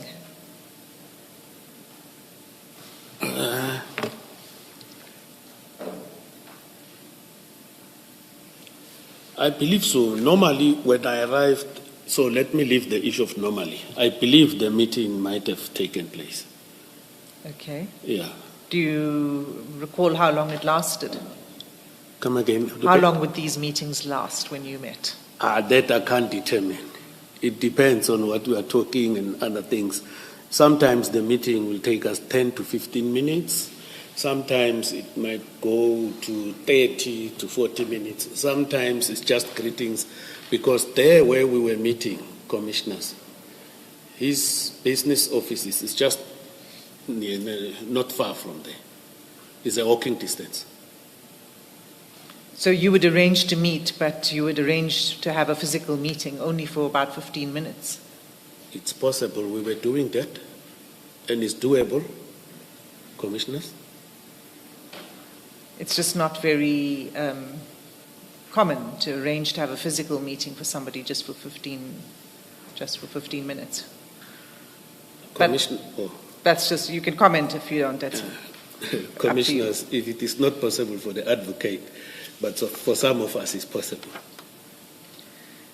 That same evening, so an hour at 9:03, an hour after you were due to meet, you send him a document.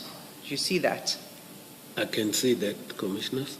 Okay, so when you sent him this, were you still in the meeting, or was it just after the meeting? I think it should be after. I believe it's after. Okay. So this document is at page 65 of the same bundle.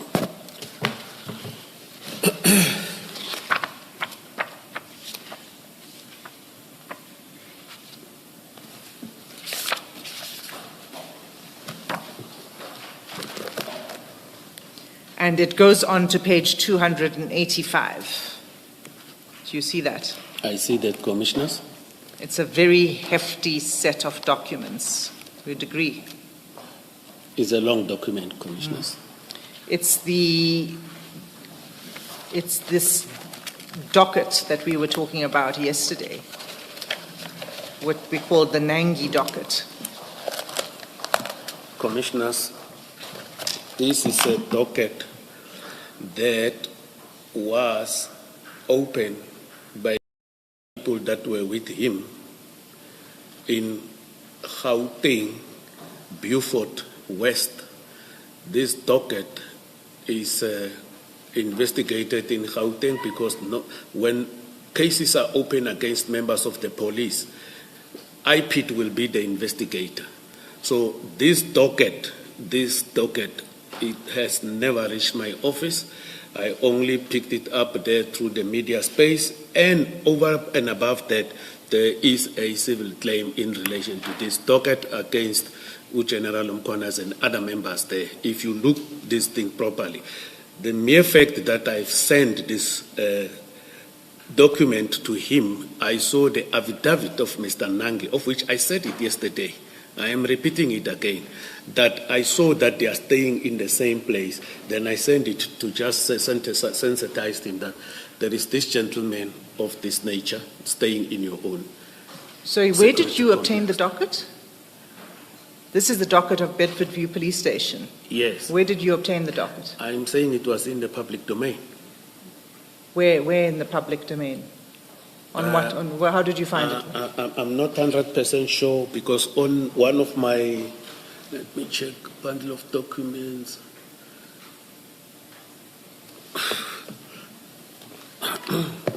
Because the very same owners of these documents and everything, you'll see that all these documents, it was an application before the High Court by Mr. Nangi and his associates. Yes. Yeah, so But this is the contents of a police docket that is under investigation. content of a police docket under investigation in the public domain. Where in the public domain did you find it? I'm saying, if I'm looking at my file, I'll tell you now, because it was already on that very same day in the public domain.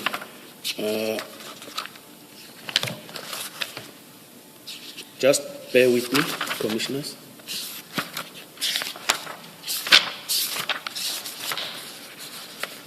I think it is S6.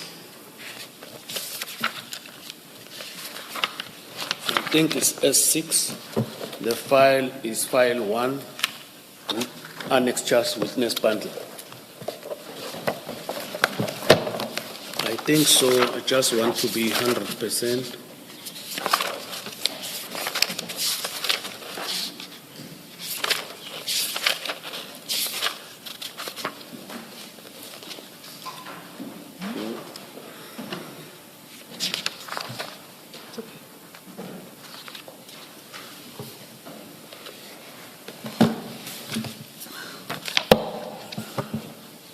Are you sure, General? I'm looking at it. I said I think. I'm So still are you looking checking. at S6? I'm just waiting for you. I'm before still I- checking, Commissioner. Just bear with me. Yes, that's fine. I'll give you time.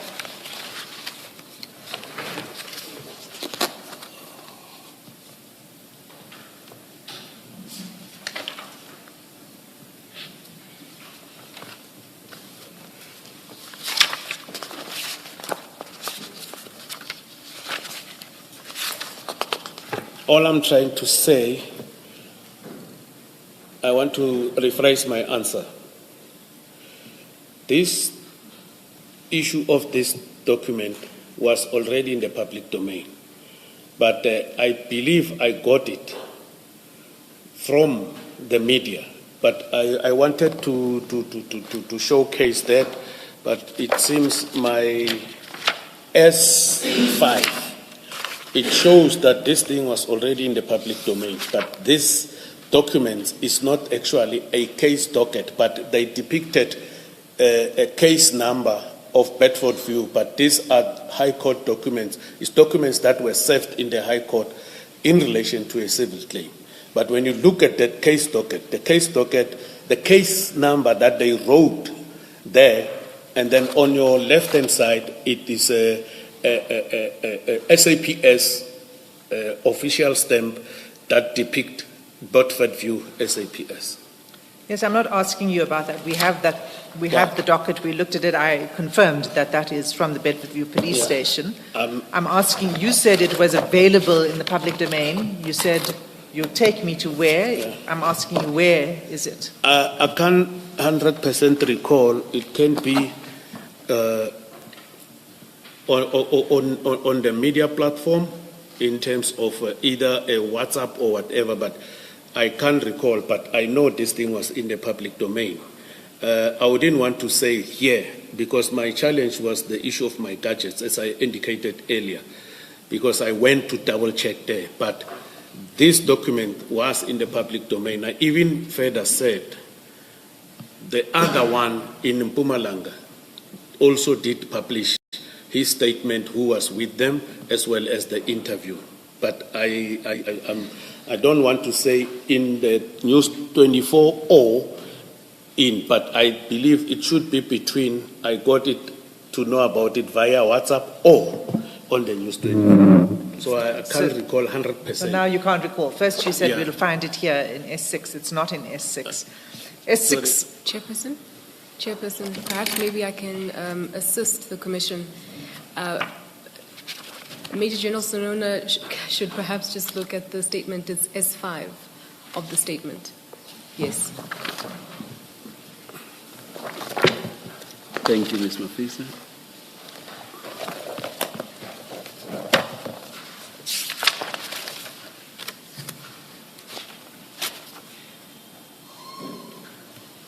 Okay, can you show me in S5 where it is, please? Sorry, Commissioner? Your counsel has assisted you by taking you to the annexure to look at. To S5. Yes, so where in S5 do we find the contents of this docket that you shared? Do you have S5? S5. Do you have your annexures? Correct, Thank you. Commissioner. Yes. S5, which starts at page 94. Yes, correct, Commissioner.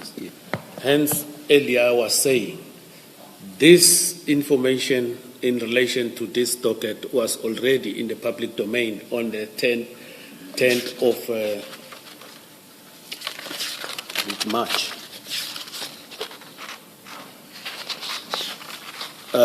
Can you show me where in S5 these dockets are? Can we go to page 97? 97, yes? Paragraph from the bottom, 1, 2, 3, 4, 5, 6. Yes? Can I read it? Yes? News 24 has seen signed affidavits by Ning and Bryce that were due to be submitted in court in support of their bail applications.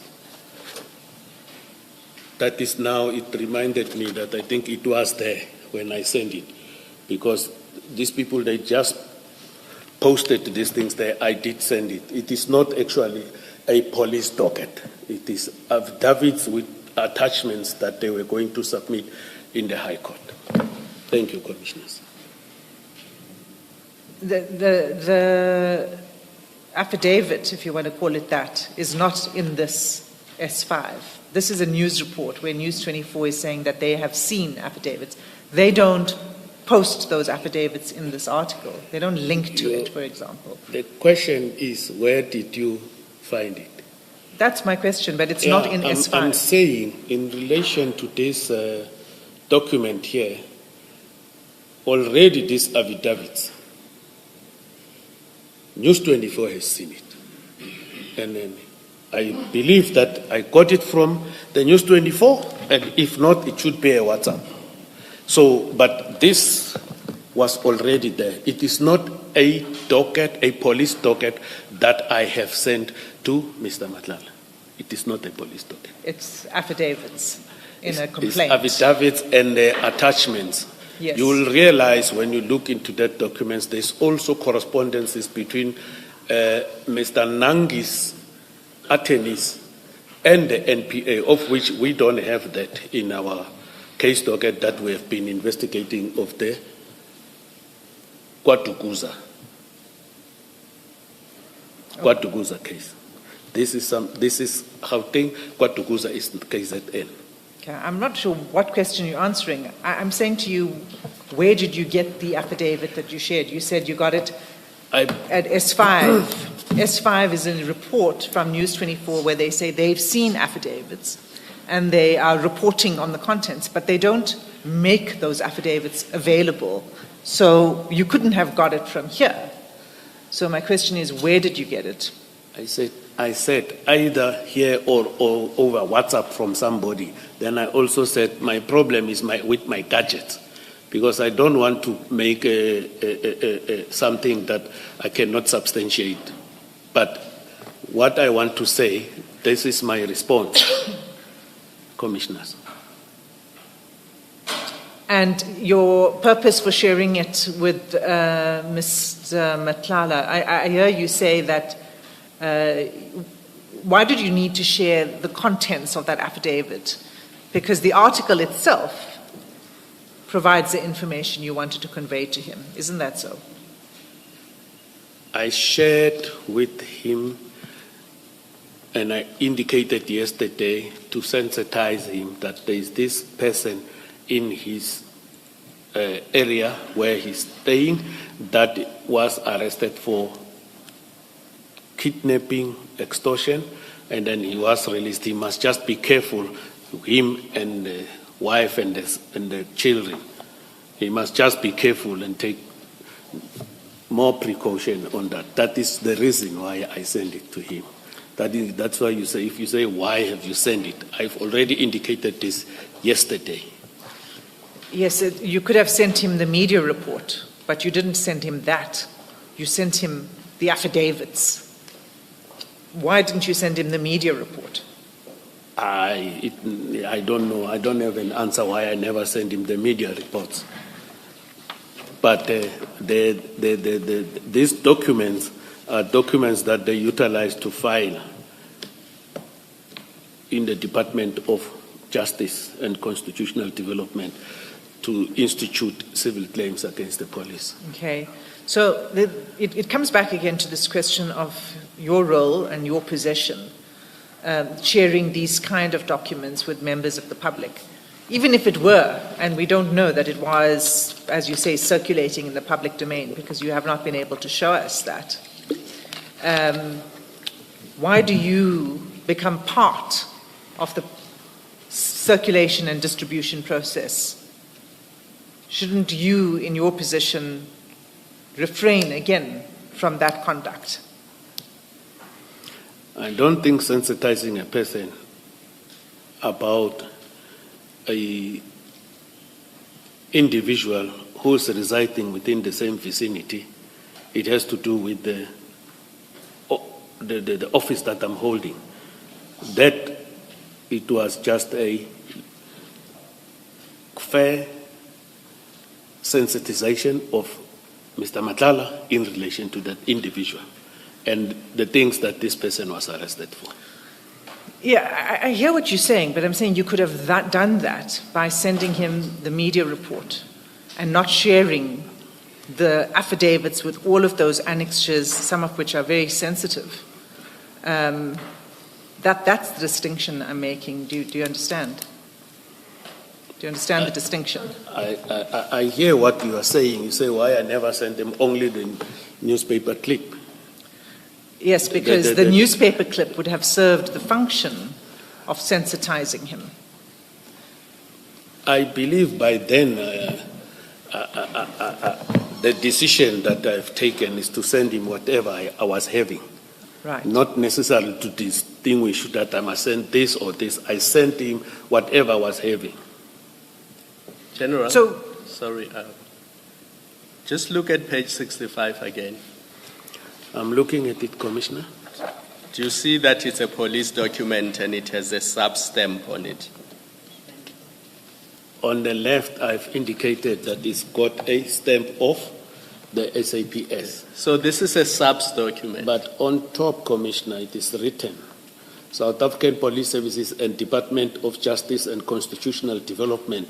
Then underneath, there is this date stamp of the police, affidavit, RIF, criminal charges, kidnapping, extortion, theft, assault, intention to do grievous bodily harm, all those things. And then it says, in the matter between, there's complainants, 2 of them, and then there's a list of people General, that are listed there. Do you want to answer my question? But bear in mind that I can read, so you don't have to read for me. I'm saying, do you accept that this is a subs document? For me, it is not, although it has this stamp. These are documents that were utilized for civil claim. So you're saying this is not a subs document? I'm saying these documents, according to me, are documents that were utilized for civil claim. No, I'm not asking you where they were used. I'm saying this is a subs document bearing a subs stamp. That's the reason why it would have that stamp, because it's a subs document. If it is a subs document, Commissioner, we index such subs documents differently than what is happening here. So you're saying this is not a subs document? I do not know, because as I'm trying to explain, the Commissioner says you can't say this. The Commissioner wants me to say it's a subs document. A statement of a police document differs from this one. They differ. They're not having this a preamble and the way this one is being crafted. Hence, I've got a difficulty in believing that this is a subs police docket. Okay. Let's move on. Did you consider it appropriate to share with a private citizen such as Mr. Madlanga a document that shows that Mr. Nangi and Mr. Brides have lodged complaints against members of the SAPS? I won't mention their names, but you see them on page 66, 1, 2, 3, 4, 5, 6 of them. Do you When I consider it appropriate to share with Mr. Matlala a document that shows that Nangi and Brides have lodged complaints against members of the SAPS? What does that have to do with Mr. Matlala? When I read the statement of Mr. Nangi, I saw that he is residing in midstream, Centurion. That area, that midstream security complex, Mr. Matlala is also residing there. I send it based on the statement that this gentleman is staying there and he has committed kidnapping where they have demanded a ransom of 35 million. And then the case was withdrawn. I didn't even say the case was withdrawn against them or what. But the purpose of me sending this, because of this affidavit, was to sensitize him to be careful of this gentleman. But you are sending him details of the SAPS members with their ID numbers and telephone numbers. That's what appears on page 66. Do you see that there are ID numbers of people there with their cellular phone numbers, with the stations where they are based? I see only What one. interest does Mr. Matlala have in this? Commissioner, I see only one ID number. Do you not see the 7521 ID number? Why do you say you only see one? Can I be assisted? Where is the another one? Do you see the top one is 8304 on page 66?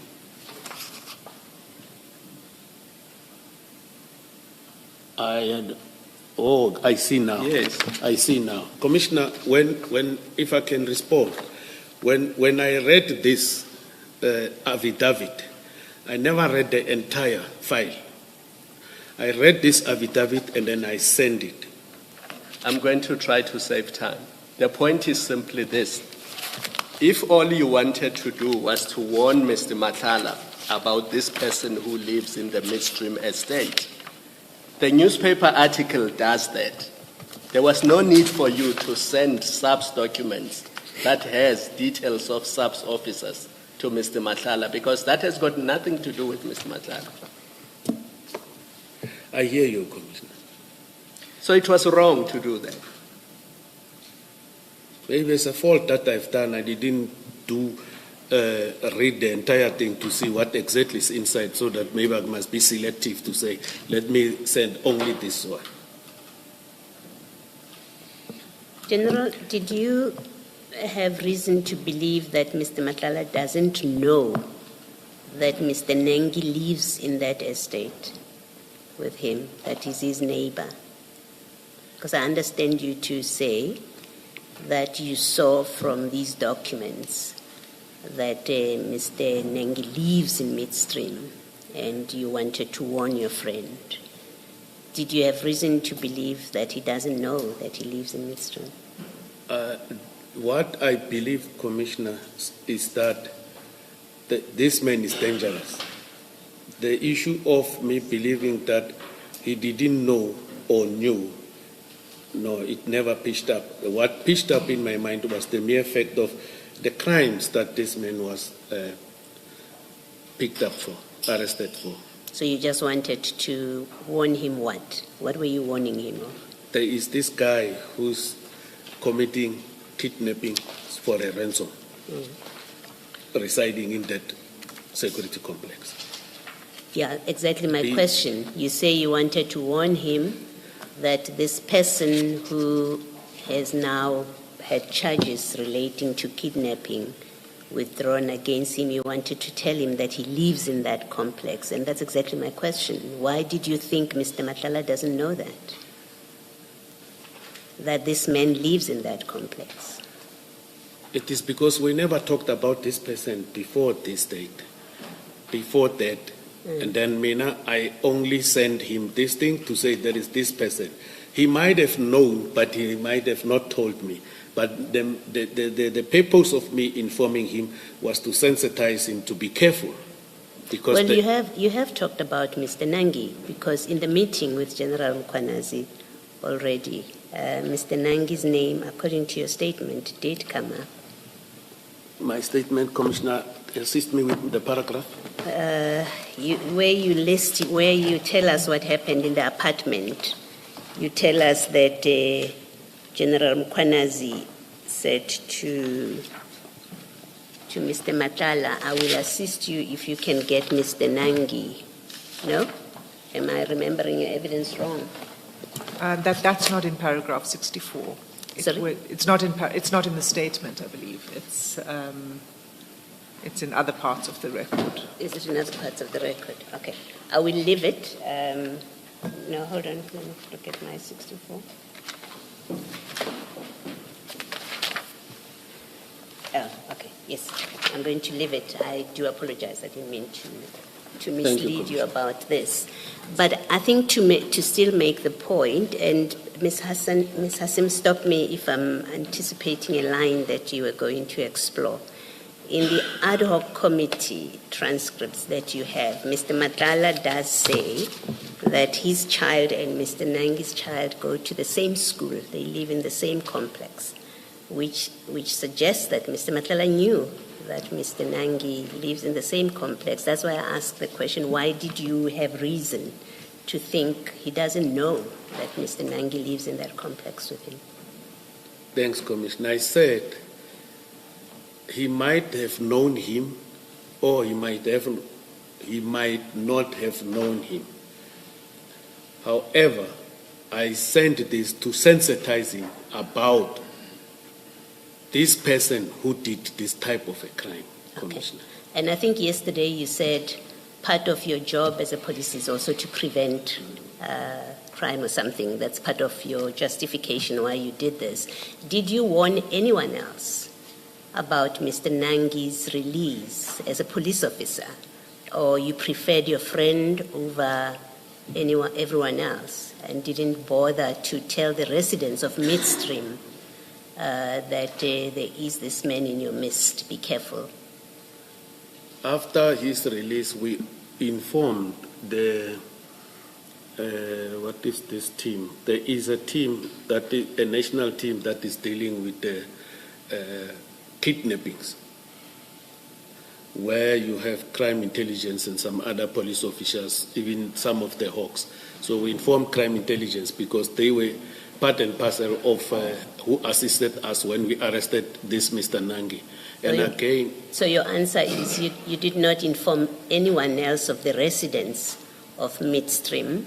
You informed only Mr. Matala in Midstream. Because I know him staying there. So your answer, the other people I don't know. Your answer is only Mr. Matala got the benefit from you of being warned about Mr. Nangi. No one else in that estate got the same benefit.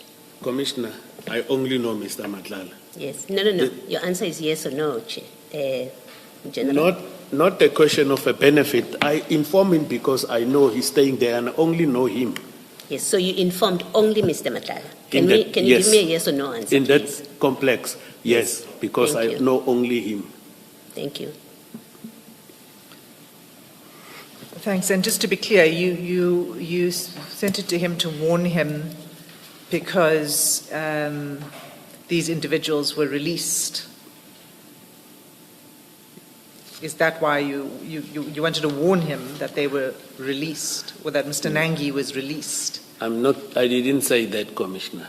I warned him that there is this gentleman who's staying in your complex who was arrested for this type of crimes, kidnapping, extortion. So you warned him that there was this gentleman who was arrested for these type of crimes, but the arrest took place the year before. Yes. So you didn't warn him then? No. No. But you saw fit to warn him when they were released. So why didn't you warn him? If that's your concern, why didn't you warn him at the time that that he was arrested? I'm saying after I've seen this affidavit I've read, I realized then that he's staying in the same complex. Before, I didn't know where this man is staying. That is why I warned him, Commissioners. That's what I've said. You didn't know where Mr. Nangi lived before then? Correct. But this arrest and this case, this is the Kwadukuza case. Is this the same Correct. case? Kwadukuza. And this was under your command, wasn't it? It is under my command, but this is how it works there. General Senona doesn't read dockets. He's at a strategic position. And when suspects are arrested, General Senona doesn't demand the address and particulars. They will only say, report, suspect Mr. Sorensen has been arrested, Kwatuguza case so will be appearing in court on this day. They don't put addresses of suspects and everything. Then the investigation continues. NPA will come on board and assist in terms of external stakeholder. Addresses where the suspects are residing, they don't tell General Senona. The investigators there at the ground level, they deal with this type of issues. So I happen to pick it up when I read this affidavit that was there on the public domain. I see midstream Centurion. That is where it clicked, and that is why I did what I did, Commissioners. So you had no knowledge of this, any of the details of this arrest? Where he was arrested and none of that. You knew none of that until this media report. They were arrested somewhere in Joburg. It's just that I don't have my stuff with me. I think you gave me something that my people were giving me. Let me have a look here. Commissioners. I think there is this document, it's called EXH that you gave us yesterday morning, this one. I wrote this information note depicting all the things that have been done by the team up until the arrest and the attendance before court. So eventually, I don't think in this report there was any address of any of the arrested suspects. So I didn't know where the suspect was residing. And normally, when suspects are arrested, we are not provided with their addresses and so forth. Thank you, Commissioners. We'll come back to that exhibit. You still haven't explained why it is, if you wanted to inform Mr. Matlala of this, why the newspaper article was not sufficient. I think I've already given an answer, Commissioners. I don't think you have. I did. You can replay the recording. Well, can you repeat it? Why was the newspaper article not sufficient?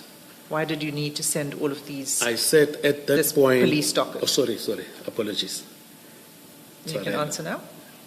I said at that point, after when I read this, I just sent it to Mr. Matlala after I've seen this. I think also the Commissioner Kumalo asked me the same question earlier. Chairperson, my apologies, evidence leader, for the objection, but perhaps maybe I must make it clear to the commissioners that the newspaper article is actually an article that the legal team found online. We can obviously, Major General Senona can answer the question whether he was privy to the newspaper article at that time outside of the affidavits. However, I must make it clear to the commissioners that the newspaper article that has been attached as S5 is something that the legal team found online. So, well, that makes it a bit worse, because then the explanation that you've given was that it was already in the public domain and that was S5 and there it is and that's how you circulated it. But that's not the case, because it's your legal team that found the news article and provided it to you to include in your statement. Sorry, Chairperson, I would just like to respond to that. So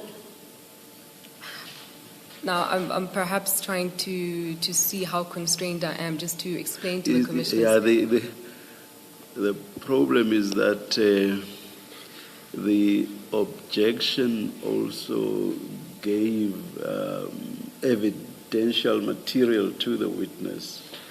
I cannot suggest how perhaps you could have or should have raised the objection But now the witness already knows what you say about that document, and he may now respond in accordance with what you say or something evidential, if you see what I mean. But as I say, I'm not sure how you should have phrased your objection. Yes. Perhaps it's something that could have been left for re-examination. I don't know. But now, potentially now, it affects how the witness may respond. But you wanted to respond to Mrs. Yes, Singh. perhaps maybe I must explain. The question that was initially asked by the evidence leader was the proof of the leak of these affidavits. And so when Major General Senona went to S5 and read that particular sentence, in the News 24 article it had stated that the affidavits, News 24 had gained sight of the affidavits. So the statement itself was aligning itself to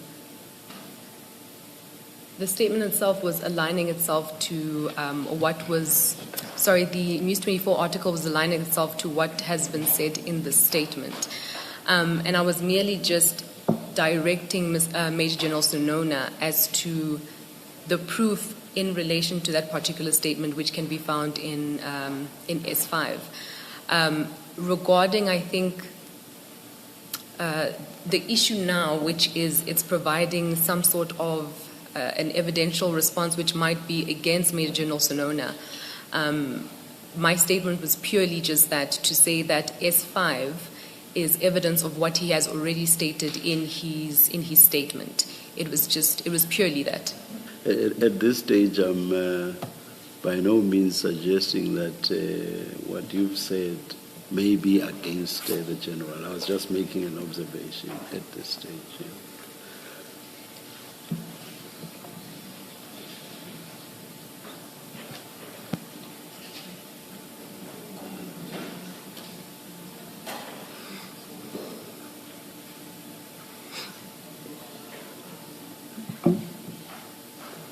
Thanks, Ms. Mafisa. Sorry, Chairperson. I just had a chat with my attorney. And I think the question that was posed, it made it seem as if Major General Senona had possession of that particular article at that particular time. So the objection was also just to make the commissioners aware that if we are relying on that particular article... Yeah, you see, what you say now, actually... Because earlier I said, I do not know how you should have dealt with or presented your objection. But what you have just said now actually tells me how you should have handled it. You should, in re-examination, have asked the General, at the time that you shared X information with Mr. Madlanga, did you have in your possession this document? If you see what I mean. Yes, Chairperson. Yes. Thank you. Ms. Hassim, you have heard what Ms. Mafisa says, but what I'll say is please continue. Thank you, Chair. It doesn't really affect me and my questioning in any way, because I'm really basing it on what the witness is telling us now.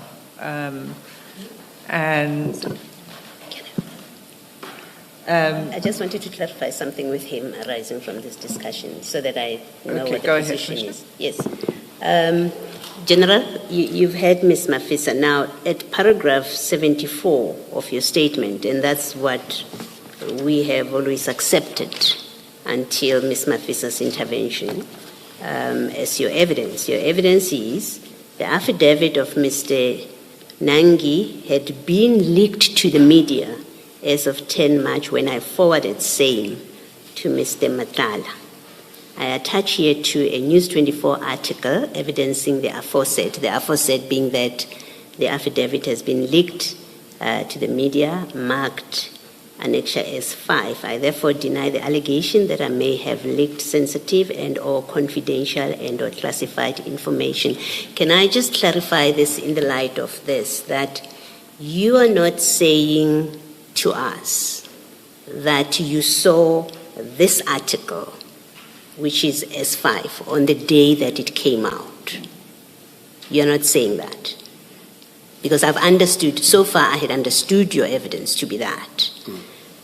Is it your evidence still that you saw this article on the day it came out, and it had attached to it the documents that you then sent to Mr. Madlanga? Is that your evidence? When this document was sent, Commissioners, this article on that day, I didn't see it. But I said, I don't remember whether it's a News 24 or WhatsApp. And then I even talk about my gadgets that I went to check. Unfortunately, it couldn't provide me with assistance. I even said I don't want to mislead the Commission, but it's either this one or via WhatsApp. But that is what I've indicated, Commissioners. So you are not saying to us, and now I understand that I had misunderstood your evidence, you are not saying to us that you got these documents as a link to this News 24 article that is attached. You're not saying that to us. I'm saying a possibility, Commissioners, because I'm saying I'm not sure whether it's this article or News 24 or the WhatsApp. Well, General, let me ask you differently and just try and give a direct answer. Did you see this article when it came out? On the day that it came out, did you see the article? On the 10th of March. Yes. Did you see the article? Or soon thereafter, at any time, before it was pulled by your attorneys from wherever they pulled it now for purposes of the Commission, this article, did you see it before you sent the documents to Mr. Madlanga? And this article being the News 24 article that you have given to us. I believe I may have, because hence I also indicate that I'm not 100% sure whether it was on, I forwarded it from there or from the WhatsApp. Okay, so can we, because you are not sure, can we then disregard your paragraph 74? Because in paragraph 74, you're very sure where this comes from. You're very sure about this article and the documents, the contents of a police file that you have provided to Mr. Madlanga. You are sure that they come from and are connected to the News 24 article. You speak very certainly in paragraph 74. Now you've just said you are not sure whether it was from the article or from WhatsApp. And I accept if you're not sure. I'm not saying you have to be sure for purpose of our discussion. But because you are not sure, can we disregard this paragraph as truth where you say it came from News 24? It was in the public domain, an affidavit that even News 24 refers to. Can I consult my legal counsel? No, you may not, well, unless the chairperson's decision actually. I do apologize for answering, Chair.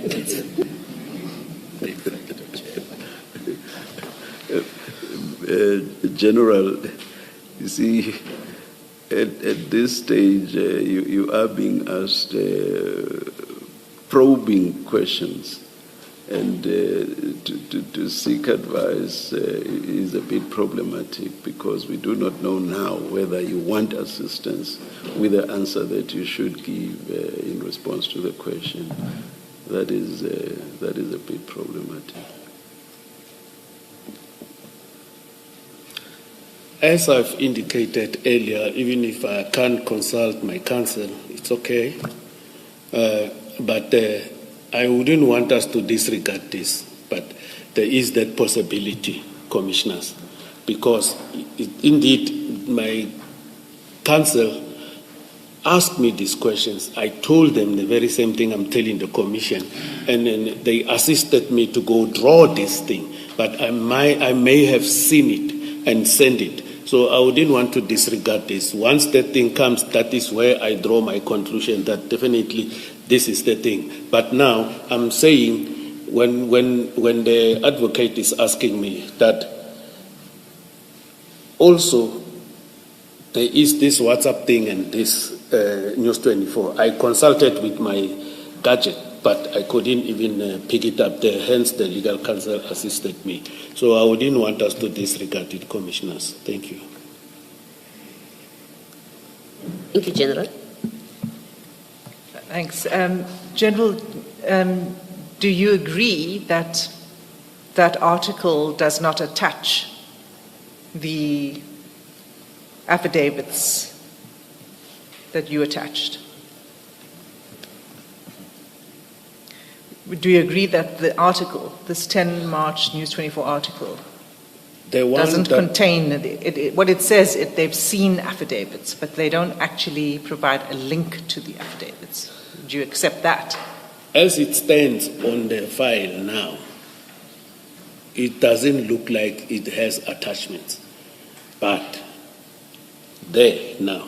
But by then, it may have had these articles and these affidavits, and then I did forward it to Mr. Madlanga. Okay. So let's say that you did, for the sake of moving forward, that you saw these, you came into possession of these affidavits, whatever means, and the fact of the arrest had already been reported on in the News 24 article. You're not just an ordinary member of the public. You've been given top secret security clearance, isn't that so? I did have, it has expired in September, as I testified yesterday. I have applied. There is a process. It is in the process of being dealt with by Crime Intelligence, Division Crime Intelligence. You had top secret security clearance when you sent this police in My top security information. clearance has expired 2025 September. Yes, and you sent this in March 2025. Yeah. Yes. Yes. And to obtain top secret security clearance means that a high level of trust was reposed in you by the state, isn't that so? I think the Division Crime Intelligence will come and explain the purpose and the processes why they give a person a top security clearance. When you apply, you submit everything to them. You will complete the forms that they are giving you. It goes, they do their own investigations, and then you tick that I'm applying to be issued with the top security clearance. Then you'll also go through a polygraph test that they ask you a lot of things like I'm being asked here, and after that they make that determination. General, you're a very experienced, seasoned police officer, aren't you? You saying so? Yes. You've said so. You told us, you spent some time yesterday explaining your different levels of experience. I did explain my career pathing and my experience before here. So why must it is a given. Yes. So you're saying you don't understand what the purpose of top secret security clearance is? If I tell you my understanding, commissioners, the purpose of top security clearance is once you are issued with it, is that when the documents in possession of the state that have been classified and that you have been entrusted with, you cannot distribute them to any other person. It doesn't talk about unclassified documents. It talks about my understanding that classified documents, because it has to do with the missed document, which means the classification is got 3 levels. That is my understanding. So all of this information you need to provide in order to get top secret security clearance, that's in order to see whether you are somebody who's trustworthy, who can be entrusted with sensitive information. Isn't that so? What information am I providing? You said that to get top secret security clearance, you've got to submit a lot of information. I said you complete the forms, and then you submit the documents that are required there. And then what I didn't say, I must edit now, you also give a list of people, references, starting with your supervisors. Crime intelligence do their own investigation, vetting investigation, it's called. And then they make that determination after you have went through a polygraph test at the end. Right. And the purpose, you're not answering the question, is to determine whether you are somebody who can be trusted to have top secret clearance. Isn't that so? Yes. Right. And the purpose of that is because you will come into contact with sensitive information.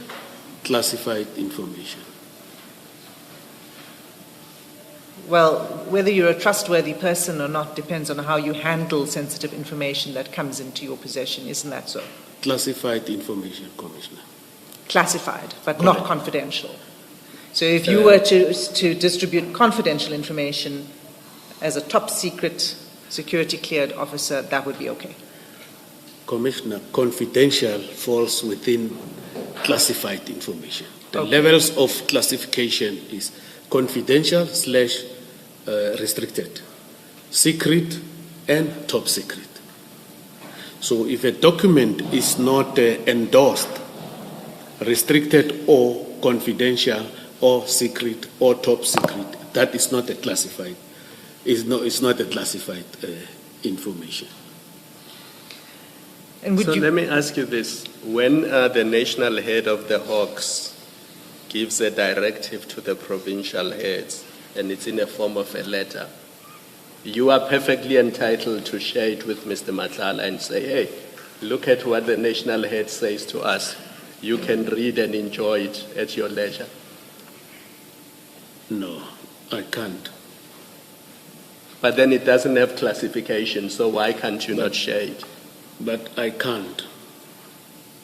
I've testified yesterday that I've never took information from the police and sent it outside. And there was no evidence, commissioners, that was presented before this commission that confirm or suggest that I took a docket and scanned it or took pictures of it and sent it to Mr. Madlanga for whatever reasons. All I'm saying, whatever I sent to Mr. Madlanga, it was documents that were in the public domain. I even indicated here, commissioners, that I've never, I will not, and I will never, even in my grave, I won't do it. I even said this yesterday. So I will never do that. So if somebody leaks a letter that the minister sends to a national commissioner and it's in the public domain, you as provincial head of the Hawks, you are then entitled to circulate it and to forward it to other people simply because somebody was naughty and they leaked it. Commissioners, Is it not your responsibility to stop the leak? Commissioner, it was already in the public domain, that letter. According to the evidence that was presented before you, commissioners, one of the witnesses indicated the letter was leaked on the 31st. General Kumalo said it was on the 1st. They indicated a lot of people had that letter. General, that's And, not what I'm asking you. I'm coming to General, answer the question. What I'm asking you is, if other people have leaked a letter, are you saying you are then entitled to continue with that and to continue circulating it? Is it not your responsibility to say, whoever leaked it made a mistake, I should not be doing that also? It's not a question of entitlement, Commissioner. Isn't that precisely what you did? Because you saying it's in the public domain, you didn't put it in the public domain, you see it, but then you feel entitled to circulate it and share it with Mr. Madlanga. Factually, that's what happened. It's not a question of entitlement. I was sharing a document that was garnering in the public domain. Maybe in your submissions, commissioners, that maybe it will be included, and then. But now this is my answer now. Well, General, you say no one has presented evidence here that you took a picture or you made copies of dockets or documents, official documents, and share them with the public. You're right, nobody has presented that, but we have documents here that are official state documents. You send them to a private citizen who is your friend, brother, who is accused of involvement in serious crimes or alleged crimes. You send that, and what we are doing is battling to get an understanding of this, how it is you gained possession of these documents that you forward. That's why this engagement with you. It's not, don't reduce it to, well, you didn't see me standing at a photocopier. Don't reduce it to that. We are dealing with trying to establish how did you get these documents and send them and why. We know it's not from the News 24 article. Now we know that. And the question is, well, how else would you have gotten them? That's the one issue. But the second issue is just a cursory paging through these documents. They include, for example, an ID copy of Mr. Nangi at page 141 with his picture and details. You give that to Mr. Matala. And I'm doing this randomly. Page 150 has got his marriage certificate. You give that to Mr. Matala with full details. And then you go to page 260, and again, it's random. You've got a deed of transfer of property, which has property details of, I think, Maria or somebody. So you giving documents, you're sharing documents with Mr. Matala, and quite a hefty number of pages, which we are battling to accept. At least I am battling to accept that all of this would have been attached to a news article. Starting from page 65, it goes beyond 277. It goes beyond that. That all of this would have been an attachment that you found in a media report. I'm battling with that. But the further area of concern is there's highly personal information, which in a different context you are precluded by the Protection of Personal Information Act from distributing further.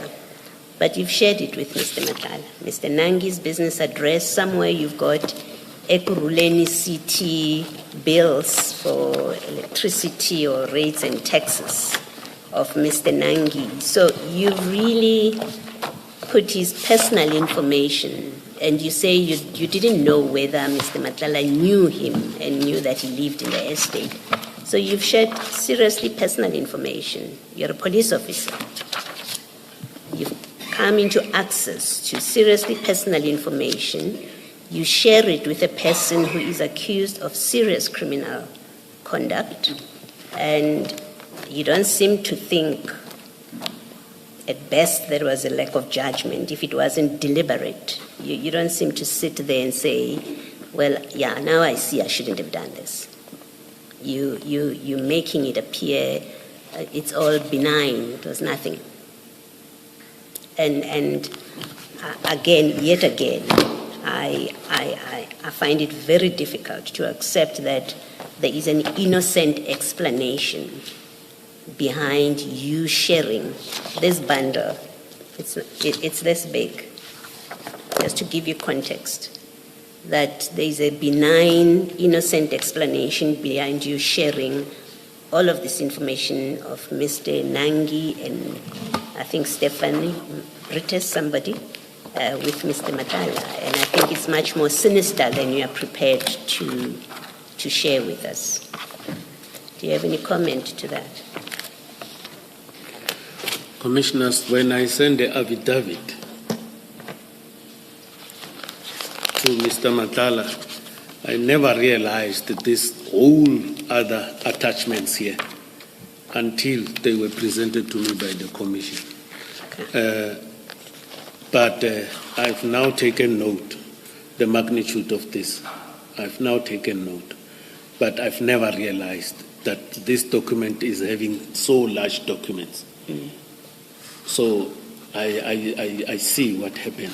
I see what this has cost in terms of these people's particulars and everything.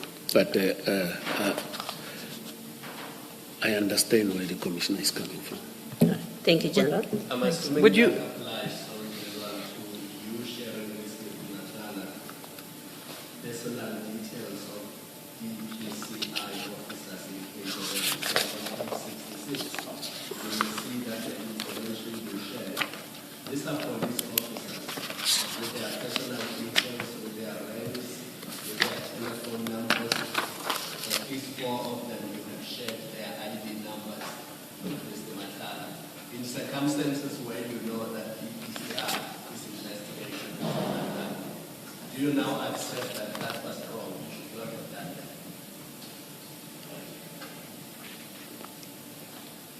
that. I am saying, when I sent the affidavit, I didn't realize the magnitude of this document. I only read the affidavit and sent it. Not that it is wrong of me sending it, but I've realized now when the commission has given me this document, that this document is too huge, it contains this type of information. When you show me, because I see here there is one, as you indicated, Commissioner, 3 ID numbers. Commissioner says 4, it's 3, Commissioner.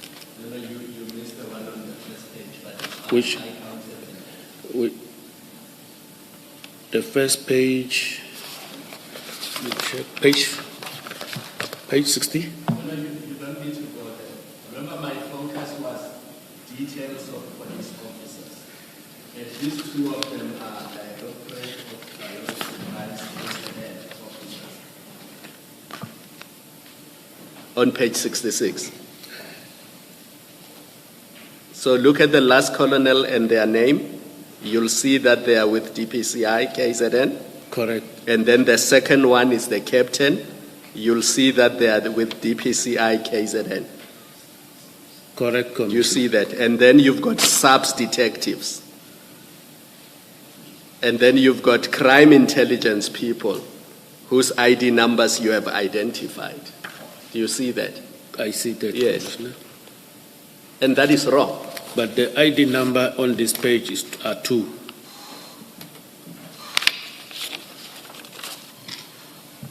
Is that one of anti-kidnapping unit? Please don't mention the names.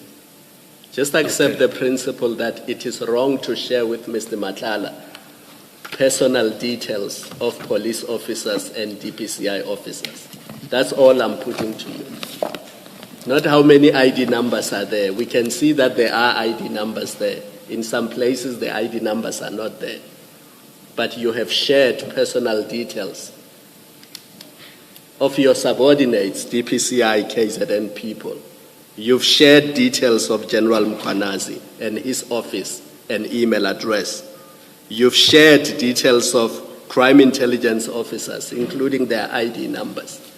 In circumstances where you know that Madlanga is under investigation by the very same institutions. Commissioner, I said in my response that when I read the affidavit, and based on that, I didn't realize the magnitude and the volume of this document. So I only forwarded it. Now you realize the magnitude. I said I realized after I received this document from the commission.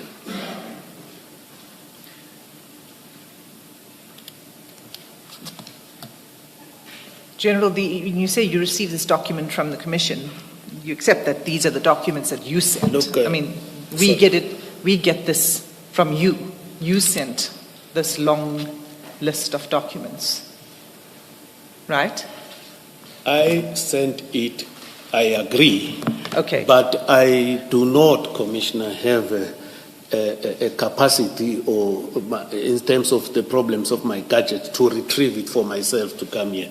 So after, when the commission was established, I got what transpired there from the commission in order for me to come in. So when you received it from us, you realized that what you did was wrong? Not wrong, but I didn't realize the magnitude of this document by the time I sent it. You didn't realize the magnitude of the document? Yeah, I never Meaning thought this the document. size. Meaning the size. The size and some of the documents, because I only read, as I've earlier indicated, the affidavit. It caught my eye there with the address, then I sent it.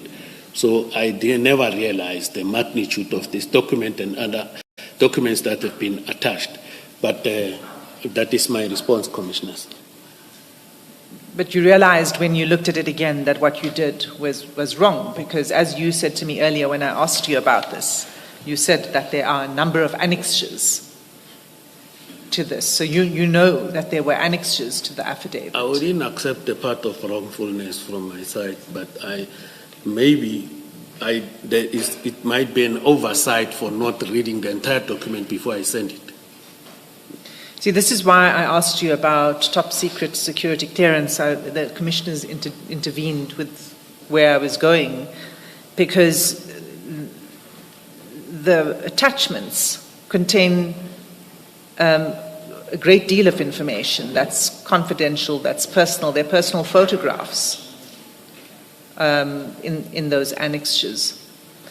And for somebody in your position, with top secret security clearance, you are required to handle state documents with care.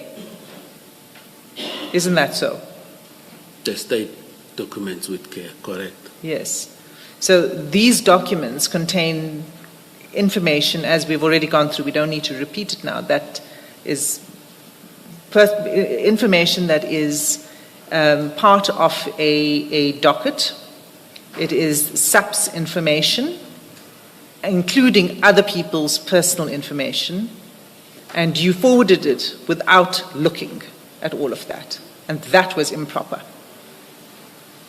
Hence, I'm saying it was an error that I only read the affidavit and sent it. But when you look at it, the entire document and the magnitude, you'll see that when I look at it after I've received it, I've realized that this, for me, is a document that was utilized for the civil claim. You didn't realize that when you sent it Correct. to Mr. Madlanga?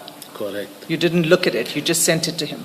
I read the affidavit, I saw the address, and I just sent it, as I've indicated So you before. did read the affidavit, so you did see what the contents were?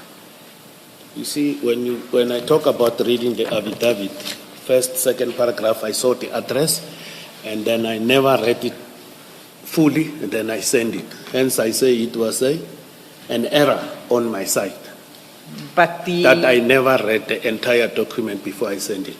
But the names and personal information of DPCI officers and others are in the affidavit. They're at the front of the affidavit. That I didn't see when I read and sent by the commissioners. But you do accept the duty on you as a person in your position. I'm going to keep repeating it because you hold a senior office, and all South Africans expect that people in your kind of office will conduct themselves consistent with their duties. Your duty, the duties that you held, required that you do not share this kind of information with a member of the public, regardless of whether it was in the public domain or not. I think the issue of regardless whether in the public domain or not, Commissioner Kumalo asked me, I responded. And I want to repeat myself again that I made an error by not reading the entire document. I only read the first page, that page of the affidavit of Mr. Nang, and then I forwarded it. So I think that is the response I can give And that was not consistent with your duties, particularly somebody with top secret security clearance who's meant to conduct themselves in a way that doesn't make them vulnerable to compromise, correct? That is how you see it, but not how I see it. You don't see your duties in that way? No, and with relation to this document, yeah. I've explained why I send it, and then I'm also telling the commissioners that I never read the entire document. It is the error that I've done. I don't know how do I explain it further or whatever, but that is what happened.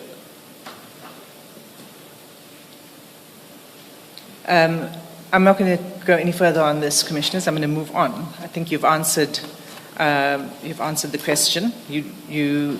We're going to return to it again because it's not the only instance. So I'm afraid that you will have to face this again. Let's just move on that page 30, where we were. 30. 30. Okay.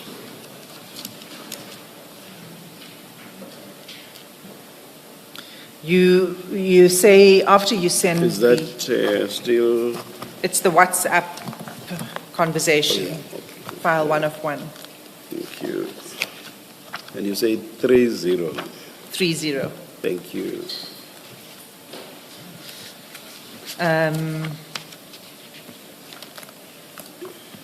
So on that page, you say on the 18th of March, you sent a message to Mr. Matlala, brother, did you find those guys? What were you referring to? I do not have a recollection of this one, Commissioners. It must be made clear that I'm also a human being. I can't recall each and every little thing that is here. I can't recall. You don't recall? Yes, Commissioners. Okay.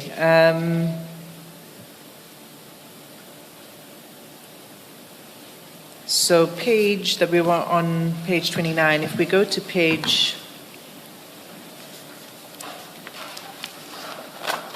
34,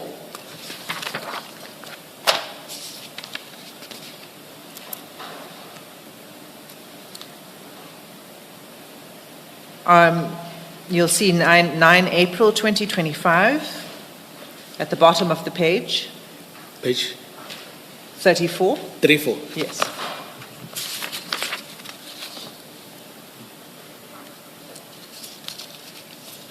I'm there. You arranged to meet again on 9 April, is that correct?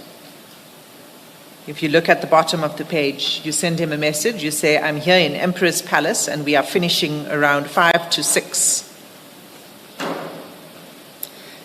Yeah, I see this one. I was in Emperor's Palace, and he wanted to see me. I said, we will be finishing our engagement there with between 1700 and 1800 hours.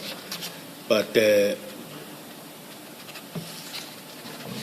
when you turn the page over, You were at Empress Palace on work yes, duty? Yes. Work duty, yes. When you turn over, he said, can I come after 1800 hours? I say yes. But eventually this meeting never took place. It never took place. How do you know that? How do you recall that? I am telling you because I know what we were doing there. It never took place. Why didn't it take place? Because he couldn't come through. After we worked, I went to the room and then we slept. He couldn't come through. The meeting didn't take place. Okay, so you remember on that day that the meeting did not take place, on 9 April? Yes, I remember. Okay. I said I'm going to tell the truth. Whatever I remember, I will assist the commission. What I can't remember, I'm still begging maybe for forgiveness for not remembering, but I'm a human being as well. That needs to be noted. Can you turn over the page? So we were on 35, page 36. Yes. At first, you have a conversation.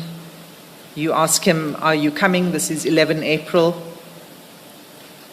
He says, I'm with the kids. As soon as their mother gets home, I'll leave. Where am I going to find you? And then you respond, let's meet tomorrow morning at our usual place at 9. Yes. And what is our usual place? Is that Mainland Main. Mainland Main? Yes, Commissioners. At 9 in the morning. Yes, Commissioners. And did you have that meeting? I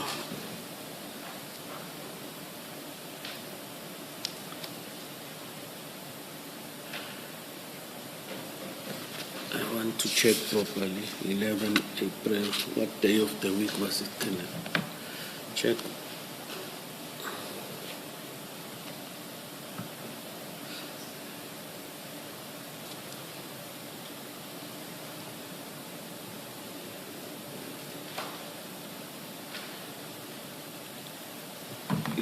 It was a Friday, and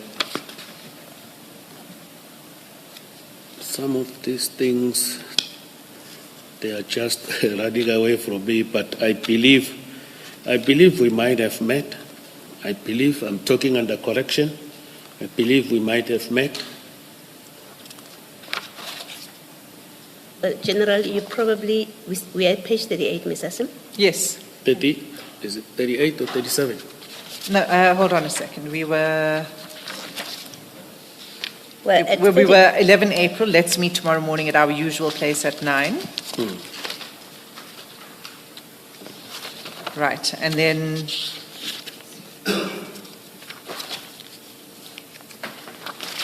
I'm asking whether you then met. No, you see what I wrote here on the 11th.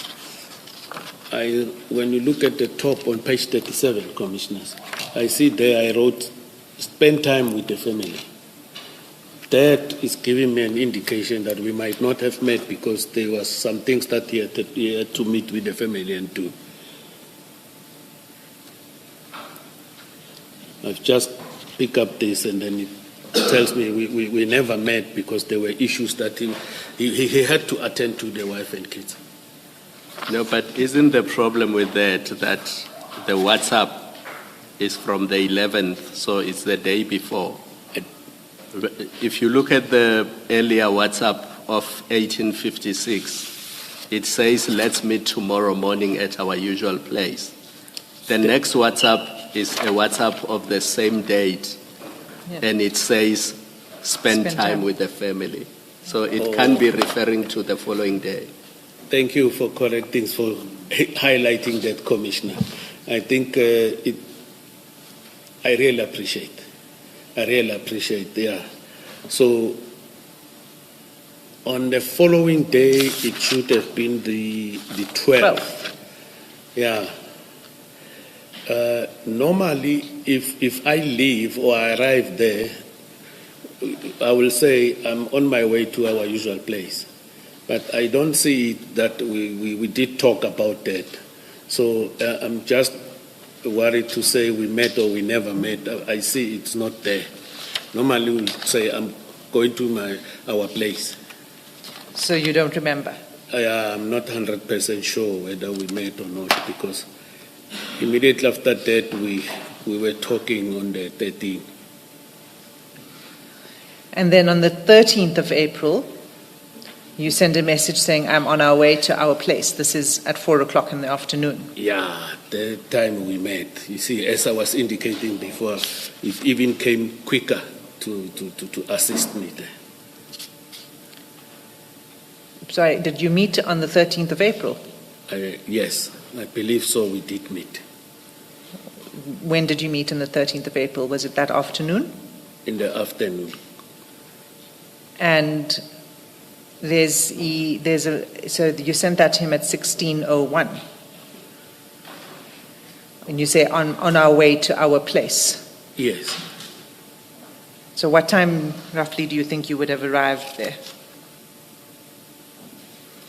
It take me, depends on the traffic, but I can say roughly 30 minutes. Okay. So the next message then is from Mr. Matlala. By now you would have arrived. The next message is from Mr. Matlala. And here he shares with you certain documents. Yeah, I see. She shared with me these documents. Right. So let's go to those documents. The first one is SEN 3.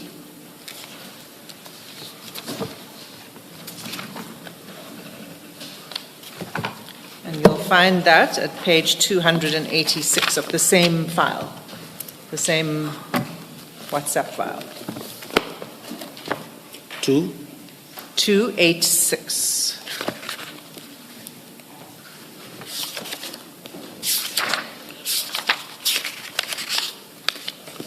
Okay.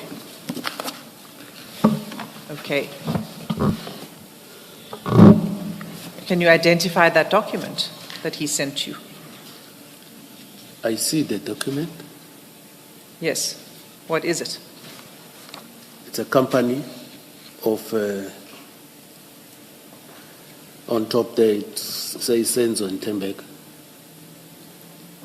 It says Senzo and Tembeka Nkunu Foundation, yeah. and the number of the company, Yes, company registration number, Yes. and then the details of the company and the directors, yes, etc. yes. So, why did Mr. Matlala share this with you? I definitely do not know, because this document, when he sent me on that day of the 13th, we were talking there. I never read them. Never read these documents.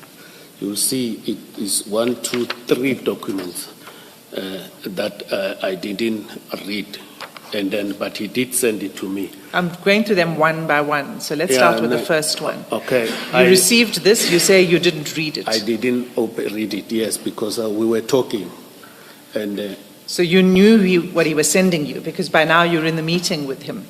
I know when you open it here, because when you sent us the Rule 3 notification, these things were never there. This SEN3, SEN4 and SEN5, they were not there. And the document that we received through the Rule 3 has got certain things that maybe I will show the commissioners in the document that was sent to me initially. But I didn't open this document.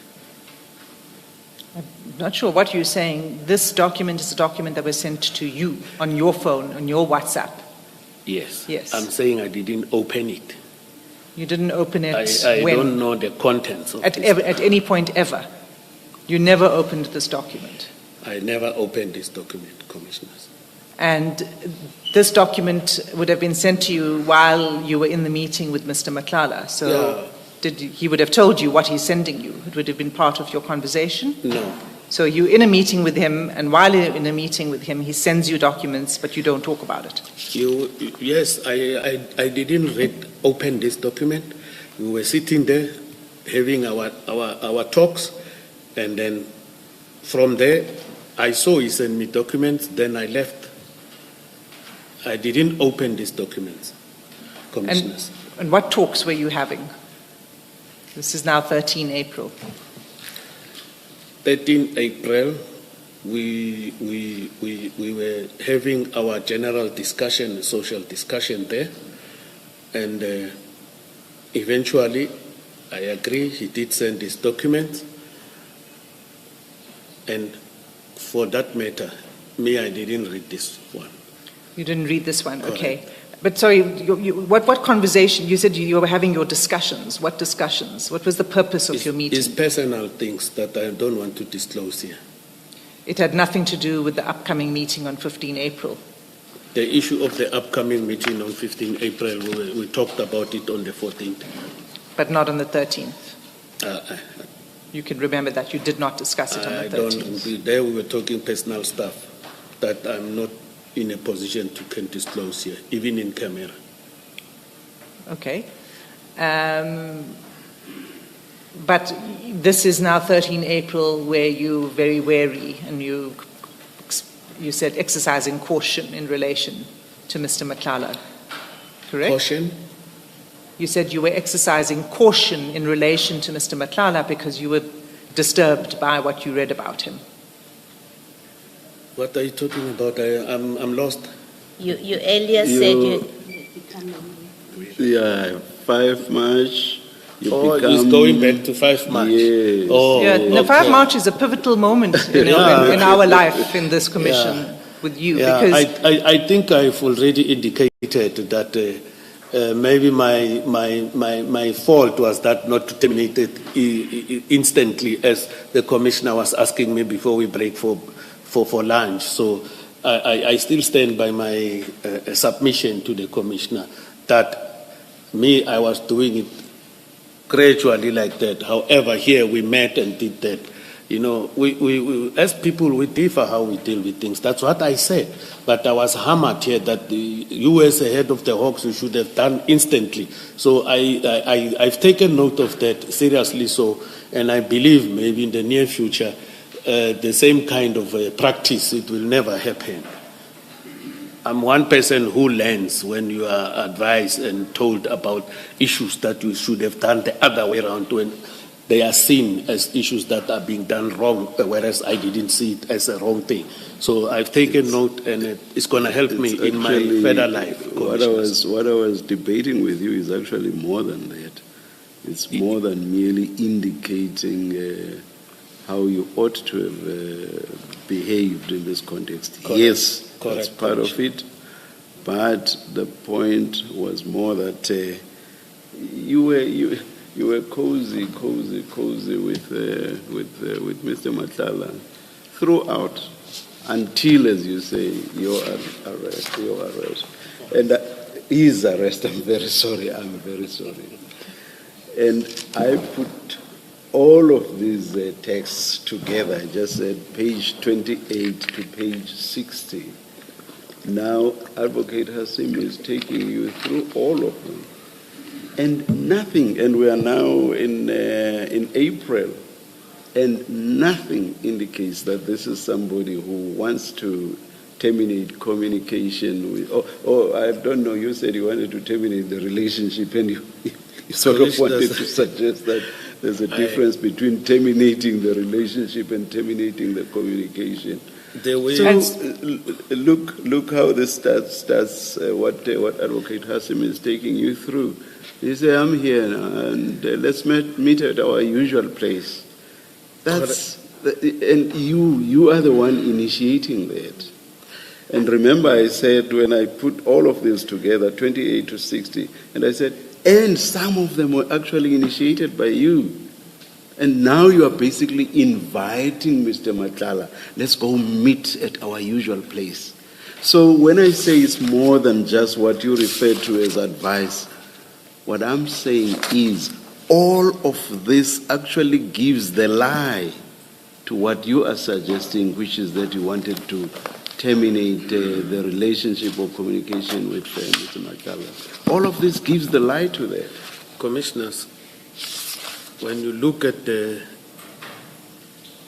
communication, when we were supposed to meet and then he said it's with the kids and we postponed, up until that day, sometimes you become that type of a human being who would want to understand and curious. So we went there, we had our discussions, but I understand why the commissioner is like this and feeling like this.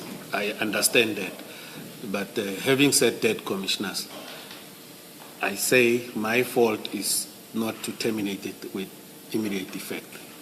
But do you agree that what this points to is that it actually points to the opposite of what you are suggesting to us, which is that you wanted to terminate the relationship? It actually shows that you were still very friendly towards him. Do you accept that that's what this evinces, this shows? I'm saying I took too much time, too long to Do you terminate it. accept that that's what the texts show? They indicate It doesn't that show you are that still... I'm lying, Commissioner. No. Do you accept that these texts actually show the opposite of what you are suggesting to us? They actually show that you were still very friendly towards Mr. Madlanga. Do you accept that? Friendly but not close. Do you accept that they show that you were friendly towards him? I accept that I was still talking to him. In a friendly manner. Of course, we're not fighting, Commissioner. Do you accept that you were communicating with him in a friendly manner? I accept I was communicating with him in a friendly manner. Thank you. Can I follow up on that? Do you accept that from page 28 up to where Ms. Hassim is, it shows that you were communicating with him a lot? A lot. And if you want to check, you're free to do that. You can go to page 28. It's that message about General Mkwanazi and the DPCI. You go to the next page. There are 2 WhatsApp messages. One of them is from him saying, good morning. You say, see you. You respond, see you at 2000 hours. Next page, Mr. Madlanga writes once at page 30. You are there 3 times. You are there. I'm here. You say the next one. You send that document that we discussed, that thick document. You have an audio/video call, and then you say, brother, did you find the guys? You tell us you don't remember what this is about. And the last one, it's you again. You go to the next page, it's you again. No, Mr. Madlanga, it's you. You go to the next one, at the top, it's you. Mr. Madlanga once, the next one is you. The next one is Mr. Madlanga, the next one is you. Next page, 2 messages, both from you. Next page 34, it's you, Mr. Madlanga, you, Mr. Madlanga, you, Mr. Madlanga, you.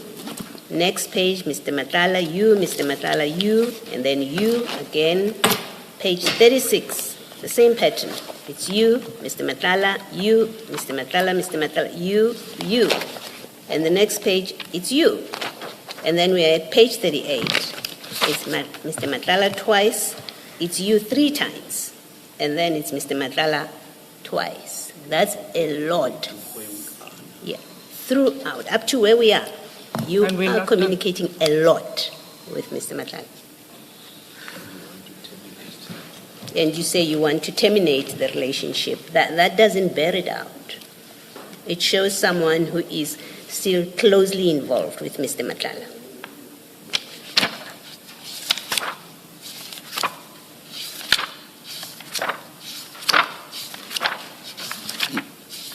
Do you wish to comment, General? No, Commissioner. Thank you. Ms. Hassim? The second document that you... So before you do that, I would like to talk about this first document. Oh, yes. Yes. The document that is about the business of Minister Kunu, you say you seem to accept that Mr. Madlanga sent it to you as you are in a meeting with him. That's how I understood your discussion with Ms. Hassim. Am I correct in that understanding? Yeah, as it is given to me, I see the way these things are. I said yes. You accept that at that time you were still in the meeting. Okay. Because, commissioners, at one stage, when one look at these things, they leave sometimes much to be desired for. These messages, it's according to what I heard, is a download, and then from there they did the screenshots. These messages. What are you saying about it? Let me understand. Sometimes one might have to have a problem with the messages because sometimes they say it's a download and screenshots messages. Maybe the evidence leader might assist us that how did they retrieve this information from the cell phones? No. I'm still having the discussion with you. You have testified that you did receive this, but you didn't open it.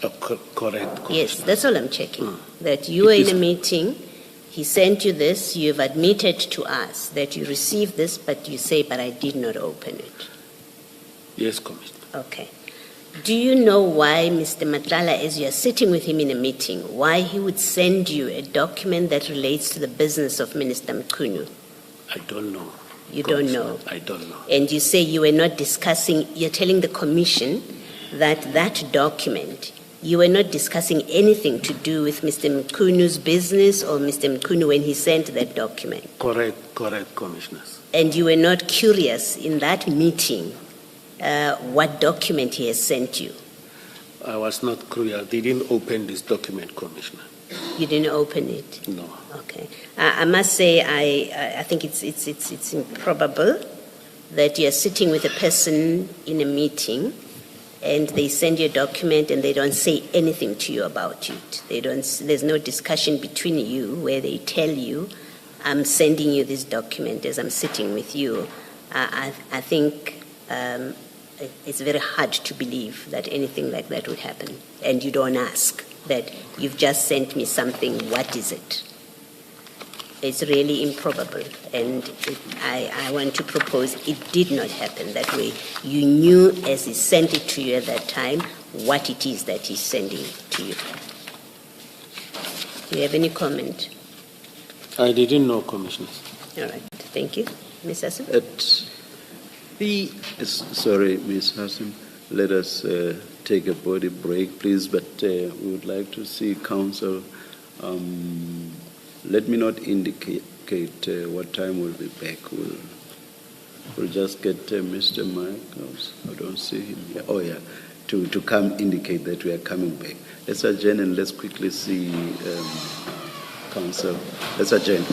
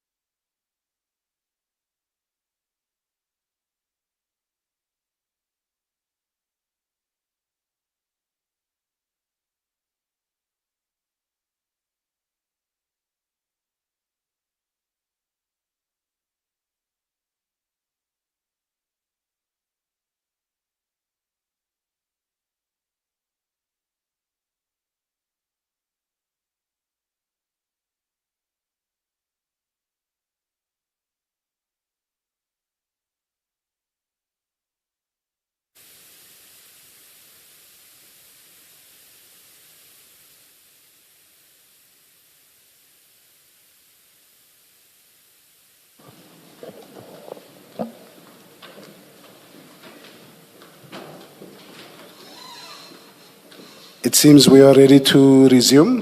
Cell phones off, please.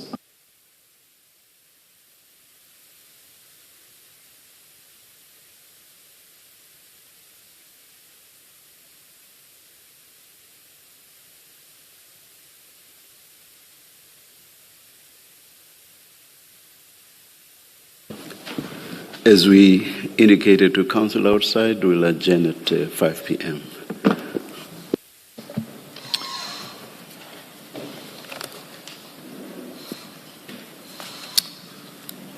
General, we were dealing with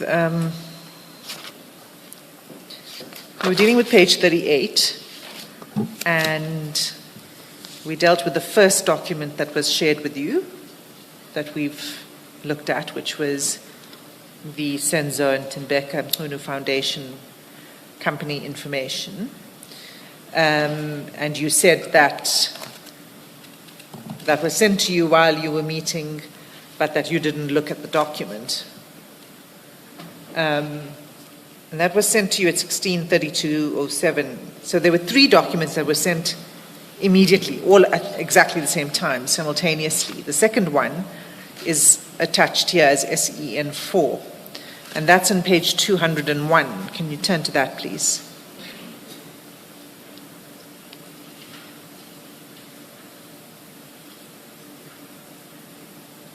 Do you have it? Page 201. 200 then? 201.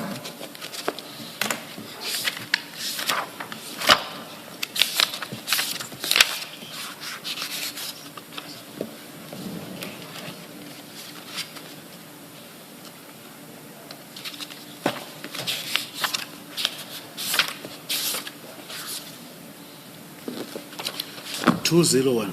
201, yes.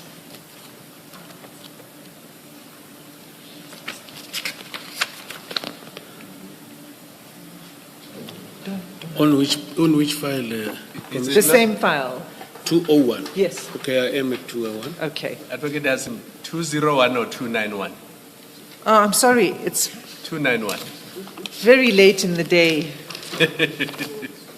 My eyesight's beginning to... It's 291. Yes. Thank you very much, Commissioner Kumalo. Apologies, General. 291.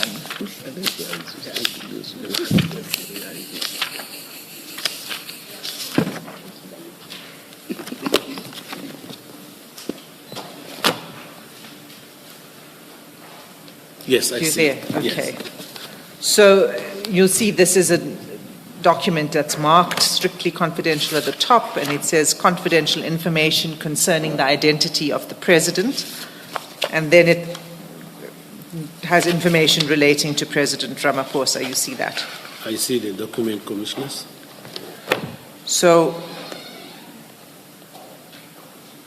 why did he send this to you? I also do not know, and if he sent it to me, I didn't open. If he sends it to me, I didn't open it. You know, these documents, when I look at them now, because it's now that I see the contents, I would have reported this to my principal.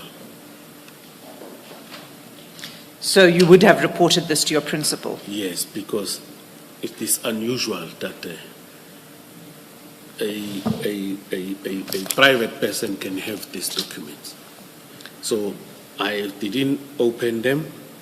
I didn't know what was inside. But if I knew, Commissioners, definitely I would have written an information note to my supervisor, informing him about this, what I've just discovered with a person of so-and-so, Mr. Madlanga. So you're saying that, again, you're saying in the meeting where he sends you simultaneously these documents, he doesn't say anything to you about what he's sending to you. You have no discussion about it. That's correct. In the course of the meeting, and you have no discussion about it after the meeting either. That's correct, Commissioners. I didn't read it. If I read it, the communication after that was going to be there about it, but I was going to write an information note to my supervisor in order for action to be taken what needs to be taken. Investigation. Sorry, Ms. Hassim. There are actually two things that arise from this, and one is what Ms. Hassim has referred to, which is he did not tell you what this was. The second thing is, did he tell you anything at all with regard to sending these documents? This is actually a question that my colleague, Commissioner Baloy, asked. But I just want clarity on it, and to say we just must be clear what you say about these two things. You've responded to the one that Ms. Hassim is raising. But I want to know, did Mr. Matlala say to you, my brother, I am now sending you something? Did he say that at all, No. as you were sitting there? No, Commissioner. So you are sitting there, you are at a recall that. meeting, you are discussing whatever it is you are discussing, so he silently just sends you these documents, these three documents, and he's completely mum about them. Commissioners, he will be the one who will answer why did he send it to me. It is unfortunate I never happened to open and read this document. No, please, I'm not asking you about opening. I'm asking you now about the two of you sitting together, having a discussion at a meeting, and he sends you this. He's silent, completely silent. He does not even say, please have a look, I've just sent you something, or I've sent you something, please have a look when you find time. Nothing like that. He sends them, he's silent about them. That's correct, Commissioner. I will say to you that's totally improbable, General. You see, this one, Commissioner, I would have taken action. This, I will suggest to you that you say what you are saying, which is that, one, he was completely silent about sending you something, and two, you did not read it. You are saying all those things exactly because you realize that you definitely ought to have done something about this open quote, strictly confidential, close quote document. That's why you are saying, one, he did not say, I'm now sending you a document, and two, you are saying, I never read these attachments. You are saying that because this is staring you in the eye, and you cannot say, I did read this and did nothing about it. That's why you are saying what we are saying. What do you say to that? Commissioner, I didn't read it, and he never told me he's sending me these documents. I saw the documents came in. I never read it. After our meeting, I get into the car. I went home. I'm saying because I happened to see the actual contents when they commission's attorneys have sent us this thing. But prior to that, I didn't know what are the contents of these messages he sent me, these documents. Are there many other messages from him that you never read? Is these three? The other These ones, three, that's very interesting. It is these three commissioners, and that I can recollect. That is very interesting. Yeah, these three commissioners I've never read, and then now I'm advised they were sent to me,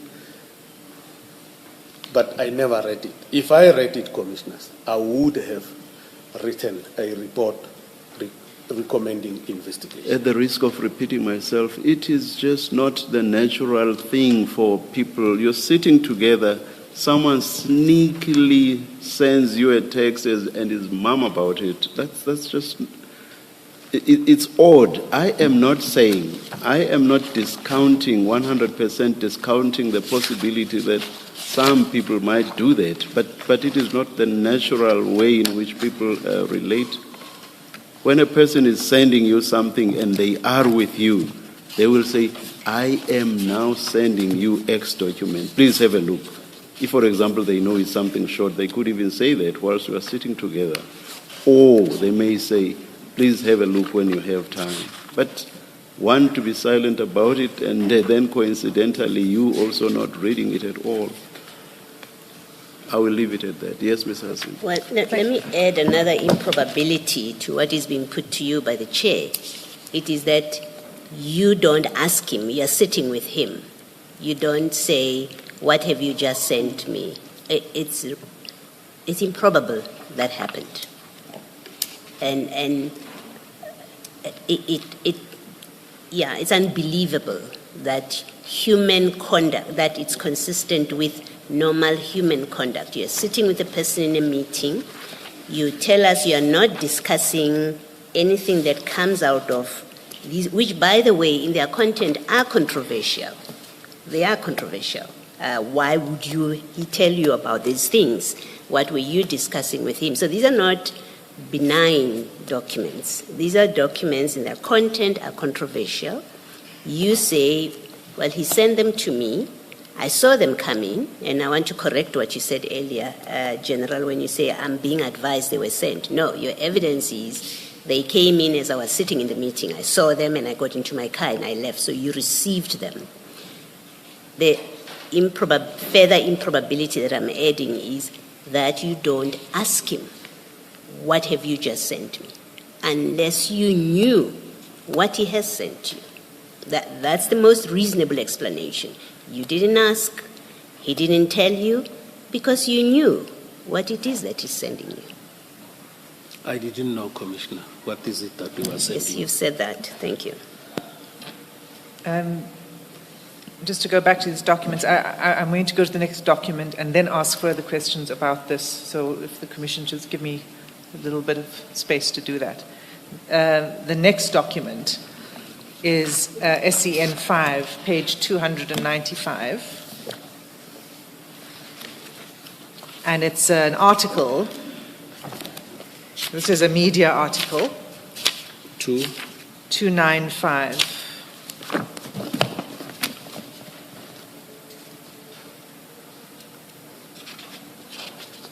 Right, it's a news report regarding corruption in the Rustenburg municipality. I see. You see that? Yes. Okay, and now this document was also sent simultaneously with the other two. So your answer is the same in respect of this as with the other two. Correct. So can you explain to the Commission why you didn't deal with this in your statement?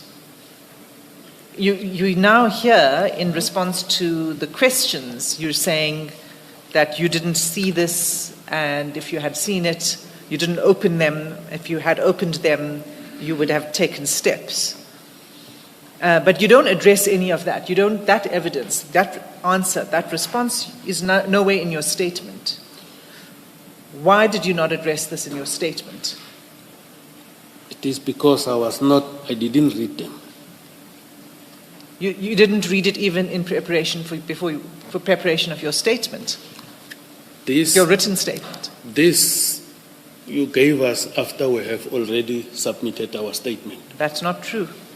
Okay, I'll prove to you. I think on Sunday, they sent documents to my attorneys. I was sitting there, they were supposed to deliver documents. This past Sunday, already, I think my affidavit was in, if my memory serves me well. Because now, even if I request to consult, I don't know if I'll be allowed, because I want to show the Commissioner and my attorney something here on this document and also here so that I can get a clarity. But the document... General, I've got to intervene because this is disingenuous. What you're saying is this file, that's correct, this exhibit file you received a few days ago, but the contents, this document was provided to you last year. With Rule 53, Rule 3. Last year, it was in response to the Rule 3, it was in response to correspondence from your side asking for further information. All of these annexes were provided to you before your statement. That's why you were able to respond to certain other things in your statement.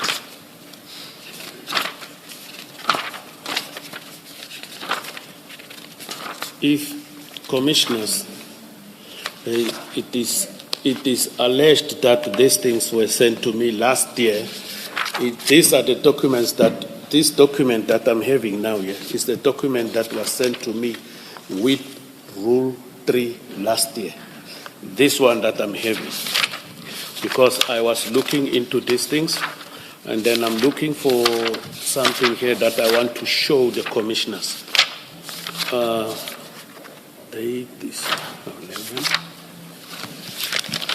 We'll prove to you that you received it before your statement. Commissioners, can I be allowed to also respond? Otherwise, if I'm not allowed to be respond, I feel that I'm not protected. Please respond, General. Can I talk Please. to my counsel and show them this, then I'll bring it to the commissioners. Remind them that this is what I'm talking to. Please. Don't you want to just articulate the point that you are articulating? Aren't you able to articulate it such that we understand the point you are making, General? Commissioners. Yes, yes. You see, I want to bring it to you so that you can have a look at it. Okay. Or to us, yeah, fine. No, I'll bring it. No, I'll bring it, Commissioner. I want you to show them this page.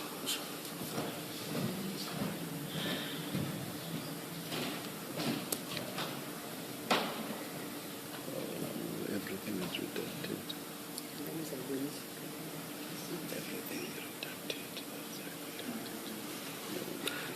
Can I request, Commissioners, that the very same documents must be shown to my attorneys?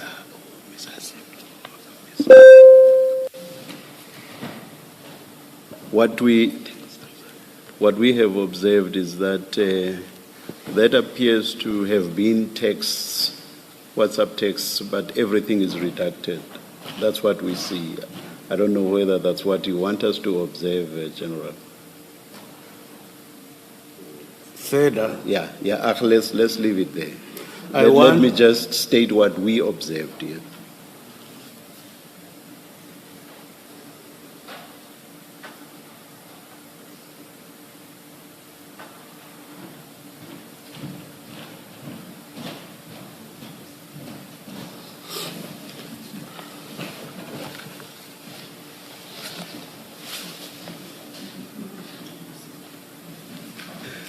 Yes, General. What point do you want to make about what you just showed us? here, I'm able to see at the bottom, date 13/04/2025, 1631. It correlates with SEN 5, page 39.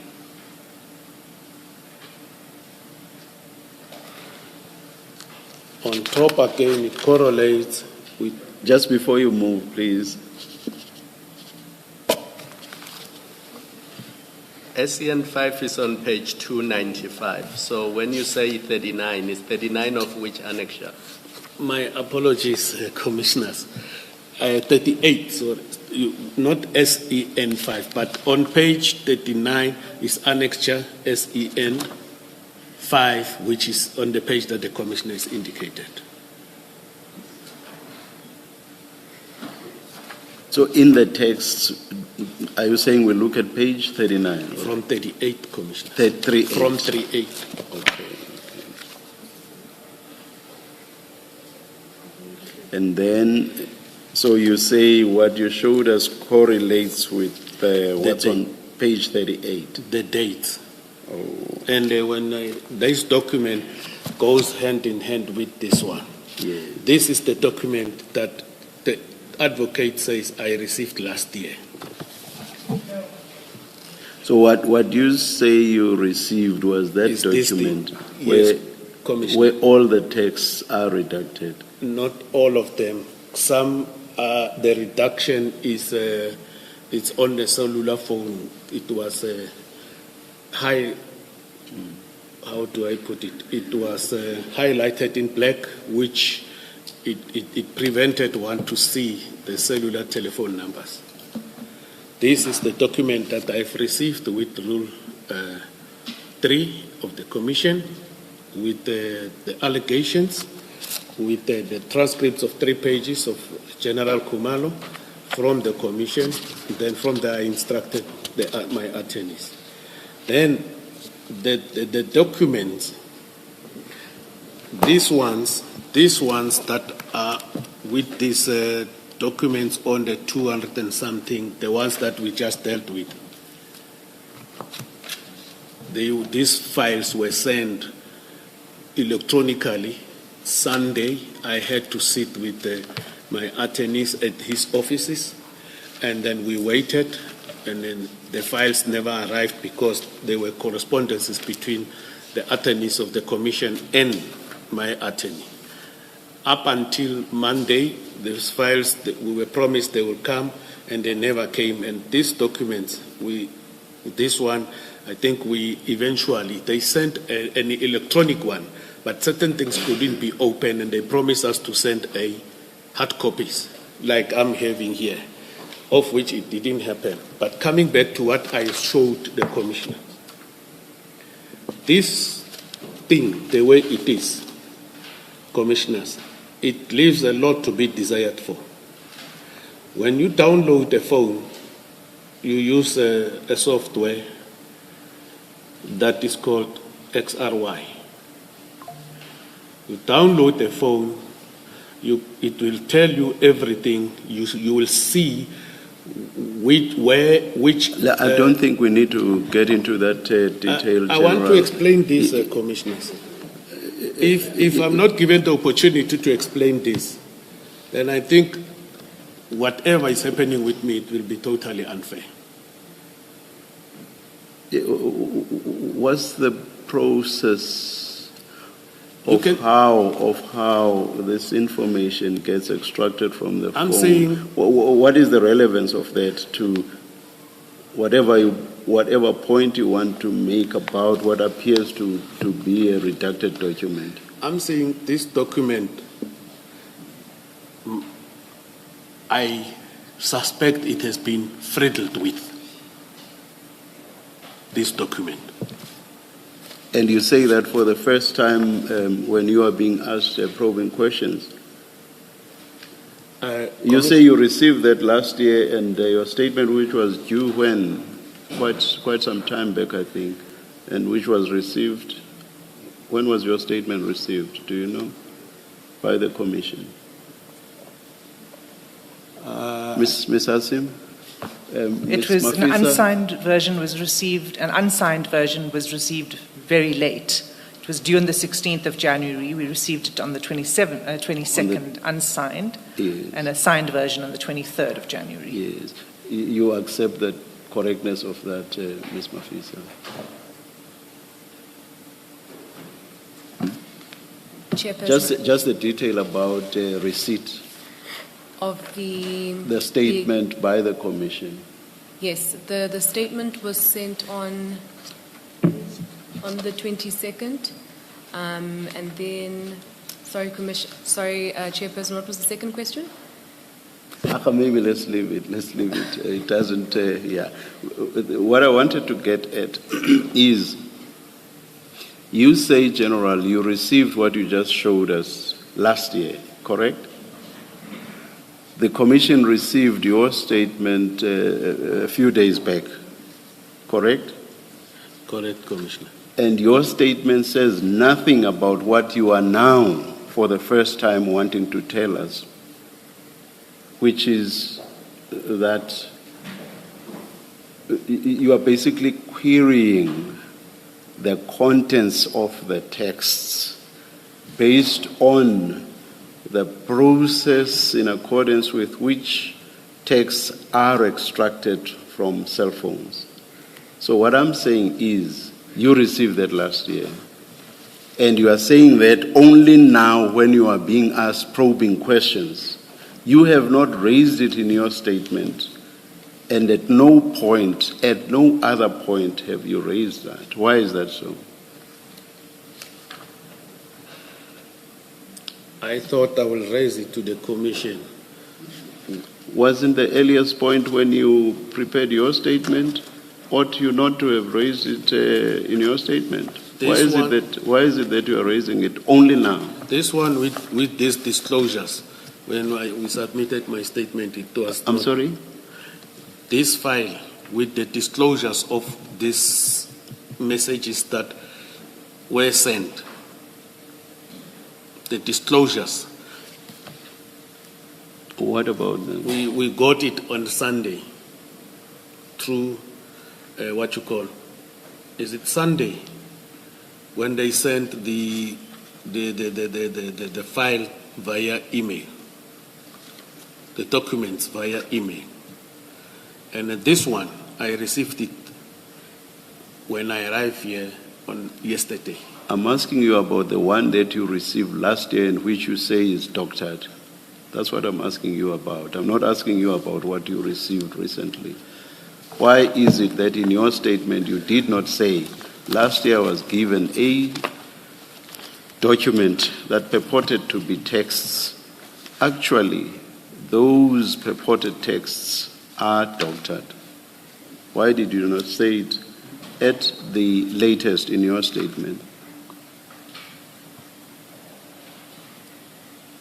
Maybe it might be an error that I didn't do this, because I thought when I come here, whatever will be receiving, it will be like this.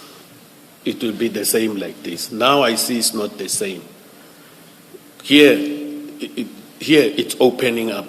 It's opened up. Here, it has been hidden. That is why I'm raising it now with the commissioners, because now I remember I'm having this document. Then I just took it from my bag, but this is the document that it was sent to me with the Rule 3. If we can go back to those emails of Rule 3 that was sent to me before I instruct my attorney, this document, it will be like this. That is Thank why you. I'm raising it now. Thank you, General. Ms. Hassim? It's such think an it's only- extraordinary turn of events, because I'm trying to find the ruling. The chair may recall that in November, General Senona was here. I was not present on that day, but we do have the transcript of the ruling in our files. If I could just get the reference, please. In which there was discussion about documents that the witness required in order to come and give his evidence here. Because if you recall, he was due to give his evidence at the end of November last year. And in the ruling, and between the council teams, it was agreed that at that point, all information that had been requested was now in the possession of the witness. So, in fact, it is the ruling. It says it is recorded that General Senona is in possession of all documents emanating from the Commission that he requires to consider for the purposes of preparing his witness statement. But as I understand it, Ms. Hassim, his point is that's one of the documents he received, and what you've just read now may well have been referring to this very document that's basically blank. And that when he said that is, he has received everything that he requires. By that he meant even receiving that which is blank. From where he was sitting, he may well not have known how and for what purpose that blank document was going to be used for. So I guess the point of substance is, did the evidence leaders furnish him, or the Commission's attorneys furnish him with that blank document? And if so, to what end? I would have to inquire why that particular document was sent. But as for sending the information that's relevant for the purposes of the statement, it was clear from the ruling, because there had been a discussion and a meeting at that time with the evidence leader who was present and the legal team for the witness. There was a discussion about the documents and what was required. prior to the ruling being made. And that was the agreement that they had come to. So there are two separate issues here. I don't know about this document that the General is waving around. Chairperson.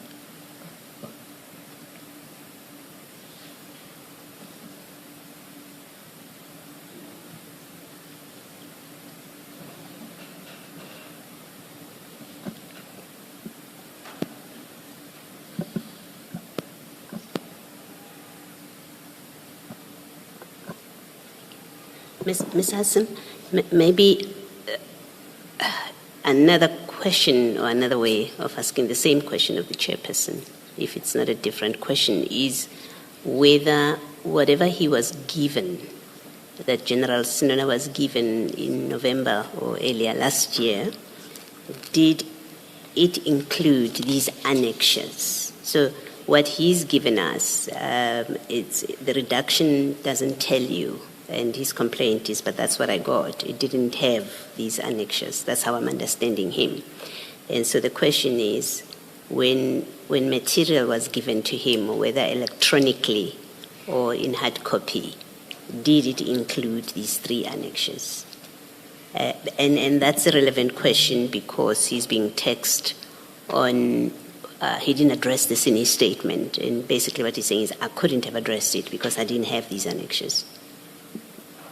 My understanding is that he was provided with the chats and the annexures, and I'm asking the attorney to just look for the record of that. But I don't have it in front of me now to be able to definitively say to you on this date or what happened. Yeah. And it was never brought to my attention at any point that he was not in possession of these annexures until now. Perhaps then in that case, you have to pend your discussion with him about not having addressed this in his statement until you have verified, if you do verify. I'm happy to do that because... I guess I should be the one pending because I'm the one who asked the question. Yes. Yeah, I will stop with asking questions along why you are only raising this now, General, until this has been gone into a little bit more. Yeah. But what I would want to place on record, though, is that but what you are being taken through now are your own texts together with Mr. Madlanga. And at no point from yesterday until now did I ever hear you say that you are not in a position to deal with your own texts, which were shared between you and Mr. Madlanga. I thought I should just place that on record. Yes, Ms. Hassan? Thank you, Chair. So we'll continue on the basis of the chats, and I will hold my question about why the statement doesn't deal with these annexures, these particular 3 annexures that we were just addressing. But General, what we were saying was, what you had said was, you didn't open these documents when Mr. Madlanga sent them to you. Correct. Right? And so you didn't know what they concerned. He was sitting with you when he sent it to you, but he didn't say anything to you about it and why he's sending it, correct? Correct, Commissioner. And you didn't ask him either? Correct, Commissioner. You didn't ask him at the time that he was sending it and you were receiving it with him, nor did you ask him at any later stage? Correct, Commissioners. Okay. So you do meet soon after that. If we just look at page 39,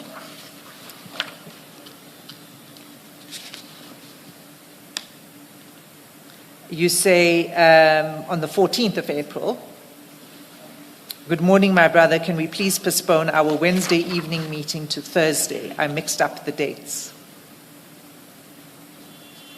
We never met. It was a postponement of a meeting, that one, Commissioners. Yes, so you were due to meet, so 14th of April was a Monday. So you were due to meet on the Wednesday, and you said you asked to postpone it to the Thursday, right? Correct. Okay, and then the response from Mr. Madlanga to you is, okay, thanks, I'll let him know. Who's him? I don't know, but maybe you will come and assist us, because as I'm saying, I can't recollect all these things. You don't recall who it is? Yeah. It was some person that you were supposed to meet, I but don't you can't know. recall who it was. I don't know. Yeah, I can't recall who was. What is this that he said to let him know? But do you accept that you, on his response to you, on this response, you were supposed to meet somebody else, to have somebody else in the meeting? That's what this conveys. Your meeting with him was going to have somebody else, and then you postpone, you ask him to postpone, and then he says, I will let him know. Just from that, you accept that there was supposed to be somebody else in the meeting. You just don't remember who. I didn't know if there was going to be somebody in a meeting. I know I was going to meet with him. And you didn't ask him, who are you talking about when you say, I will let him know? You didn't ask him that. Yes, it is unfortunate when we talk on that level. We sometimes don't ask too much and everything, but as for me, I was supposed to meet him. No, General. No, General. Mr. Madlanga says, I will let him know. He doesn't mention a name. He just says, I will let him know. So he's responding to you. A reasonable reading of his email is that you know this other person that's supposed to be there. You know. That's why he doesn't give you names, he doesn't give you details. He just said, okay, I will let him know. So a reasonable person reading this must say that General Senona knew who Madlanga was talking about. Otherwise, Mr. Madlanga would have given you a long story. He would have said, oh, I was going to have so-and-so in our meeting, but now I will let them know. He just simply says, I'll let him know. You knew who it was he's referring to, and you're not being honest. When you say you don't know, he must come and explain. You're just simply not being honest with us. Must I give an assumption, Commissioner? No, I'm not asking you for assumptions. We don't work with assumptions. We're a fact-finding body. You are choosing not to give us the facts.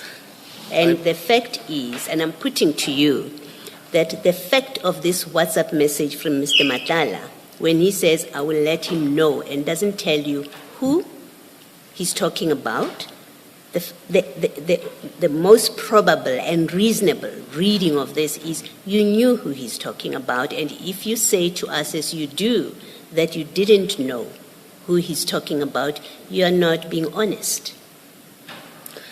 Commissioners, if I can't recall, I can't recall, and I don't know. I don't know how, I'm not sure what is it that I must respond on. But if one maybe was unable to consult with him, maybe a recollection would have been here so that I can assist the Commission. Well, General, there's a difference between I don't recall, I don't know, or I don't want to tell you. And I'm putting to you that this I don't recall or I don't know who he was talking about. In fact, it is I don't want to tell you because you know. The text tells us that you knew who he was talking about. Otherwise, you would have asked him, what are you talking about? It was supposed to be just the two of us. Commissioner, what I know, I am telling the Commissioner, the commissioners. What I don't know, I wouldn't want to talk about something that I don't know or I don't remember. Okay, thank you, General. That is what I came here to do. All right, thank you. Tell what I know. Generally, your answers worry me because you've had a lot of time to think about this. And these are some of the texts that are referred to in your statement. So we can tell from your statement on page 18 that you've had this text for quite some time. So you've had time to think about this. And to come here and say, I don't remember, ask Madlanga. How would Madlanga remember if you don't remember? He might be lucky. We might be lucky he remembers, commissioners. So if me, I don't remember, maybe must I be crucified? No, it's not a satisfactory answer, I'm afraid. I will Thank leave you, it there. Commissioner. I see I'm being crucified. That's not the intention. feel. That's not the intention, General. Yeah, Ms. Hassim, Ms. Mafisa, it's 5 o'clock. Let's take the adjournment at this stage and resume at 9:30 tomorrow. Thanks, Chair. See you at 9:30 tomorrow, General. Thank you.